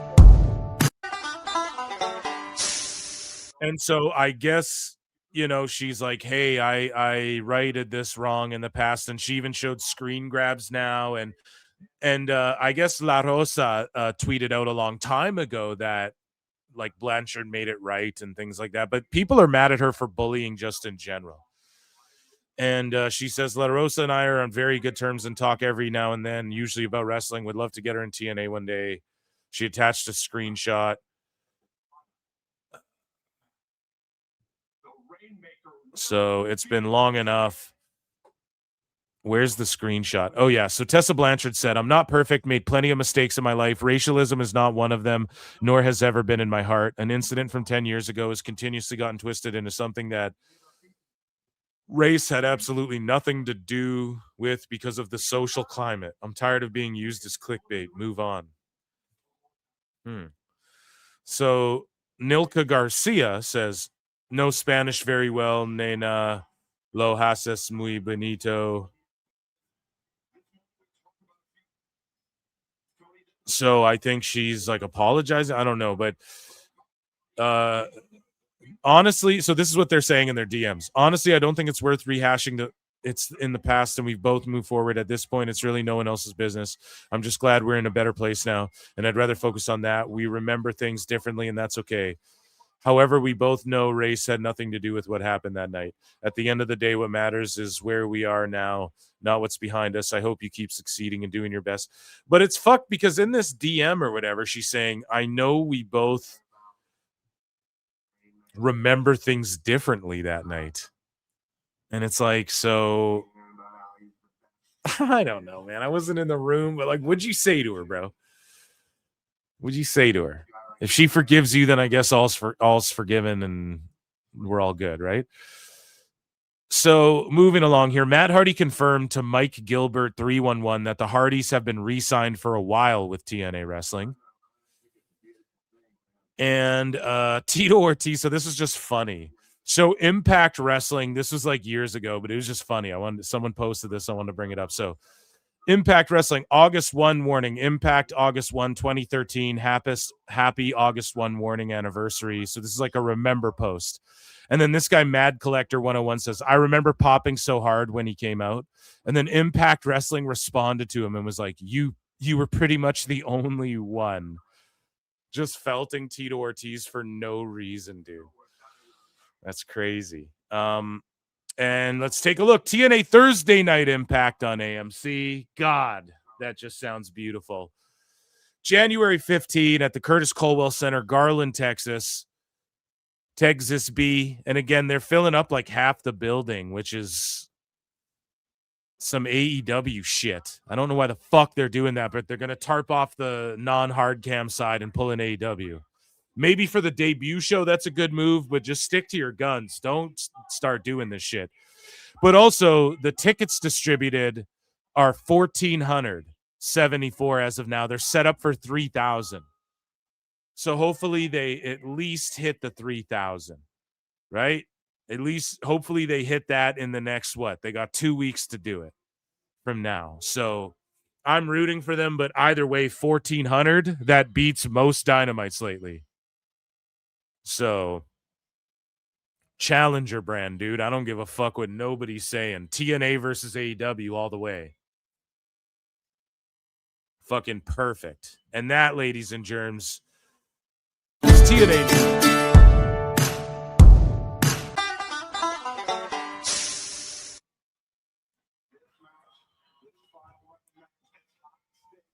Okay, so wait a minute. So wait, we get Moxley versus Okada, and then there's still fucking like it's a treat. What matches are left?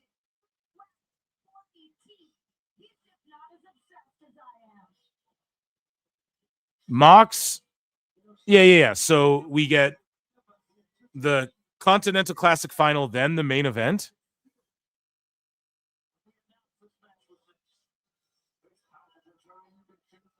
Guys, what is left on this card? So we had Hayter, Stat, we had FTR, we got the Women's World, we got Okada, Takeshita, Fletcher, Mox, Death Riders. Yeah, we got all. So it's the C2 final and then, the 4-way. So, yeah, this shit's ending at like 11 or like if you're on the East Coast, midnight, dude. Where are they? Where is this place? Like, I forget. Where are they emanating from here? I don't know why I forget so easily.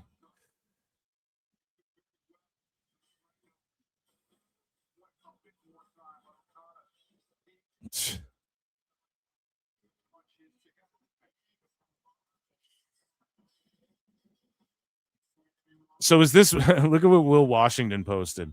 It occurred to me earlier tonight that I've been at every AEW pay-per-view in this building. I sat in this very seat for the first All Out at the then Sears Center.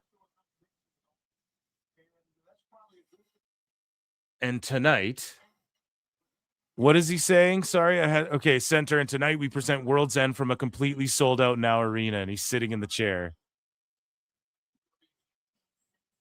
God, people, everyone's just such a mark for themselves in 2025, man. It is what it is, I guess. I just don't. It's fucking.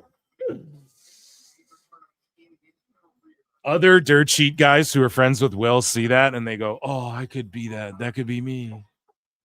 I promise you. You fucking idiot. So you didn't sit in that same seat because it was a different arena. You muppet. Oh my God. Hey, Will, fuck off, bud. Oh, dude. Now Arena in Chicago. Thank you. I don't know why. Usually Chicago's not. No, Now Arena. Usually they're not like on their. Yeah. What? The Now Arena. Let me just see. Sorry, I just want to. Let me just see. Hoffman Estates, Illinois, northwest suburb, 25 miles from Chicago. Capacity 11.2. Yeah, I think we looked that up earlier. I don't know why. I just want to look again. This is crazy that they're doing the semis and the finals tonight. Like, why would you have the mixed nuts match? Like, why don't you let people go home? So Chicago, this shit's ending at what? Midnight? No?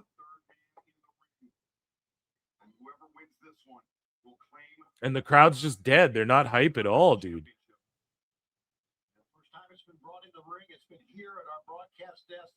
Fuck. And even the fucking commentary's burnt out. Like, listen to Shivani, old man withering away.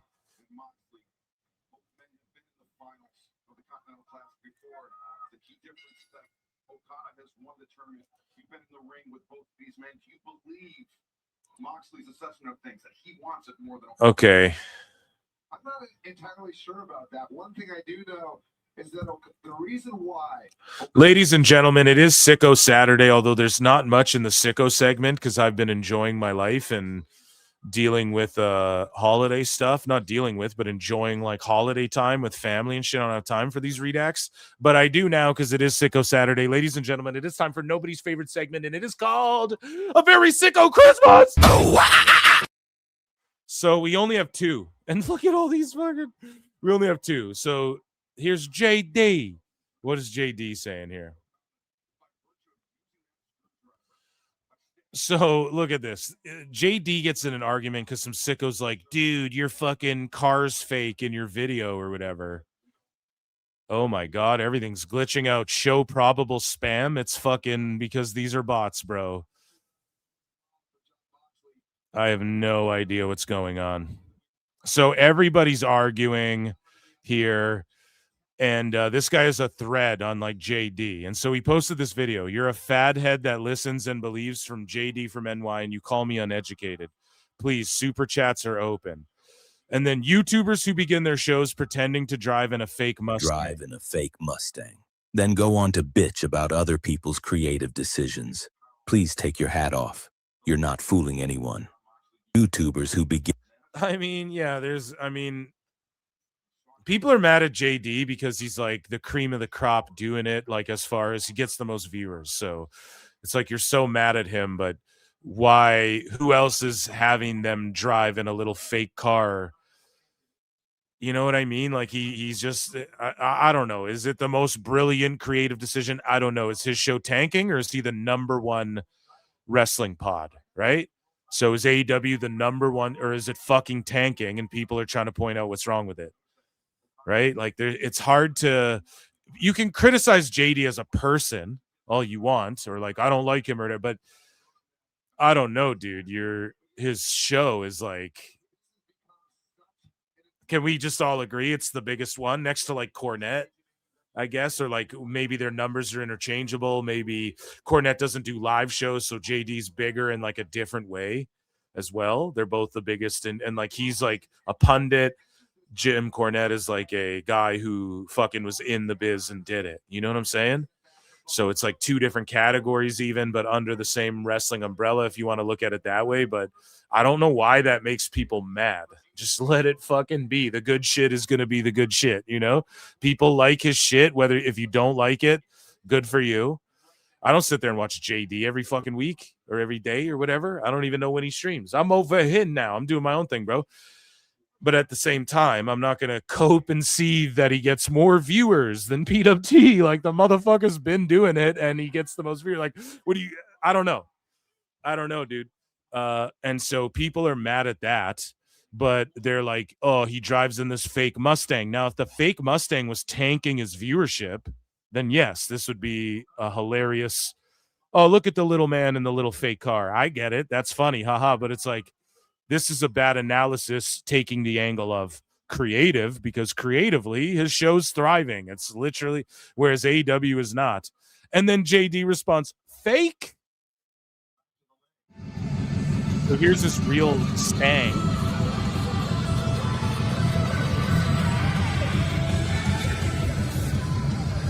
A fake Mustang. I'm over here now. Oh.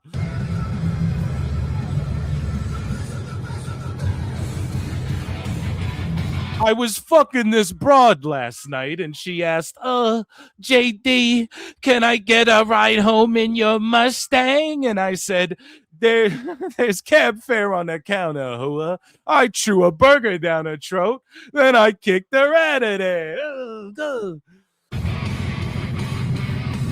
I said, the Mustang, bitch.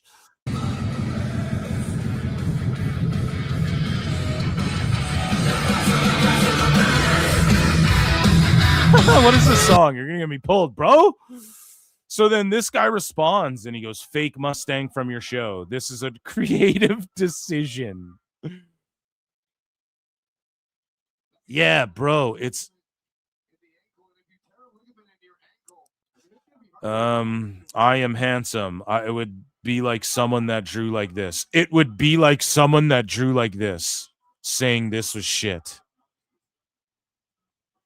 No, stupid. No, it's not. AEW's fucking ass. Ask the fucking almost million we're going to be at in the next 2 years who stop fucking watching the show.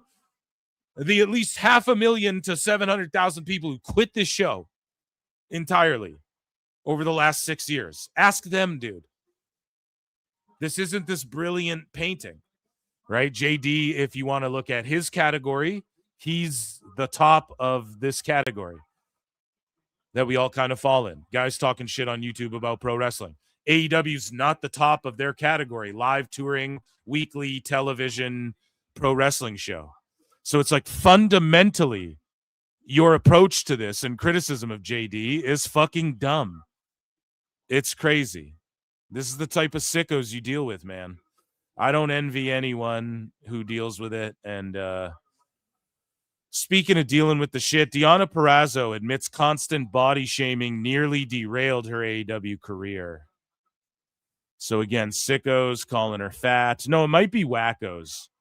But in a new interview with Gabby AF, Purrazzo says, every time I tweets back, you're fat, you're a pig, you're obese, a gif of like someone jiggling their belly.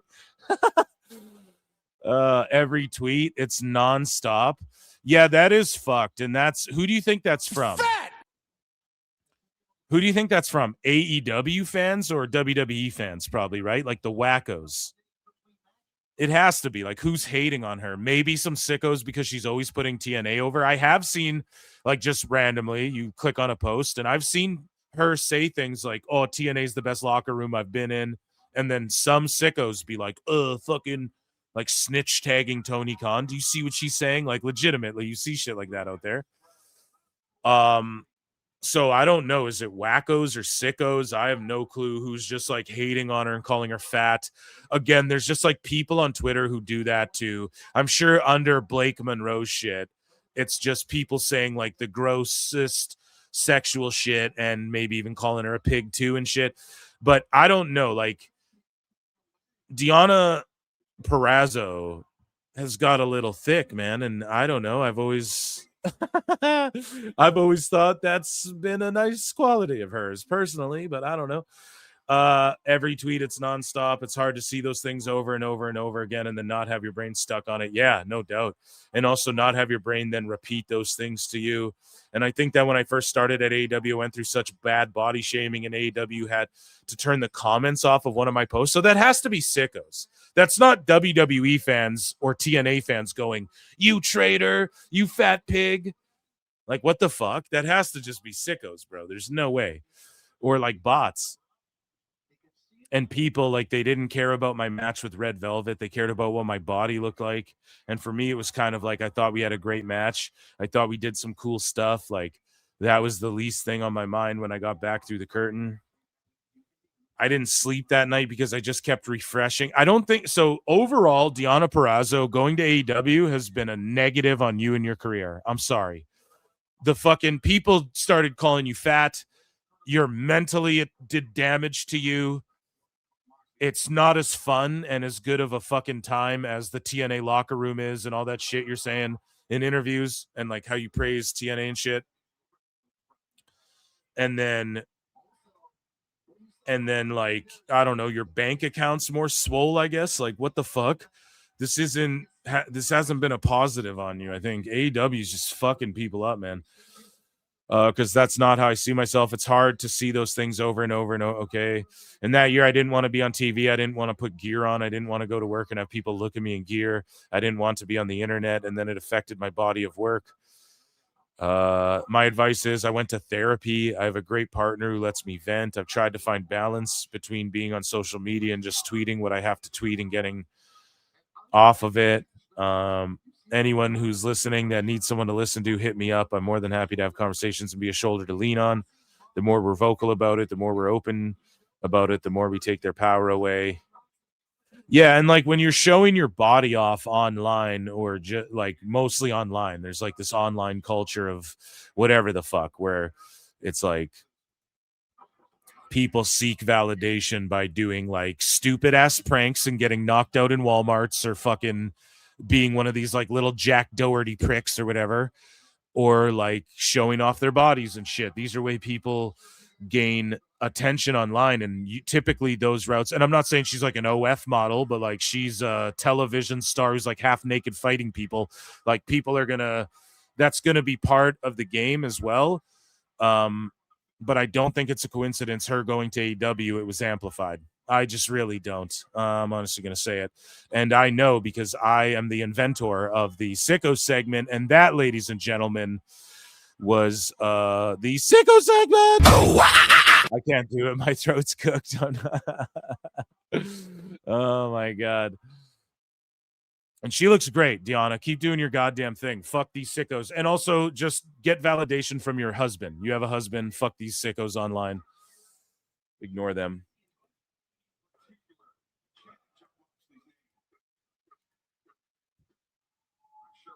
Because that's some lame ass shit. Okay, so we have Mox and Okada throwing down. I think I put a fucking... Let me look. Did I change the poll? I'm not sure.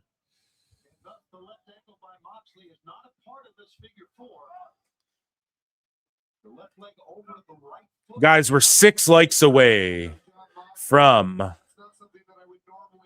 100 likes. Thank you so much. And there is like 350 watching across X and YouTube. You guys are the goats. I appreciate you all so much. Every single one of you. Just hit heart or retweet or like or whatever if you're on the video. I appreciate that so much. And patreon.com/ProWrestleTimes. So 69% said Statlander was going to win. You guys probably all cheated after the fact. No. I'm starting another poll. Who do you think wins the Continental Classic? Because this is just like for all the marbles, right? So I have no idea why they're doing this tonight, man, or why they didn't remove that mixed nuts bullshit or one of these other stupid fucking matches in exchange for this Moxley one.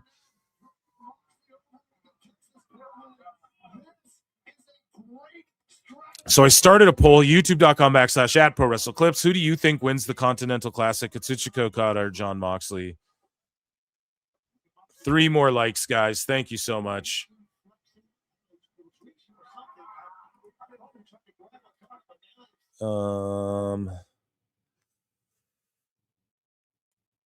Mox did not get, yeah, he bled earlier, didn't he?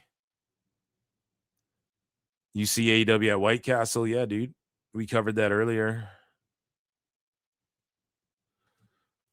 Lighting my friend on fire proves we're already in Mars. What? LOL. What?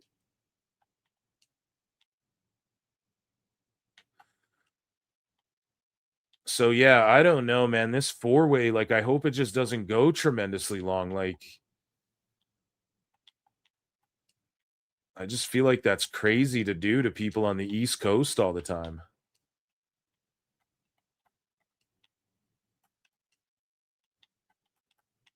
Like, constantly fucking making them go until, like,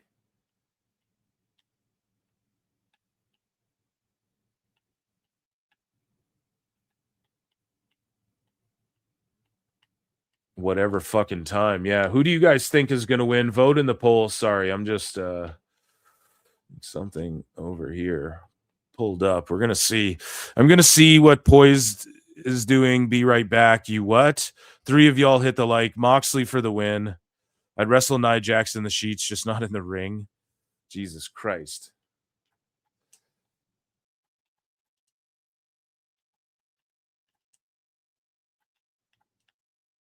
And by God, he's broken in half. That's what would be said about you. That's what we'd all be saying about you, bud. So yeah, man. I think we got through most of the goddamn news. Dave Meltzer dumb moment of the week is going to go down. It is a jam-packed one. I didn't do one over Christmas because it was like, what the fuck? You know, and then even Dave is like crazy putting over these AAA shows. Like, he gave 4.75 stars to that Jack Cartwheel match. Jack Cartwheel will just be goateder than fucking Kurt Angle when all's said and done.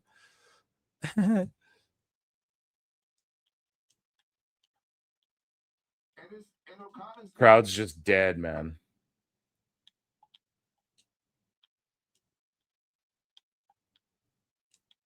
I'm deader than I am after this shit.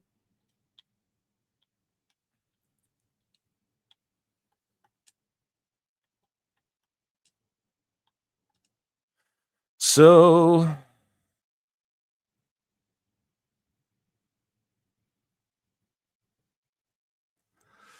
yeah, crowd is just flat dead.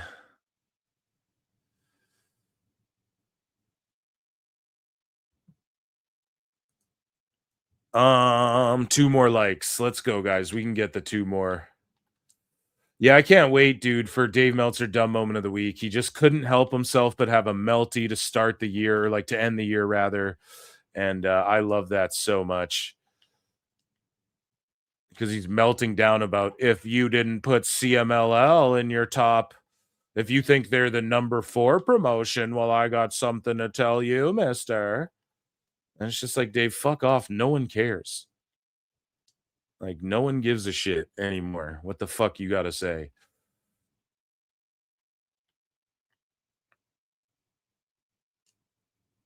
And nobody cares about CMLL. Like, I don't know what he's got to fucking hear to make him understand that. Like, when we're talking the global landscape of shit, it's hot.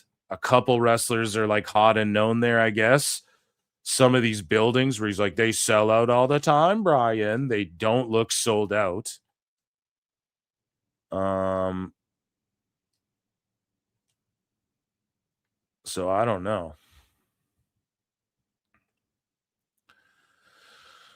Sports Illustrated definitely didn't get paid by AEW. No, they didn't get paid. They just get John Alba just gets fucking access. He gets that interview with Tony Khan, and he gets Tony Khan's phone number, and he can call Tony Khan next time he wants to ask something about whatever the fuck, you know? And it's cringy, man.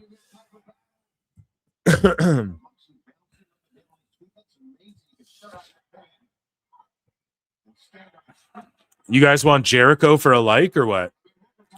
Yeah, you know what? There's like 350 watching. I gotta grab one more beer. So I look and see it's not just me. So many others have stood where I stand. We are the young, so raise your hand. They call us problem child. We spent our lives on trial. We walk an endless mile. We are the youth gone wild. We stand and we won't fall. We're one and one for all. The writing's on the wall. We are the youth gone wild. Let me get wild! Yay!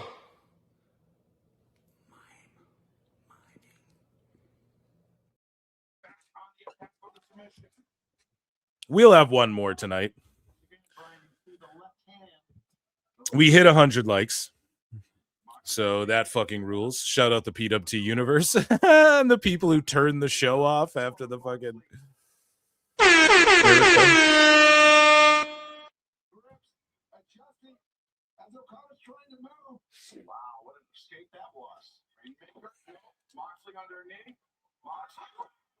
So a Rainmaker from Mox. He has Move Thief.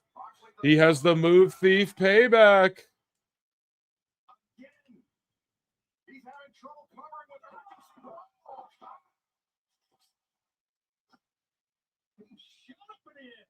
And we just have the main event after this, right?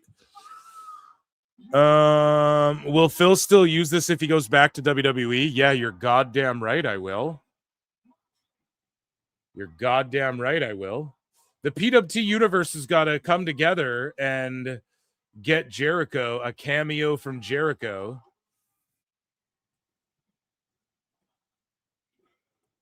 There's no way Mox wins the fucking... And then the crowd's cheering him and shit. After all that shit Mox did, and now they're cheering him.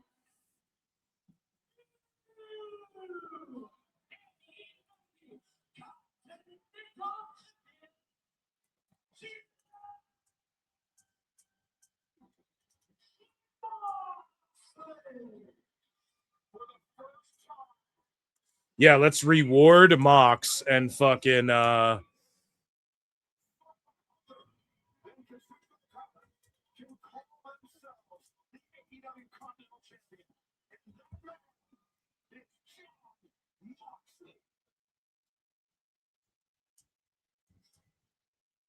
it was a decent match, but it's just like,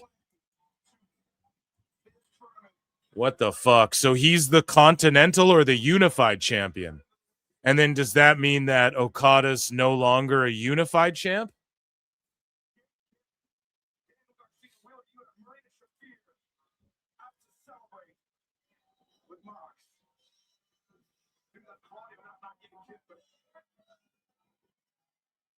Oh, that other, it's Claudio, not Gabe Kidd, you know, that other interchangeable bald white guy. And we had Gabe Kidd come out behind Chain Link like he's pretending to be Moxley. And I just don't get what's up with the title. Like,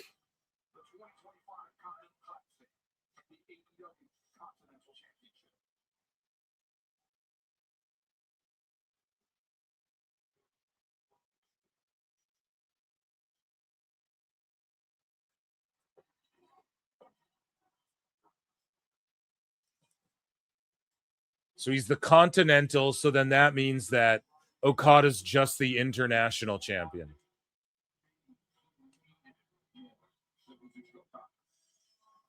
Why? Why to any of this? After all the setbacks from this year. All right. And then now you're going to have him cut a promo. You did it, brother. And you hear the fans. What a tournament. What an effort. We're not going to forget this for a long I have no idea. Four-time world champ. You're an international champ. Now you're the continental champion. This has to be maybe the greatest of all time. The hell with all that. The hell with all that. This thing here, this doesn't belong to me. This thing here, the Continental Championship, it belongs to everybody in this Continental Classic that busted their ass. So he's cutting babyface promos now, guys.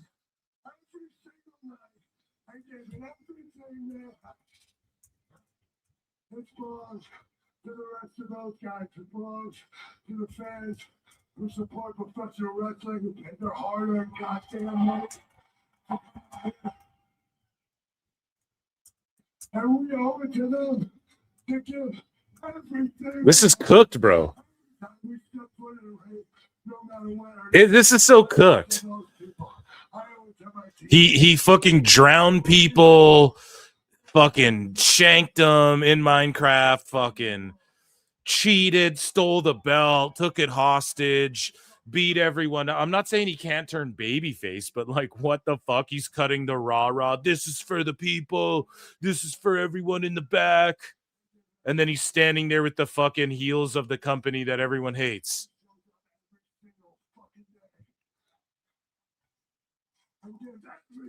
This is straight garbage, man. I just don't fucking get it.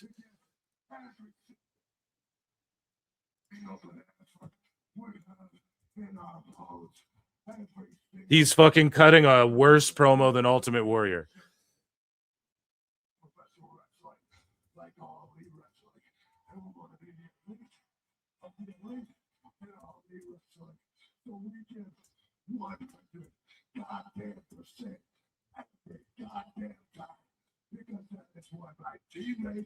He sounds like the ultimate warrior to the mountain. Oh, you might as well do that.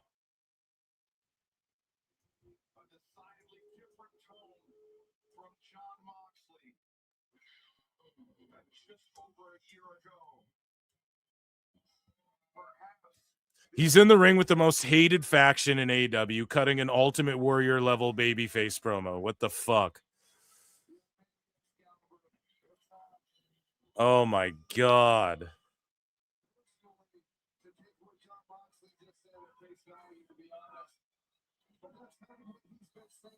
This shit is cooked, man.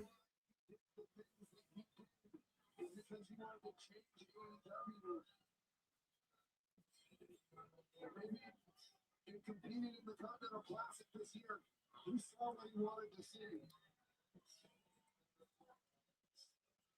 John Moxley survives. The I don't know, man.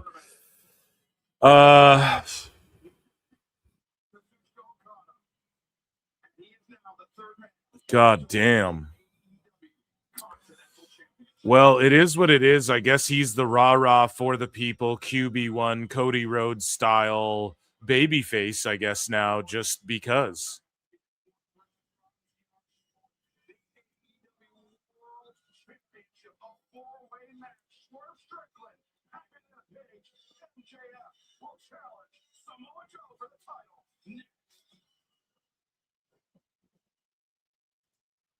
Two brutal table botches, too.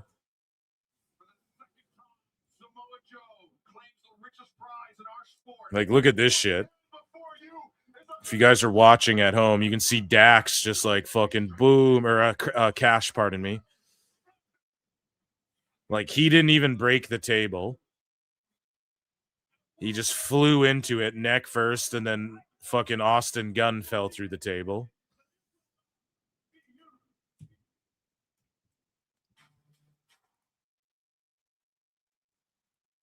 And then we have this other one with Stokely. I don't know if you guys saw it. Stokely table. Let's type that in. And then there was this Stokely spot. You guys see this? Like, come on, man. Why are these little dudes doing multiple table spots where they can't break the tables and they're landing on their neck and shit?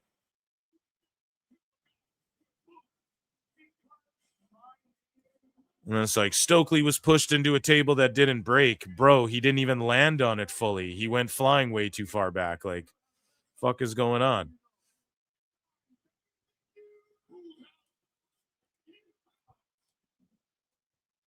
Okay, so we got this four-way.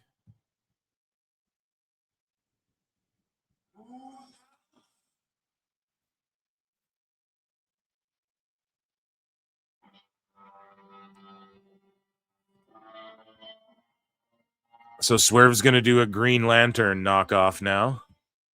A little Jon Stewart. He likes the superheroes and all that, so he's going to do a Green Lantern knockoff.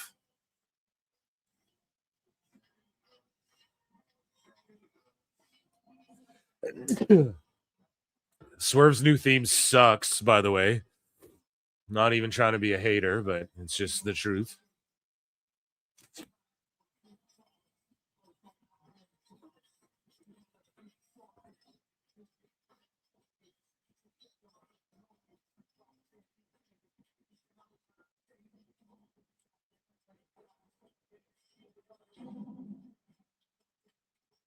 He's got that Green Lantern attire on.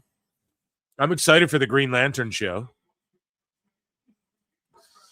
Stand back. There's a Swervicane coming through. Damn, Phil, why you assume Jon Stewart? Well, come on, bro. What do we fucking ask him who his favorite lantern is? He's going to be, oh, Hal Jordan. I love. Oh, my God.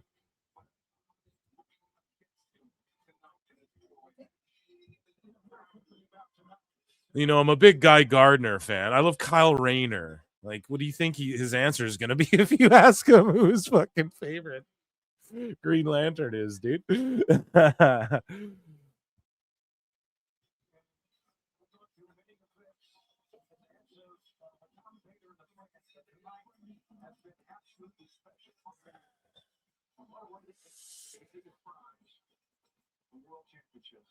Hurricane Helms logo, yeah.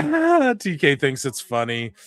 Yeah, he's done this before. He's like done like superhero type attires and shit.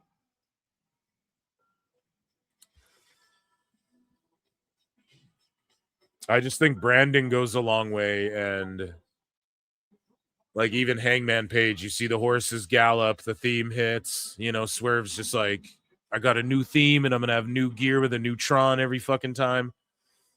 And it's like, all right, man. I was just kind of just being just like presenting yourself as, you know, Tony is paying this guy a lot and presenting him as a big star and he do what he wants kind of shit.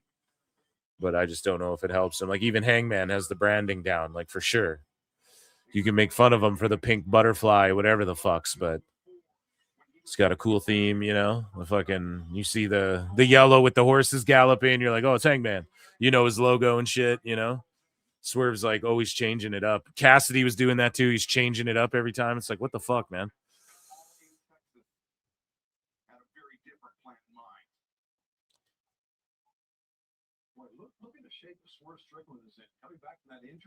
Samoa Joe comes out as Aquaman.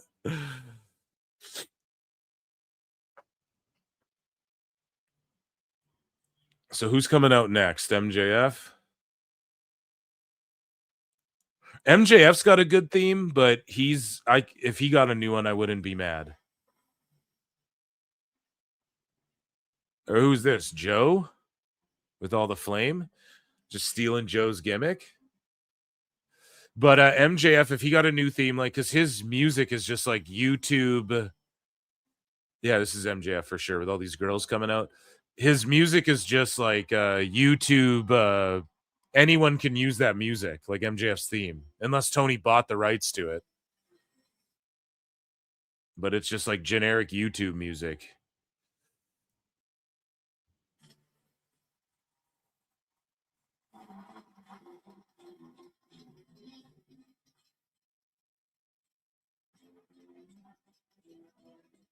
So he still is kissing the diamond ring, and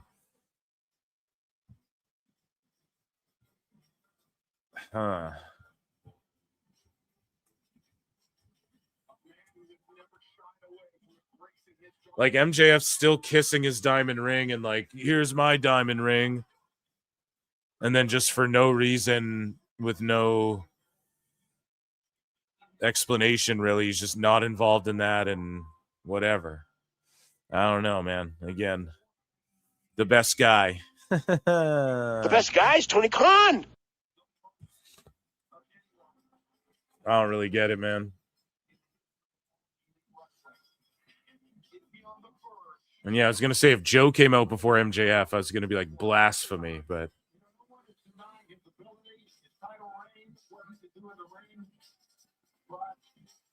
As soon as that music hits, I'm thinking, here comes Ego Boy.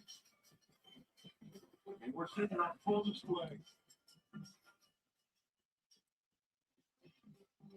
and for some reason, like the music audio isn't lined like the music is being picked up through, and this has been a thing all night where the music is being picked up and the feed to the people at home is like just like a hair off from the arena music that it's also picking up. You guys notice that? Or maybe they're just letting it feed through the arena and it's like echoing. I'm not sure what's wrong with that, but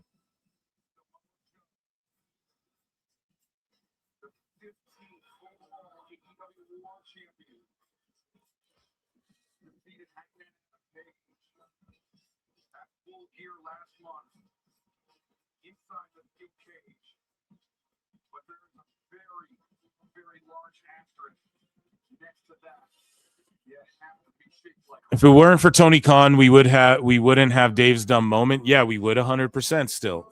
Or Sicko segment. Yeah, it would be called something else. If it wasn't for Tony Khan, the Sickos wouldn't exist. We'd just be making fun of people in the IWC.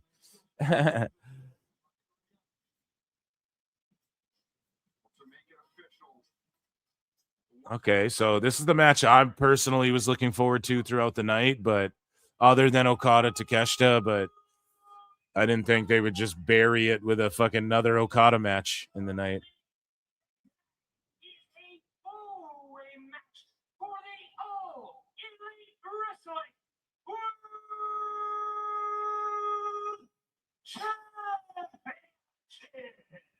I don't know, man. Do you guys like Justin Roberts? I just think he's not my favorite ring announcer, that's for sure. He's not bad or anything. He just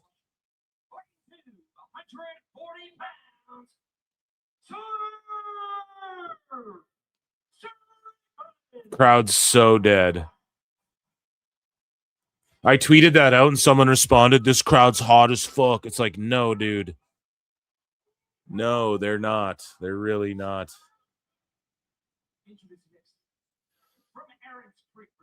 So, like, what time is it in Chicago right now? 10:38. Okay, so that's what time it is here. So yeah, this pay-per-view goes till 11. Why didn't they just leave that mixed nuts match off and then have the finals? Like, that would have made the card way better. You also didn't need that FTR match, but I guess whatever. They're kissing bums, so.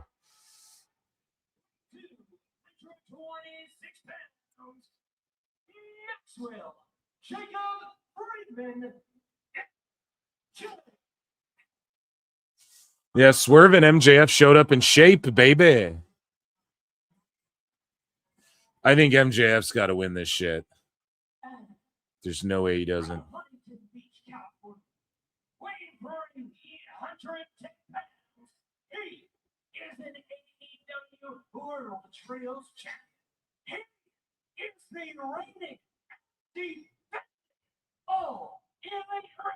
Yeah, Justin Roberts is going off right now.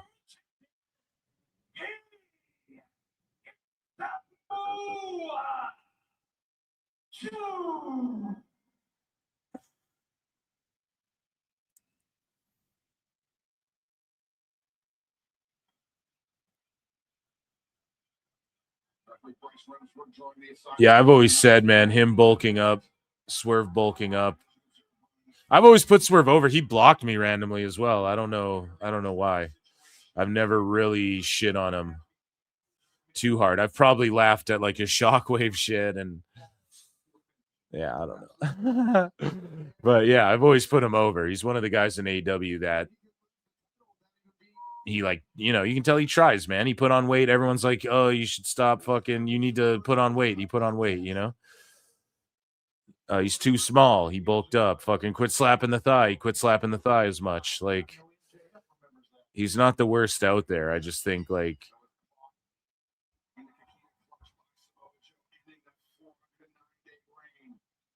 I don't know. I'm okay with this, though. Mixing it up with a little four-way. Like, you gotta...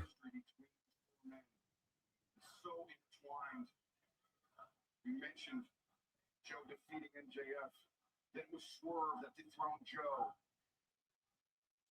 And after that, Swerve... It's just funny. Like, where's the four pillars?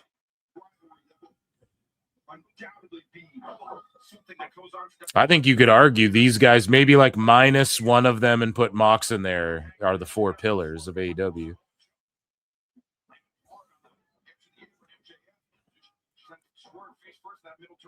Okay. Fallaway slam. Boom. Kip up from Hangman. Dive to the outside. Lands right on Joe's head. Clothesline. It's just cooked. The only thing that's cooked is that this is MJF's return match. It's just like, you're in a four-way, which is fine. But again, it's like about other guys. It's about everyone else shining. And then you just kind of like dampen the impact of his return a little bit. Because like everybody's got to get their shit in and look good in this. And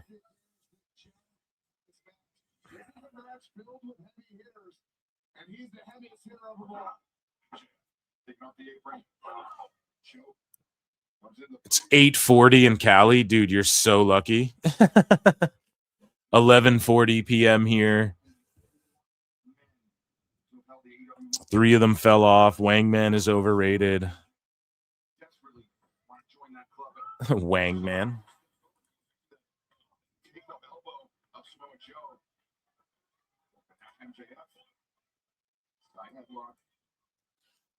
Oh, did I put a poll? Yeah, let me get a poll in there. YouTube.com/@ProWrestleClips. Come and check out one of Phil Mark's polls. Pause.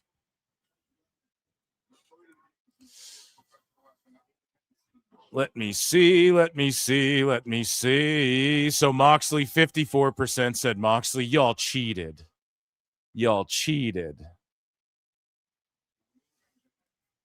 Let's start a new poll. Who do you think wins the AEW World Championship Fatal 4-way match? Samoa Joe.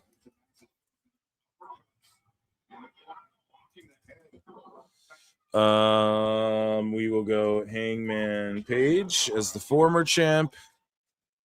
Swerve Strickland or MJF. You guys vote. Who do you think's going to win? I got MJF just winning it. It's like Dave Meltzer says, sometimes the obvious thing is the right thing, Brian. The obvious thing you got to do is, if you studied and learned, you would know that the obvious thing is the thing you're supposed to do, Brian.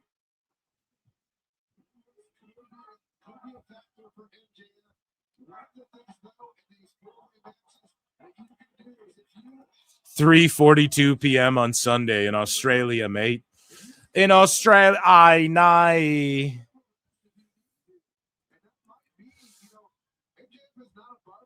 Well, you know something, brother. Well, you know something, dude. I went to Australia and Japan, dude. And I wrestled 400 days, brother. I traveled backwards through time, Jack. So fucking Hangman flips, smashes faces with MJF and shit. and fucking completely misses the moonsault like a goof.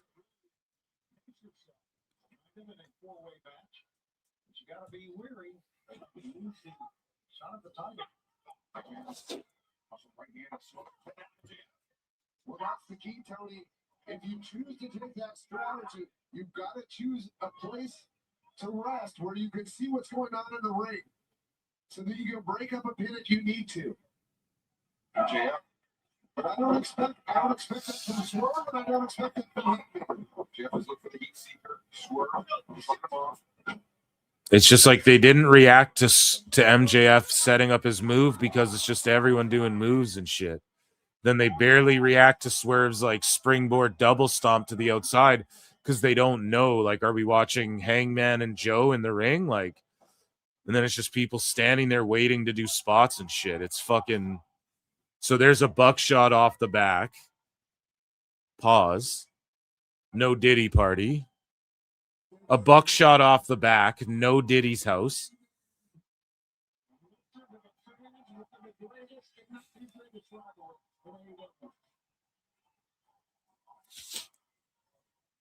Have you ever seen a more violent rivalry than between these two men? A history written in blood.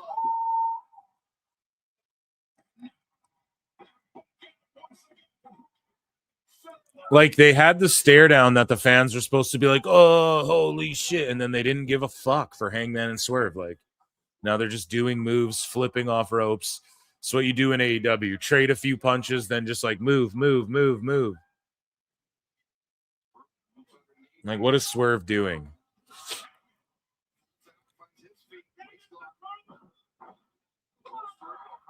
And then this fucking goober referee jumping 8 feet in the air.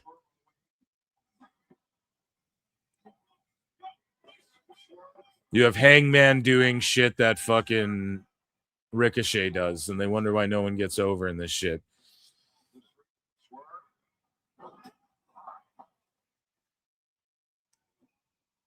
So Swerve just hit Hangman with his own move. The axe driver or whatever.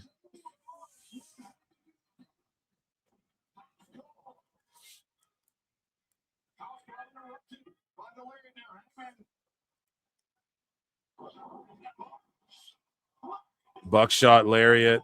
Oh my God. Did you guys just see how Bryce Remsburg jumped in the fucking air to make that count? Oh my God.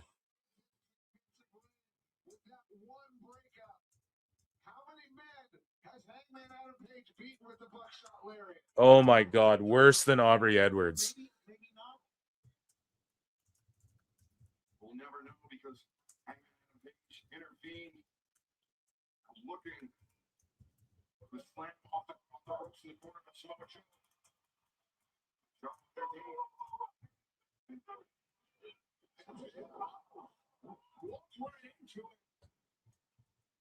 A 3-for-1 for Samoa Joe. Why? Like, why does he need to jump that high? The crowd's so dead.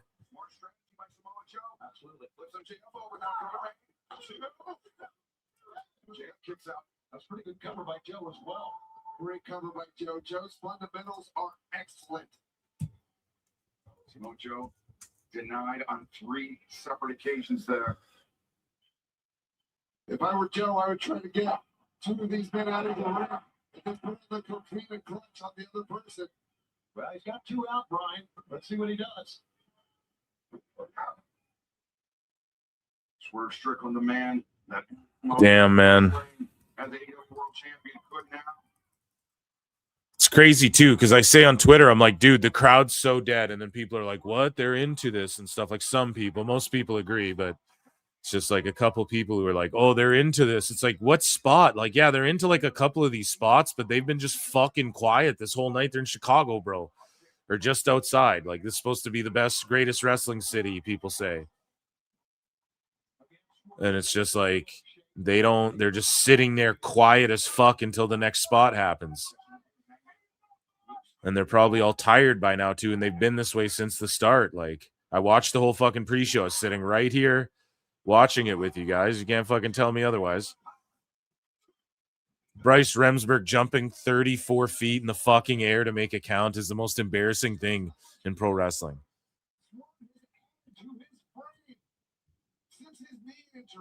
Crowd's been dead the entire night. From the beginning on, they're just dead. Look at, there's people in the front row stretching. They're just dead, tired. Everyone's sitting down. They're so dead. Listen, if you guys are watching, like, they just go, oh, to each move. That's all they do. Then they're just dead silent in between everything else.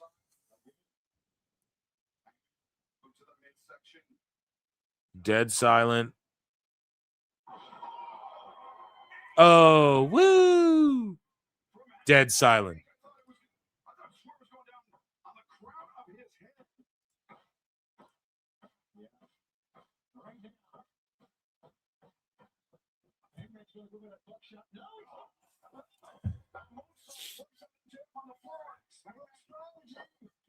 Okay, buckshot, ducks under, pop up, sit out bomb.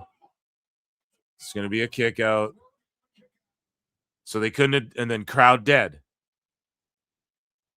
'Twas the night after Christmas, and all through the house, and all through this arena, not a creature was stirring, not even a mouse. Like, what the fuck, man?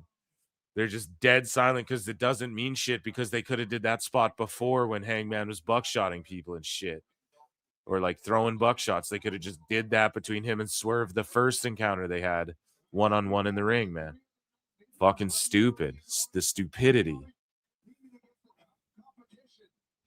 Crowd's just dead quiet.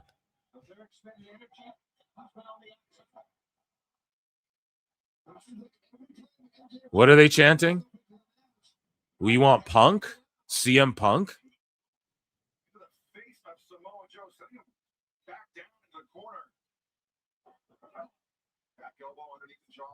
Were they just chanting CM Punk?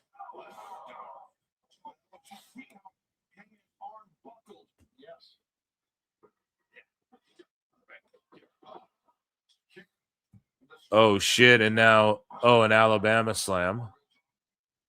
It can't just be like Alabama Slam cover. Fucking do all this shit all the time.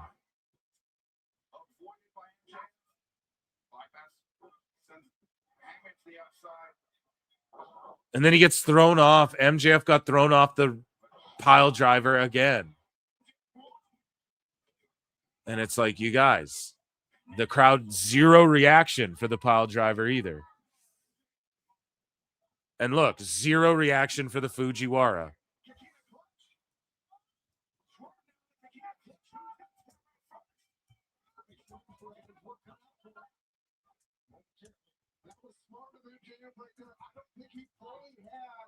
The salt of the earth on Hangman Adam Page. And Samoa Joe has a Kakita clutch fully locked in. Yeah, did a great job, Brian. You were right on top of that one. That was a great move by MJF to break up that. MJF preserving his hopes. And then there's like 10 marks going, he's our scumbag. And then 10 other marks going, no, he's not. Like, are you fucking kidding me, chat?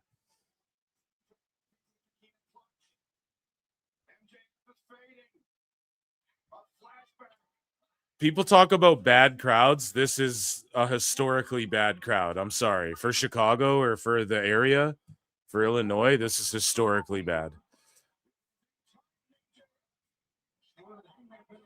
And look at Bryce Remsburg is the most, he's worse than Aubrey Edwards, guys. He's worse than Aubrey Edwards. Did you guys see that clapping? Two! Like, he is the worst referee I've ever seen in my life. And I'm sorry. I know I have friends that are friends with him, but I just gotta be honest, okay? I'm sorry. That is the fucking truth. Roll up. Look at this idiot jumping in the air. Oh, my God.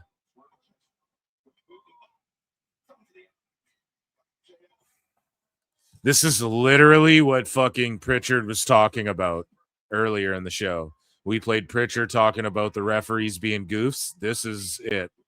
Yes, guys, it's not worse than Aubrey. Bro, watch him right now. Watch him in this fucking match. Get a fucking pirate ship link, nordvpn.com/ProWrestleTimes. Do what you got to do. This motherfucker is, look at him. He just did a running 1 foot pivot halt. Did you guys see that? He just did Sonic the Hedgehog. Oh, I'm running so fast, cartoon character. I have to stop myself and I'm hopping on one leg. Whoa, Nelly. Are you fucking kidding me? This is the worst referee I've ever seen in my life with this overacting shit. I said this a long time ago. He's worse than Aubrey. Fucking crazy that he just did that. Whoa! Whoa! Skipping on 1 foot.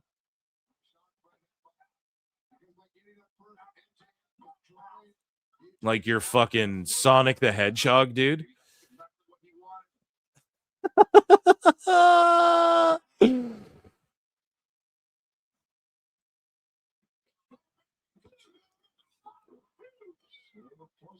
He just offends me greatly. Sorry, it's subjective. Whoever, if you think Aubrey's worse, she's worse. I'm just saying, dude, this guy fucking watch him. It is so distracting.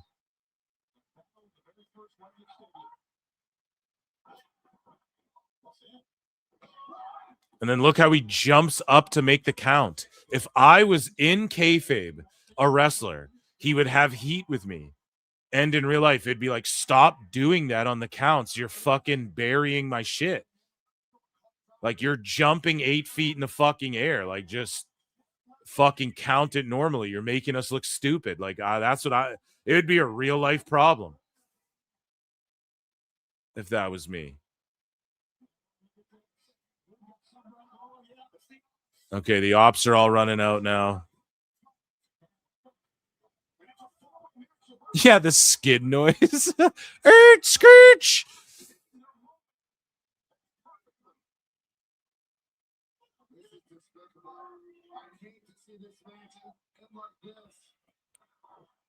Muscle Buster. Oh my God. Then look how high up he is on the false finish. So it doesn't look good because you're 10 feet in the air by the time Hangman kicks out because he expects you to count like a regular person, not jump 4 feet in the air. So it just looks like a fucking, it was a 1, 2, like a barely even a 2 count by the time Hangman's kicking out, and you fuck it all up with that shit. Seriously offensive. Now just a bunch of fucking idiots running in like, ugh. And then someone's going to cheat even though you saw a guy poke eyes and shit and you didn't care.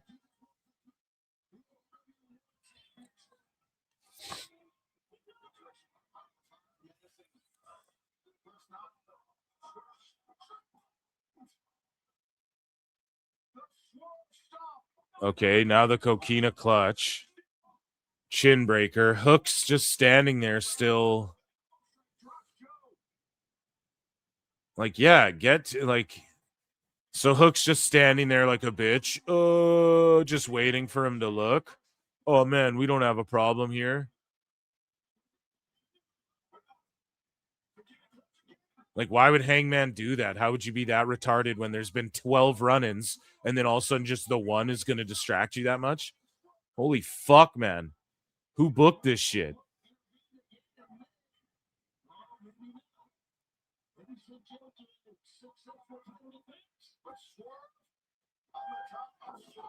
Oh, that was a nice swerve stomp on Joe. Hangman just fucking rolls out.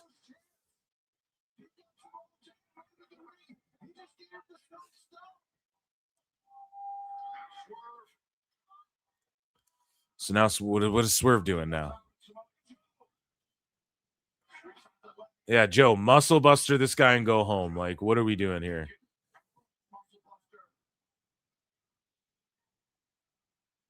What is Joe doing? He's going to, like, DDT him off the top, or?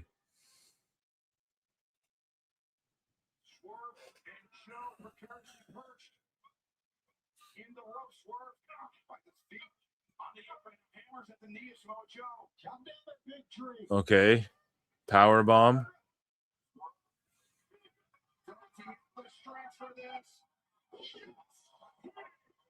So a big power bomb on Joe from Swerve. He's going to hit the stomp, then MJF's going to fucking... So he's going to swerve stomp him again. Yeah, see? MJF creeps in, pushes him off. And then there's going to be one extra shit with Hangman. Oh, a big boot. So Hangman's setting up the buckshot, but still, like, MJF will sneak in and win it. Watch. So he's got to hit Joe with the 2 buckshots to knock him over. They've kind of established that. Joe can eat a few of these guys. Okay, Hangman, no, you're not pumping up the crowd. You're trying to win the world title. Like, fuck. Oh, and then MJF runs in, nut shot, the DDT on Joe. Yeah, it's just the most obvious booking. It's the most obvious booking.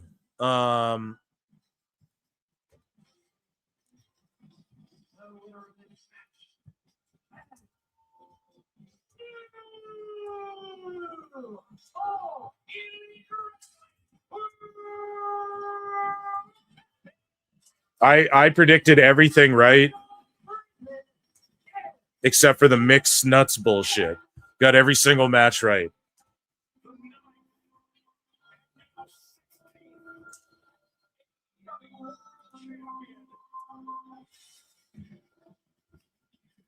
He played the long game, but he played it masterfully. He did. I mean, if you saw Swerve Strickland pushing him off the top rope into the table, the hit of the floor. The Hangman out of eight was giving Samoa Joe the buckshot lands. Remember, it took 3 buckshot lands for Hangman. Yeah, that was like the most predictable show ever.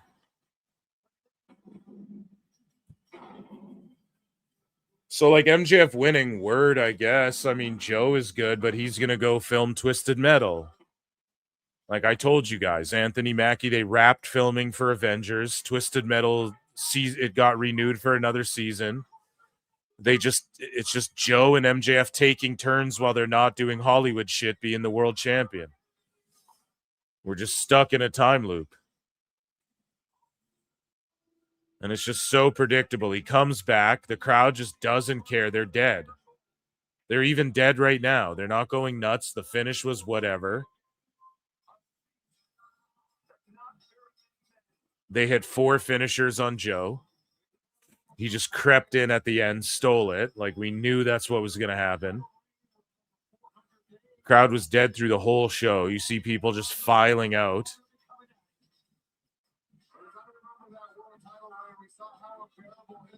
And then they're just quickly plugging matches for New Year's Smash and shit, like anyone cares. Again, I called it TBS title, Monet versus Nightingale. So Monet and Athena won an 8-person tag and pinned one of the tag champs. So they got a shot at the tag champs, and then the tag champs Willow pinned Monet, so that means Willow gets a shot at the singles title. It's fucking stupid.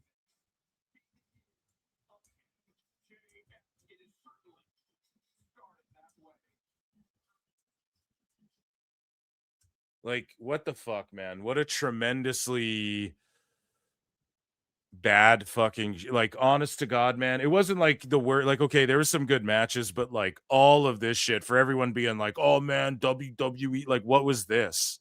What do you call this predictable fucking Mox, like the nonsensical booking?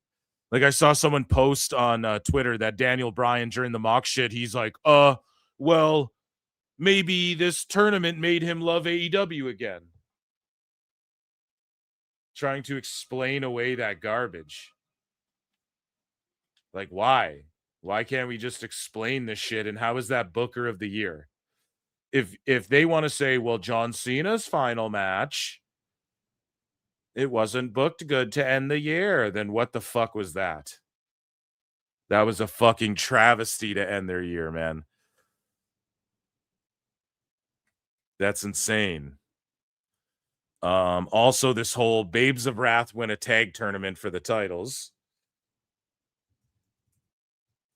Monet pins Willow in an 8-woman tag and gets a shot at the tag belts. Then Willow pins Monet. I got to tweet this out. And gets a shot at Monet's singles title.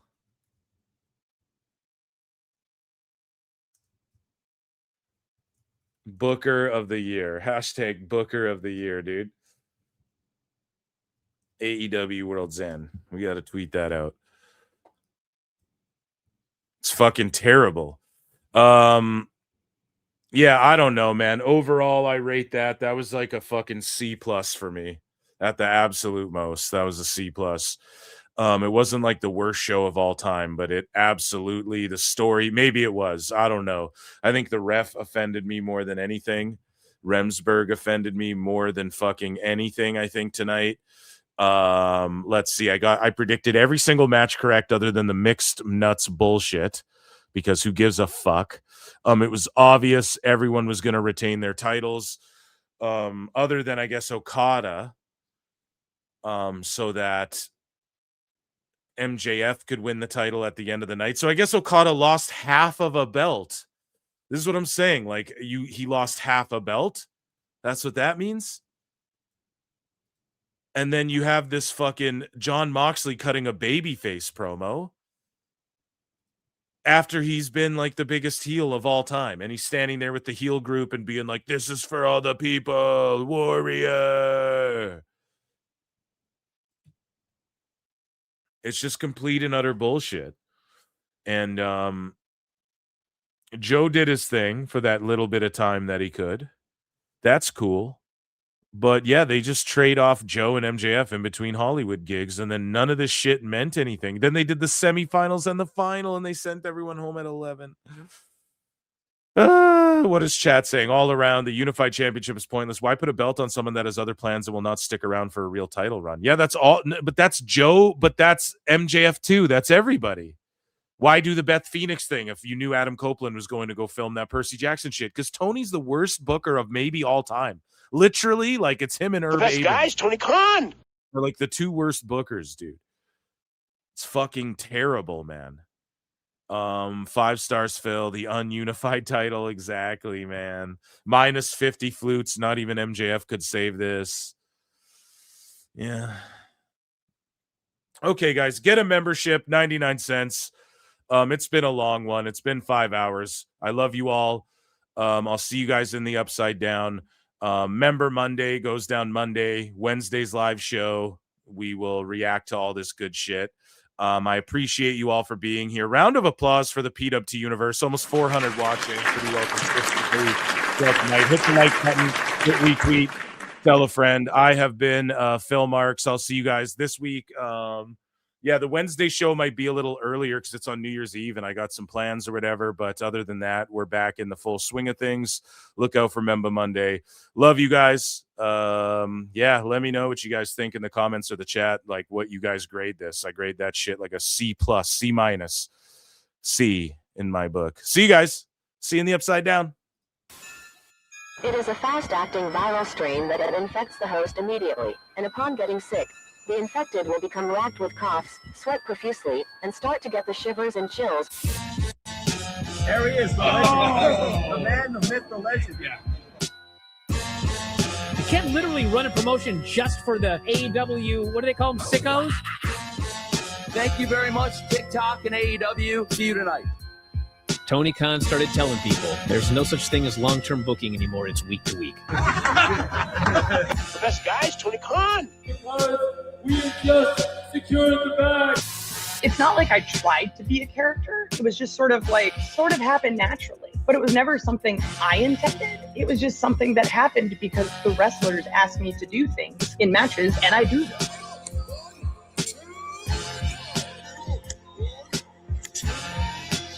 If you run a promotion just for the Sickos, you're going to do 400,000 viewers eventually. Effing melts. You know that SmackDown actually went over and everything? Yeah. You know, What's the point? the point of SmackDown. What are you getting at here? That the DVRs didn't pick it up. Did they not pick it up?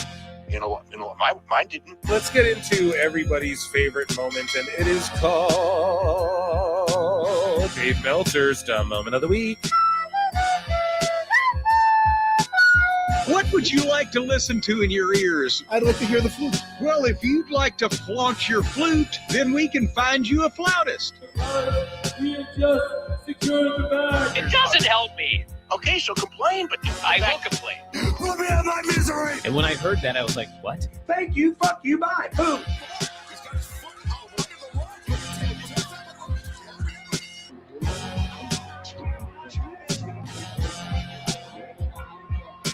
You got to run a promotion for everybody. The Sickos can be the ones that buy tickets first and spend the most money on the merchandise. Because we have just secured the bag. But, like, you got to promote for everybody. Then you'll have a lot of viewers. I think we proved a lot of so-called experts. We made them look like idiots. We're not going anywhere. Tony Khan's not going anywhere. You'll also be there on TNT. You'll be in 2 places at once. You'll be like my favorite movie. Lifetime. This is so great, Pittsburgh. It's not like I tried to be a character. It sort of happened naturally. The best guy is Tony Khan. Keep themselves safe.